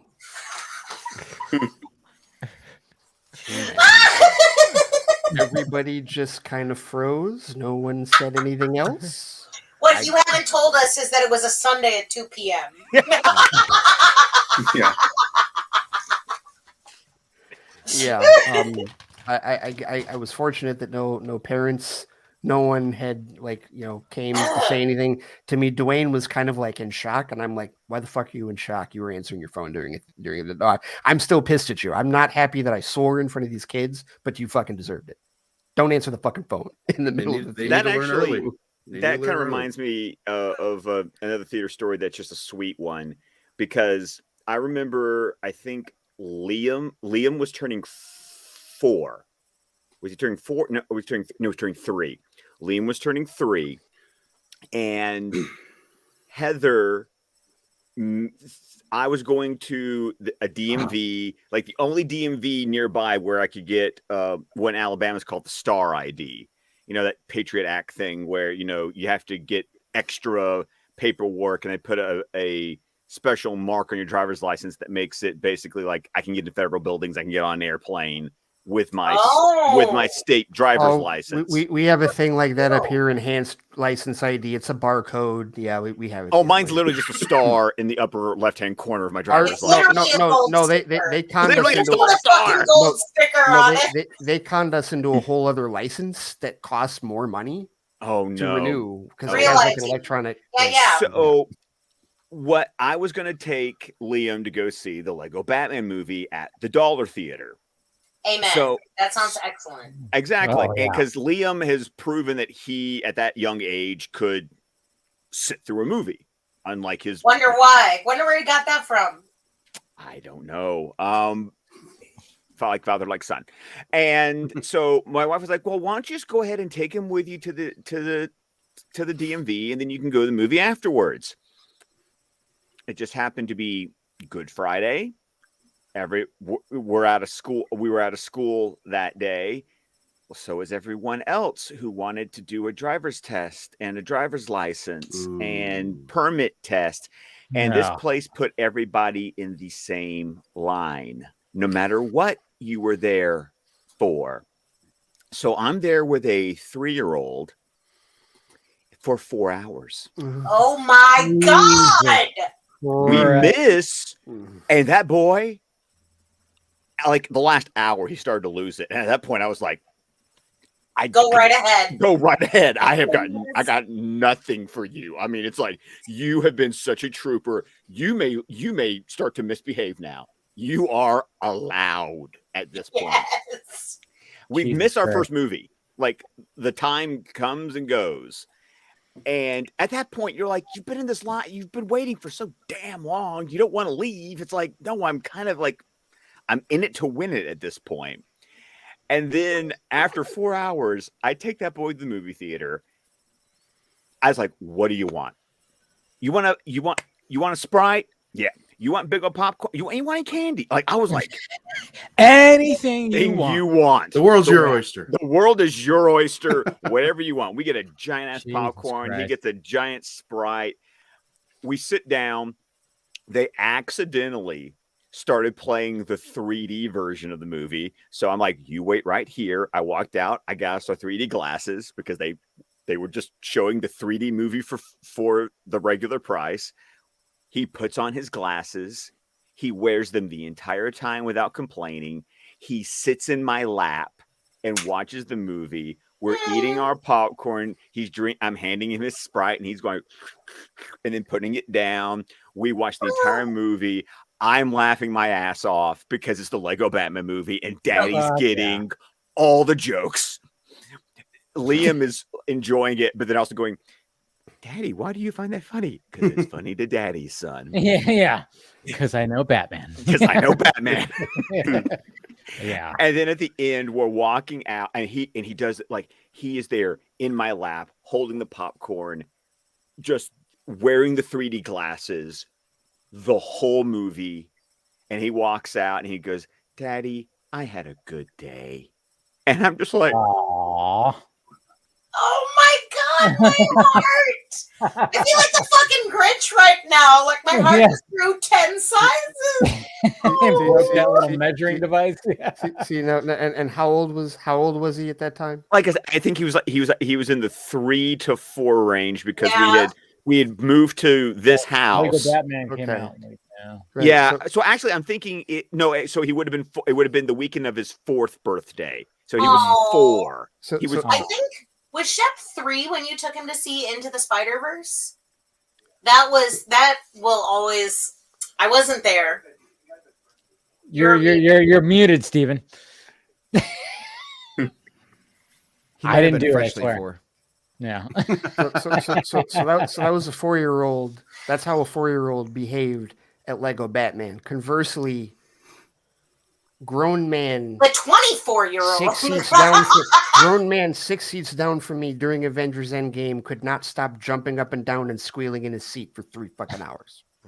Grown adult. Liam behaves better than most grown-ups I go to the movies with. Yes. I'm just saying. Yeah. All right. Sorry, it's Steven. What were you going to say before I use your muted? I don't know. Don't tell them the Navy Pier story. I don't know the Navy Pier story. You don't remember it? You want to tell the Navy Pier story? I know. This is the story you're looking for. This is the story. This is the story we want to hear on the Vodka Chain. I feel like I would if I could, but I've got no clue. Amanda, we were seeing you Star can Wars. tell us. I find your lack of story disturbing. It was opening night of Star Wars. We waited in that fucking line for like 2 hours. God, remember doing that? Okay, no, Amanda, you just said. All right. Okay, no, I'm not gonna fucking tell my own shame story. All right, real quick, Scott, you missed when I told the my Suicide Squad story. Back in 2016, we were in the theater and Amanda Waller said something and I missed it, and so I turned to my friend. I said, "What did she say?" And the guy in front of me just turns to me and goes, "Will you shut the fuck up?" And I was like, "All right, sorry." Yeah. Okay. I figured it out. It was Navy Pier. We were seeing Interstellar. Okay. Not Star Wars. Okay. No, and it was Interstellar. Oh, this is gonna get interesting.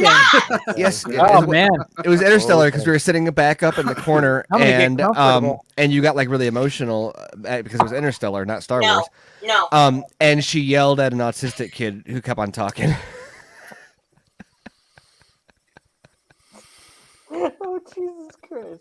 I didn't realize. But it wasn't just whispering. It was full on conversing with his father. And I turned around and I was like, please be quiet. It's a premiere. The premiere night. And his father was like, we'll just go. And then I was like, oh my God, I'm the worst person in the world. That's great.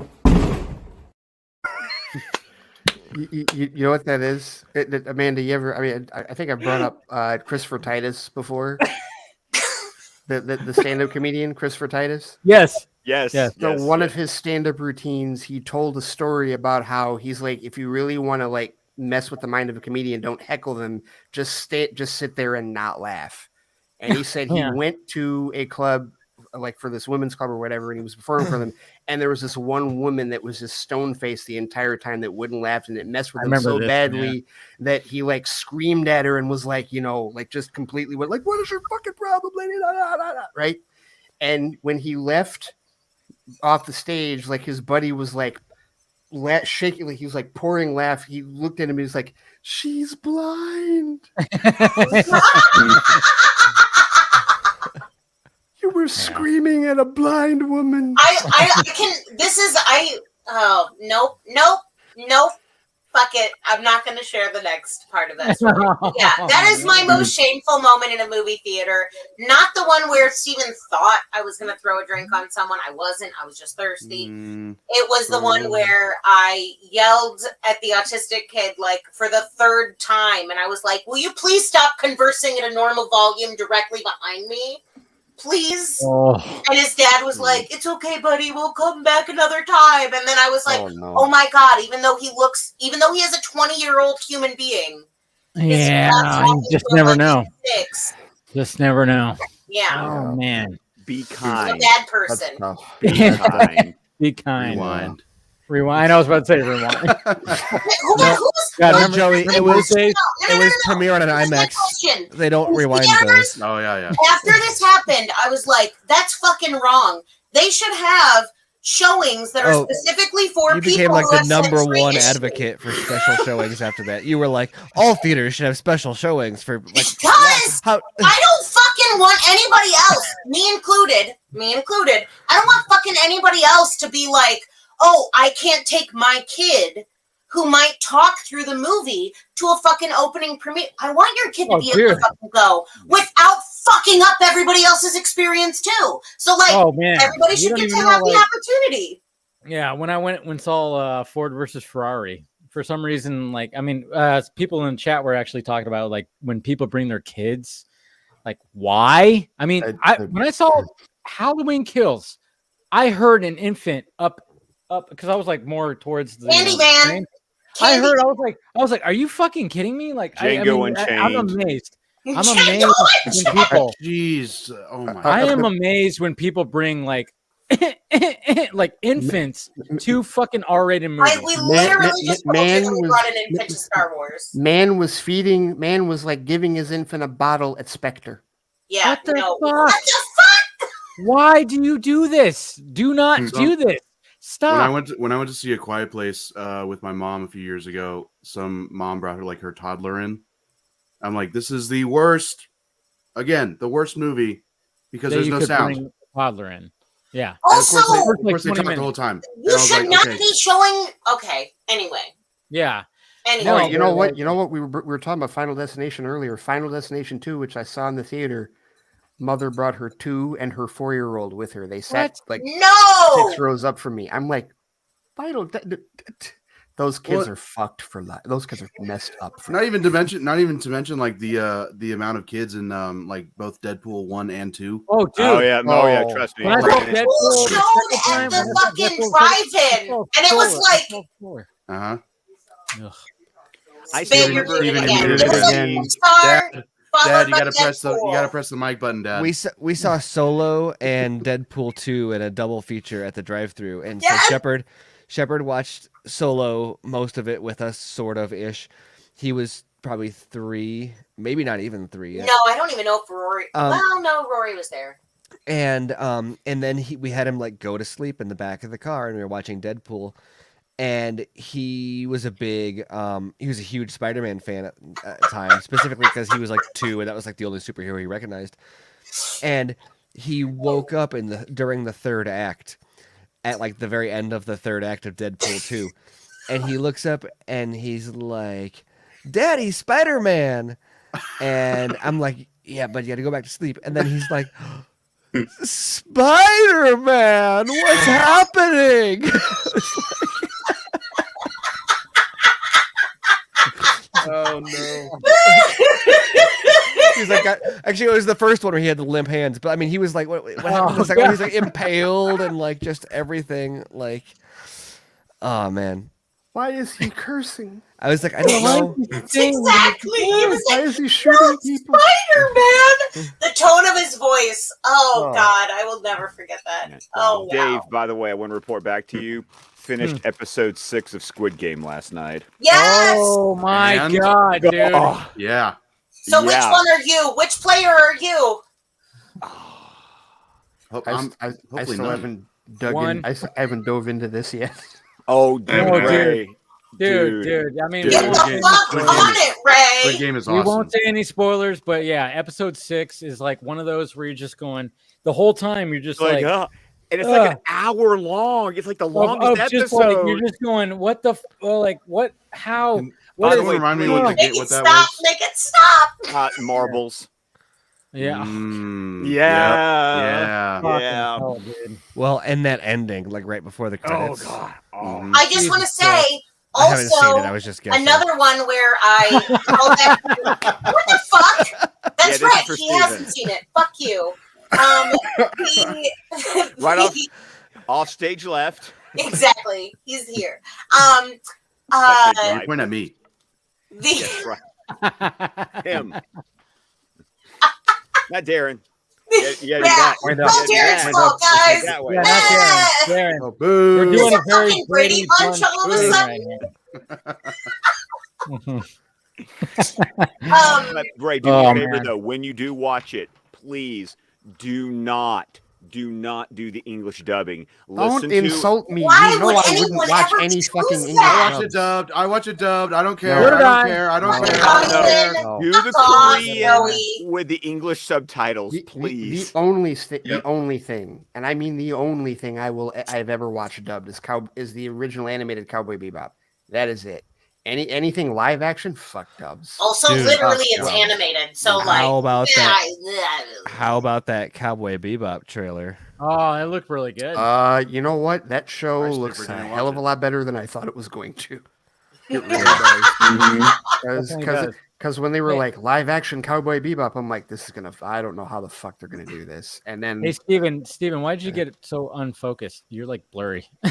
Or is that Was I because leaning forward? he was Oh, leaning okay. in. It Yeah. said, So yeah. the Ray, do dream you lens, appreciate the the dream fact- lens, like got you, huh? Yeah. But Yeah. Ray, appreciating the fact that for the Japanese dub of Cowboy Bebop, they're bringing back the original Japanese animated voice cast. Yes, because What? well, I That's mean, if you cool. were because Yoko Kanno and the Seatbelts are doing new music for it too. So I it's like know. why? So whoever they did their homework on this. Oh yeah, Yeah, you're the they did jazz it the guy. Of right course, way. you're into Cowboy Bebop. So- You know what's weird about that though is I guess I haven't seen enough to really know for sure how it is, but the gimmick of using the voice cast from the show for a live action adaptation sounds really cool. But then I went and I tried to watch the Full Metal Alchemist live action, which is just it's an issue all onto itself. But like it's actually pretty okay with the original audio. But man, they used the English for like the Elric brothers especially. They had the English dub voices for those, and it was bad. I thought it would be cool because it was like the voice. Oh, but it was so bad. It was The disc even looked like vinyl. That's fantastic. Nice. That is outstanding. No, Steven, my favorite foreign movie of all time, Run Lola Run, which is a German film. Oh yes, That's the movie that swore me off of watching a dub ever again because I just want to bring up Vorloos again in case foreign films, VOORLOOS. Just Okay. in case you.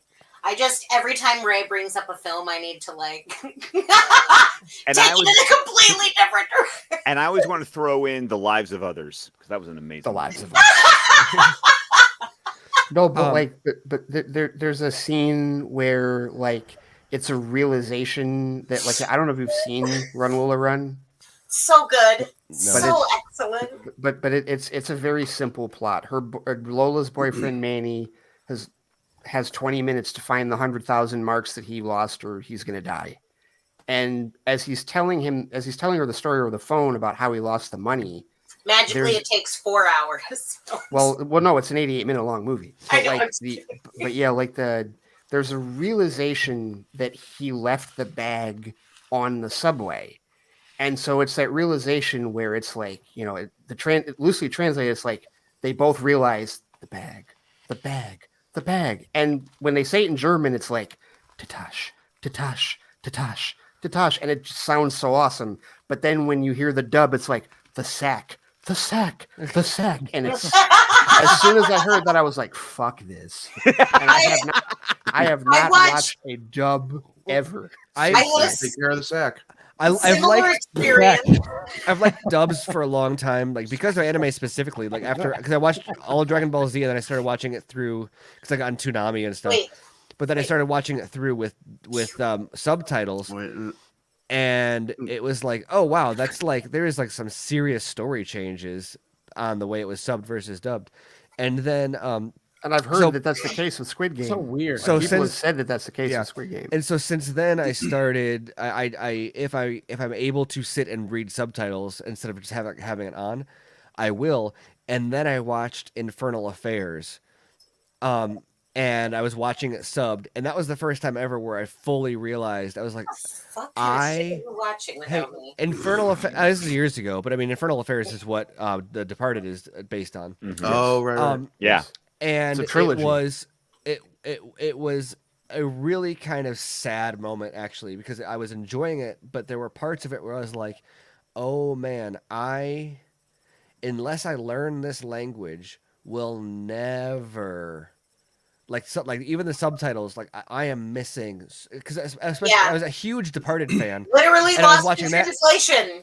and I was watching that, and as a huge Departed fan, I knew how much, like, I was like, oh man, there is so much nuance and context, like cultural context and body language and stuff that they can't unless I'm fluent in that language and culture, will never appreciate that movie that it was meant to be. And like from that point on, I was like, oh, you know what?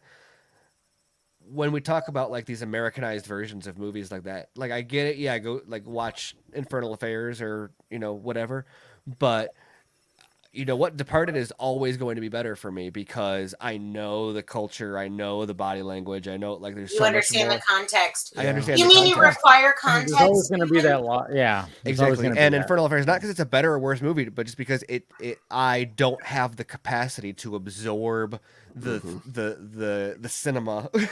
I don't have all the right senses to experience it the way it was meant, and it's a kind of a depressing realization to be like, oh wow, I'll never get that.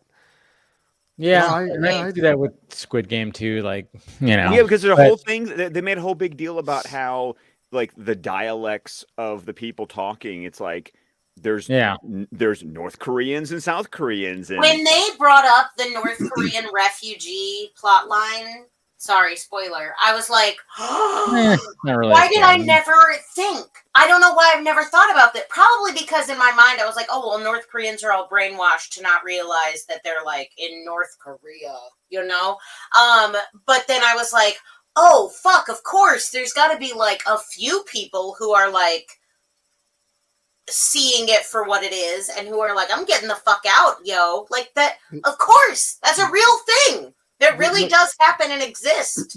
And that is something, because, I always hear, like, whenever something's going to get an Americanized version, the first thing you hear is, stop fucking stealing everything from Britain or from wherever else. And it's like, okay, I get what, it comes from the standpoint of there's nothing more original in Hollywood. They're just knocking off everybody else. But they're definitely, it's like, you know what, in a way, it kind of explains why, like, like the difference between the British and the American version of The Office. If you show Ricky Gervais's version of The Office to an American audience, they will not hit. They will not hit the same way. Yeah. But when they see because Carell, office cultures in both countries are different. Exactly. So when you see Carell and you see Krasinski and everybody in the American version, that it's very much a cultural thing, and that's why. Right. That's definitely an aspect that. But what's funny about that too is like I've watched some of the some of the Ricky Gervais and it is funny, but yeah, it doesn't hit as much. Maybe it's different. I don't resonate. I don't connect with it as much as I do with like Steve Carell's. Because you don't live in Britain. You weren't born and raised in that culture. So I rewatch the British Office UK or the Christmas episode every year. Yeah. I love that. It's hilarious. Yeah. It's hilarious. Like, I mean, it really, you can understand why they wanted to like bring it over here. Yeah. And I think they did a pretty good job of being like, all right, who are we going to get to play this fucking guy? And Steve Carell was actually, when you look at it, when you compare both, you go, yeah, I mean, and then there was like even that moment when Steve Carell was leaving where Ricky Gervais's character like showed up and they did a crossover thing for like an episode. That was pretty cool. Yeah. Yeah, I know. It's the Colberts have went. Oh no! You see that? I also will say I do kind of live for the chaos because I did watch Squid Game with the dub, and I did. I feel like I was able to appreciate it like just as much. I could be very wrong, but like.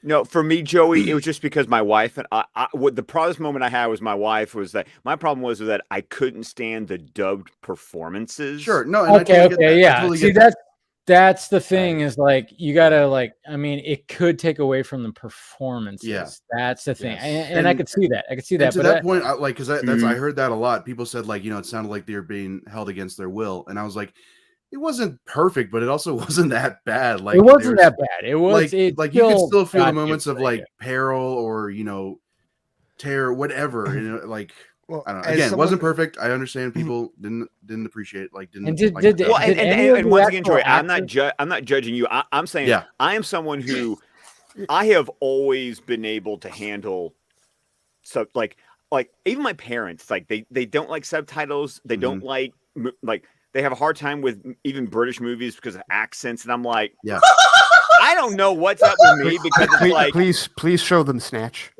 Show them what? Got it. Please get your tongue out of my asshole. You like eggs? Oh man. I think there's actually a lot of Netflix stuff that fucking love that movie. Developed. I don't know. I guess I don't know if I can say it's like better or worse, but I've been really impressed with a lot of the dubs that I've seen on Netflix for the most part. Because as someone who like dubs are just like historically bad for most things. Squid Game was pretty good. And so, but for Netflix, I've seen a bunch of stuff where like the dub is actually really good. And so, so I haven't seen all of Squid Game yet, but that was a thing that I was surprised about when people started complaining about the dub. I was like, that's weird because I know, especially from a performance standpoint, dubs are often bad because they don't match the mouth, they don't match the body type. There's just so many, like the acting isn't even good. It's just like there's so many things that are off about them. But the stuff on Netflix that's like original Netflix developed seems to have generally had a better handle on it. But I don't always have the subtitles and translation to like compare to. I can also appreciate subtitles too. I love Parasite. I saw Inglourious Bastards when right when it came out, like in 2008 or whatever. So and like more than half of that movie was in big time. So in like 4 different languages. Right. Because German, French, Italian. Joey, it's all subjective. It is. It is all subjective. So, and then there's those moments in Army of Thieves where there's no subtitles.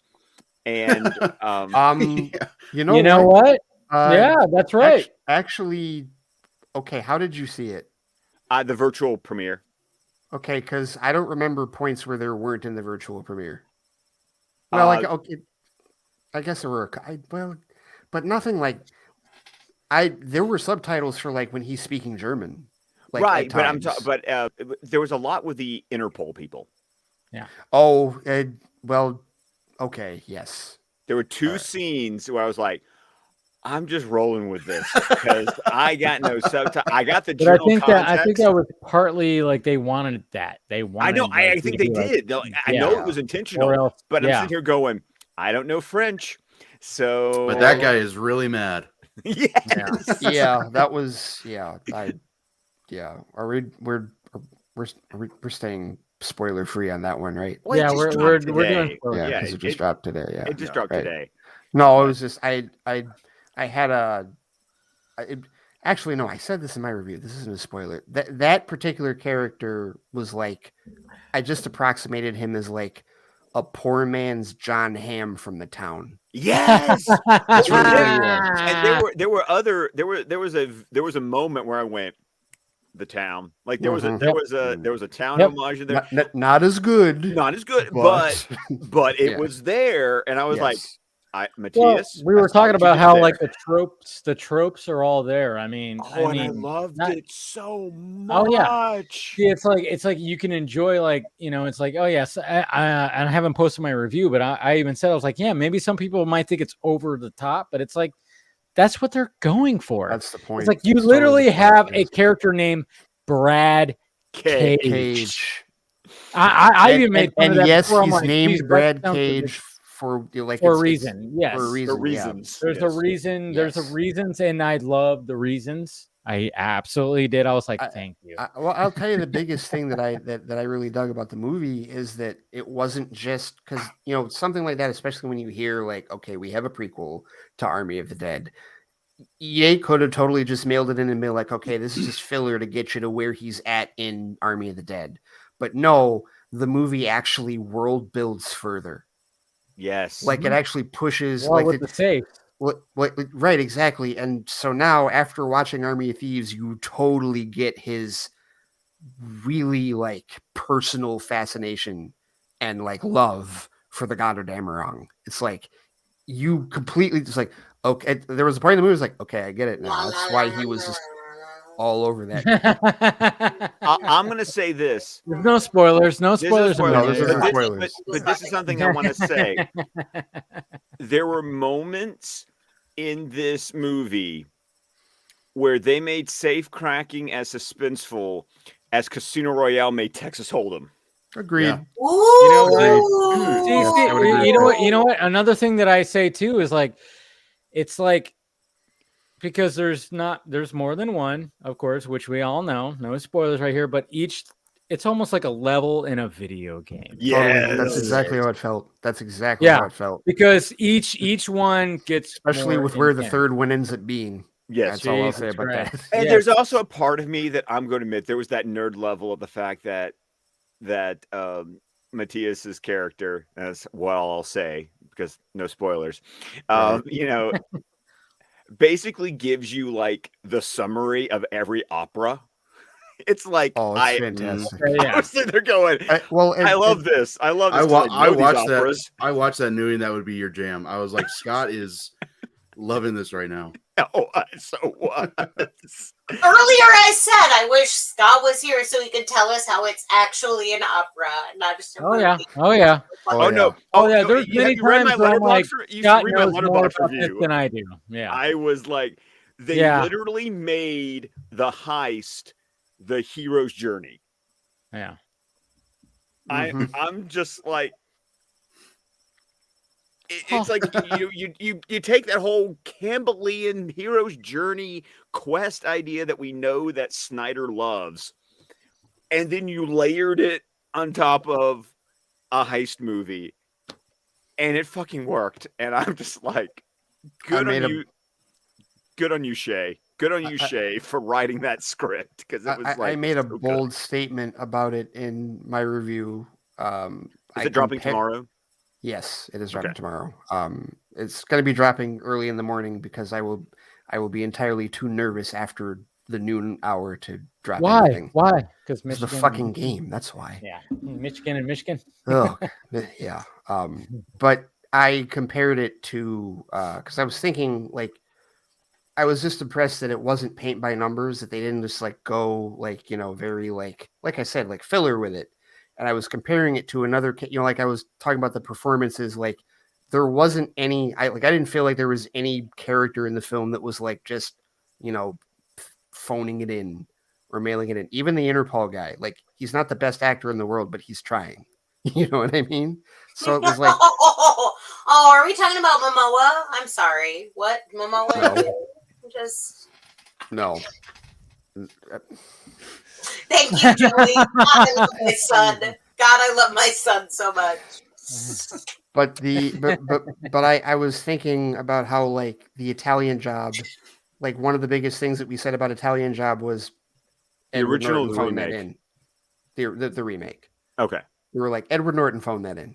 That was not like a textbook. It was not like a classic. That wasn't like Primal Fear, Edward Norton. That wasn't like the score, American Edward Norton. X. Right. Right, exactly. So like I thought about it as a heist movie. I was like, you know what? I think Army of Thieves is better than the Italian Job. Oh, I think it's better than both Italian. Like, I'm going to be honest. I'm not even that big of a fan of the original Italian Job with Michael Caine. I was about to say. Yeah, because that's you're only supposed to blow the bloody doors off. That comes from the Italian Job if you're unaware. But I mean, it's just the way that it progresses, and then certain things that happen, and then the comedy level, which is, you know, because I laughed my ass off. So dude, there's one scene. I mean, there's particularly one scene where I just lost my shit because it was hilarious when two of the characters were like, and then they decided, you know, I don't know. I'm not gonna say it because, you know, it's too spoilery, but you could probably guess what it is when two characters show up somewhere where another character is. I don't know. but there's like just like it literally. I mean, I just laughed my ass off because just the way that it. The scene, like, I think I know what you're talking about. Okay, yeah. You're talking about a scenario where like a character shows up and two other characters are already there. You know what? Yes. Wait, guys. Gotcha. Yes, I know what you're talking about. I gotta be up in like 4 hours to judge a speech tournament anyway. So Okay, I know. No. Yeah, well, I mean, we're going on 4.5 hours here. I mean, I'm surprised. I mean, Darren, are you still awake?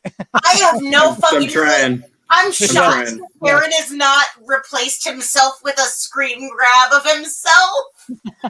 or pull out the Homer Simpson eyeglasses when he was like in the jury box. Yeah, I know. Where's Steven at though? Is he like in the bathroom? What's going on? He went upstairs to get a drink, I think. Okay, well, he'll be back then. Yeah, no. I was like, we just kind of went full circle back into Army of Thieves, and it's just like, yeah, it's a time loop. Full circle. It's a time loop. But Dave, and you're right. You know what? That scene was fucking hilarious. Yeah, yes. That scene was very funny. I mean, it got me just, I was like, I seriously leaned back in my chair just like, because it was so fucking funny because, I mean, first off, Matthias is like hilarious with his yells and his, just the way that he's so like nerve wrack, just the way that he projects himself and just even with the other characters that are involved in that scene, it was just kind of like, it was just hilarious. That when it comes to comedy, that was my favorite scene.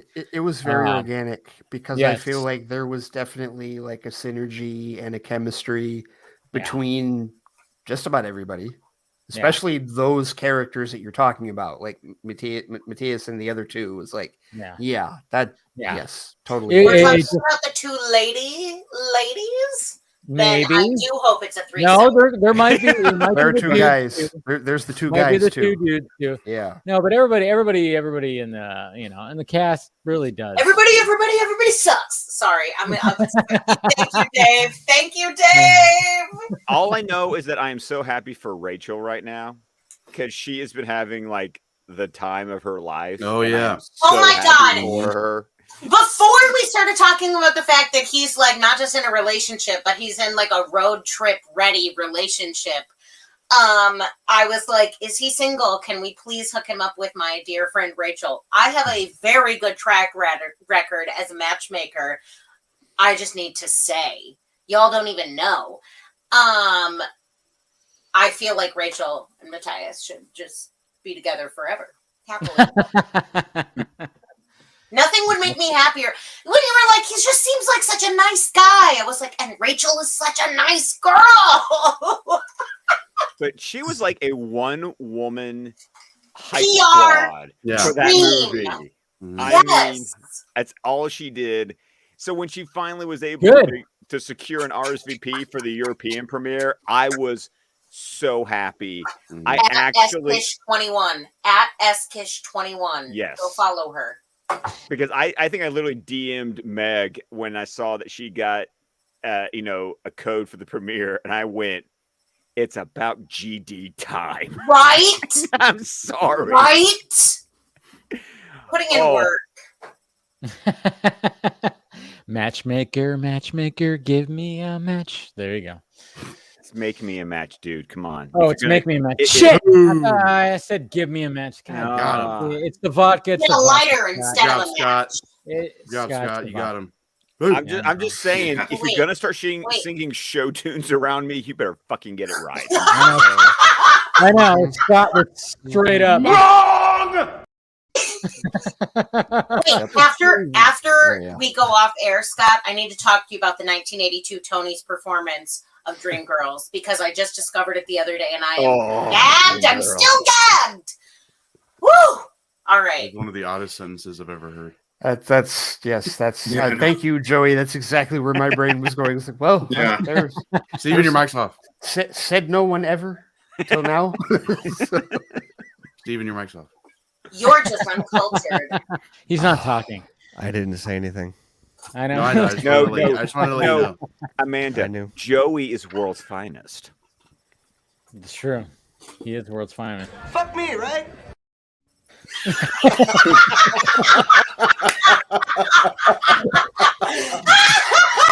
Oh my god.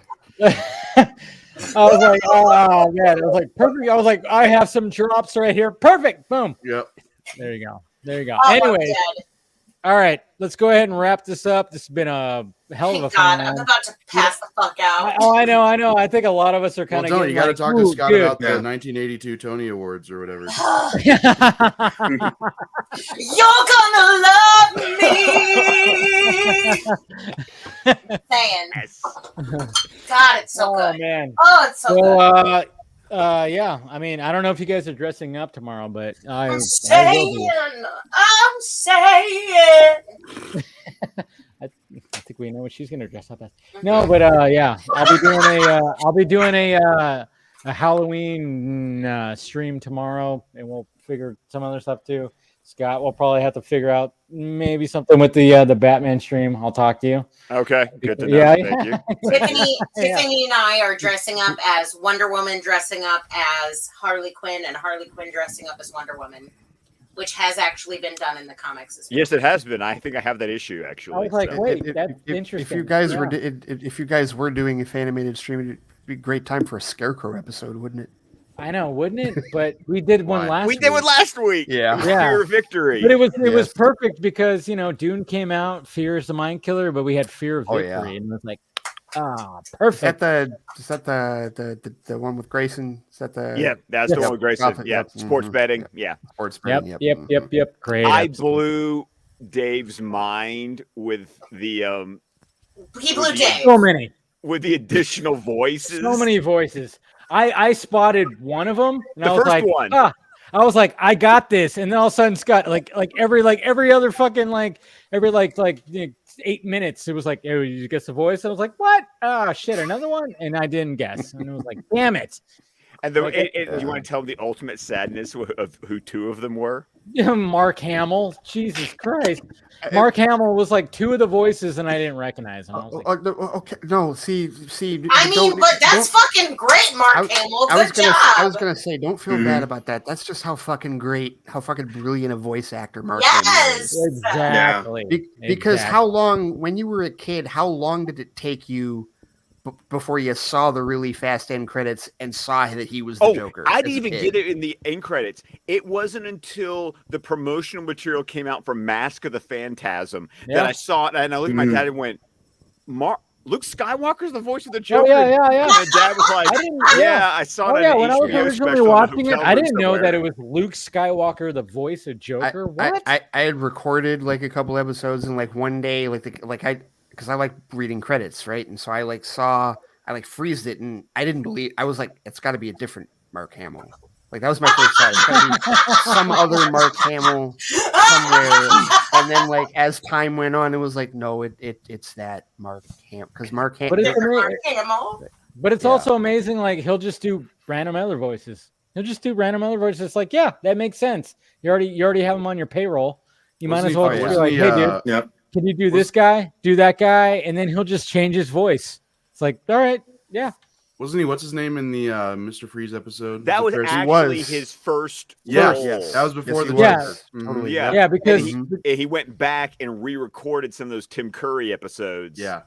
To replace Tim Curry's voice. We're doing it in production order, so we actually see that progression, which is cool. Because if you did it in broadcast order, it's all like. It's all over the place. Well, the broadcast order is totally foobar compared to like when the broadcast order is all over the place, but you watch in that production order, it's like you see that progression of like a lot of things, and like there's even a Tim Curry soundbite still in there too, and you hear what Tim Curry's Joker laugh would have sounded like. Yes, you would have heard it. Yeah, we covered that, which was fantastic. Anyways, all right. So this has been a great episode. A lot of talking about everything and theater experiences and Army of Thieves and Halloween and all that stuff. Go see Last Rachel at S21. Go see Last Night tomorrow. See you tomorrow. Good. All right. Yeah, like I said, you'll enjoy yourself. You enjoy yourself. Yeah. Edgar Wright nails it. Darren, like I said, thank you for joining, and guys, get it. You might be the only guest that's actually made it the entire time. No, there's been other guests that's done that. There have been a few others. Finest episode. Yeah, that's right. Yeah, exactly. There's been other guests that's done it, but congratulations to Darren for sticking it out with our madness. Yes, and please buy his book, the SnyderVerse Saga, right there. Like I said, I provided the link down below, guys, if you want to order it, and please do. Like I said, this is a book that goes all the way to the beginning of this guy right here, like the Man of Steel, like Snyder, all that stuff. And there's so much information, and I don't know how many times I looked down and I saw in the sources that I saw Stephen Colbert. Jeez, man, Jesus Christ. How many sources do we have of that? Yeah, second Warner Brothers. Throw a knife at Stephen. I hit the wrong book. one. Probably Amanda, finally this put you tweet past me. Is the tweet. I'm just saying. That's a tweet. No, Dave. You know that first one was not an accident. That was not an accident. Well, yeah, there's that too.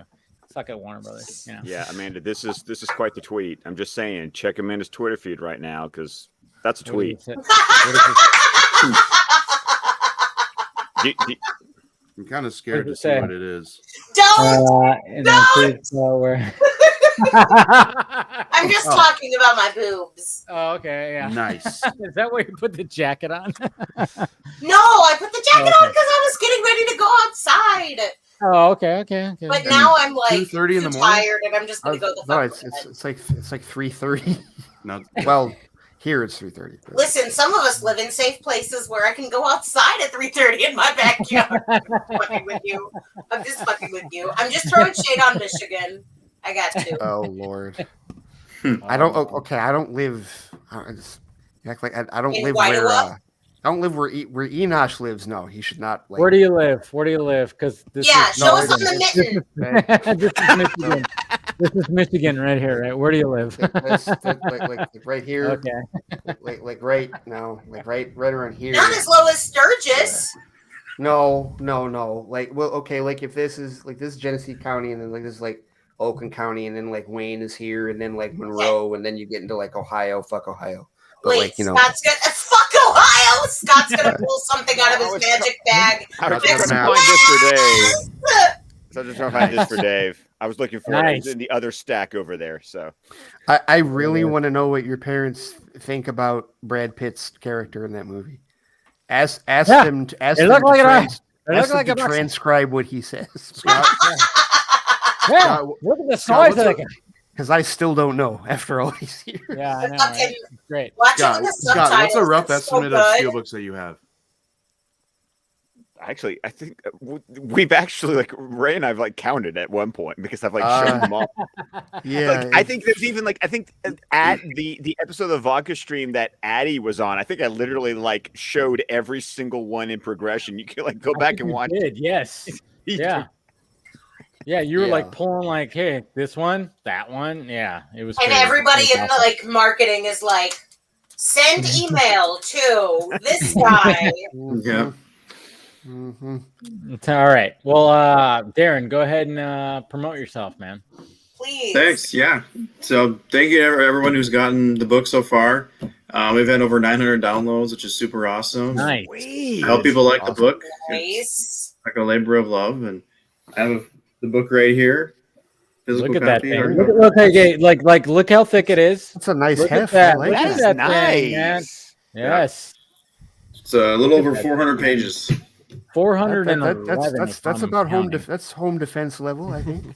Yeah. John Wick could do some damage with that book. Oh God, yes. Oh yeah, he could. So yeah, man. Thank you for promoting that, man. This is like I said, so much information in that. It goes all the way to the beginning of the start of the Snyderverse, not just this portion of it, not the release of Snyder Cut stuff. It goes all the way to the beginning. We lead up to it, all the way to it. It's good stuff. So, all right. Yeah. Steven. Yes, I am Stephen Colbert. And you can find me at SM Colbert on Twitter. And you can find my podcasts with Andrew Dice at SnyderMinute.com. New Army of the Dead and 2 new BVS by the minute episodes went up this week for those who have been asking for new episodes. Hey, happened? that's why you've been up so late. No, Dice did all that work. Wink. I was this is Amanda right now. What the hell? Act like a bitch, get slapped like a bitch. That's me every day. But anyway. Yeah. But yeah, good job, Steven. Yeah, I saw the new episodes. Can't wait to listen to them. Nice. Yes. Talking about the fathers and stuff. I was like, ooh, there we go. Getting to that point. And you can also find my writing at screenrant.com. That's Screen Rank. Screen Yeah. Rant. Oh Never man. cold, Scott. Not there. Wait, you do? A what? Yeah. I do All too. right. Now we got Ray. Ray. Love that. Love that. Afterlife. Remember, Afterlife. Oh fuck yeah, dude! Oh close. dude, Yes. I cannot wait till we can talk the shit out of that Oh movie. God, yes. Oh, it's gonna be That is great. coming up soon. But yeah, Oh, yeah. At the Flightcast on Twitter. Theflightcast.com is the home for my blog and my shows. Tomorrow is going to be my review of Army of Thieves, my talk about this whole Eternals Rotten Tomatoes thing, and a little bit about the Ava DuVernay thing. Yeah, I had a bit of a rant about the Rotten Tomatoes thing. Eternals. That was. I'm shocked. Oh, it was A rant? Ray? Yeah, I went in I went in a couple different angles with it because it's a loaded situation, and our hearts go out to all those poor MCU fans that have to deal with 30 seconds of Speak a for rotten yourself. score for one of those MCU. I need a sarcasm sign. But yeah, at theflightcast.com, and I also still do Fans Without Borders with Brent over at Squadcast Media. Our next episode will be a review of Eternals, which I'm now way more excited to see now that the critics apparently don't like it. So I actually bought a ticket tonight. Yeah. I just was like, I have to see this. I have to see this thing now. Definitely. And tomorrow at some point, like around 3:30, 4 o'clock, I will either be really happy and get drunk, or I will be really sad and get drunk. Yeah. No matter what, you're getting drunk. Yes. I just hope it's enjoy and not having my soul crushed by fucking idiots in East Lansing. But anyway. There it is. All right. Joseph? Yeah, you can find me on Twitter at JoeBear94. Or loose. VOOR. I'm sorry. Shut up! I didn't even hear what you said. What? It doesn't fucking just Anyways, you can find me on Instagram and Vero at Joey Marino, and you can see me on Sunday on World's Finest with Anthony and Meg. Yay! Yay! All right, Amanda. Hi. You can find me on Twitter at my hand. Yep, that's accurate. That's accurate. You can see my handle below my face, so find me there on Twitter. I don't have a filter. Don't go to my Twitter if you don't want to see me without a filter. And I also just want to add that my favorite drinking game is watching Josie and the Pussycats and taking a drink every time they promote a product. You're welcome. Interesting.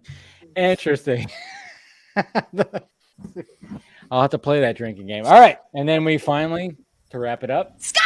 Of course, you can find me on Twitter at ScottDC27. You can find my podcast, the DC Squadcast, where a podcast can be found. This week, we'll be discussing the Darwin Cook classic, The New Frontier.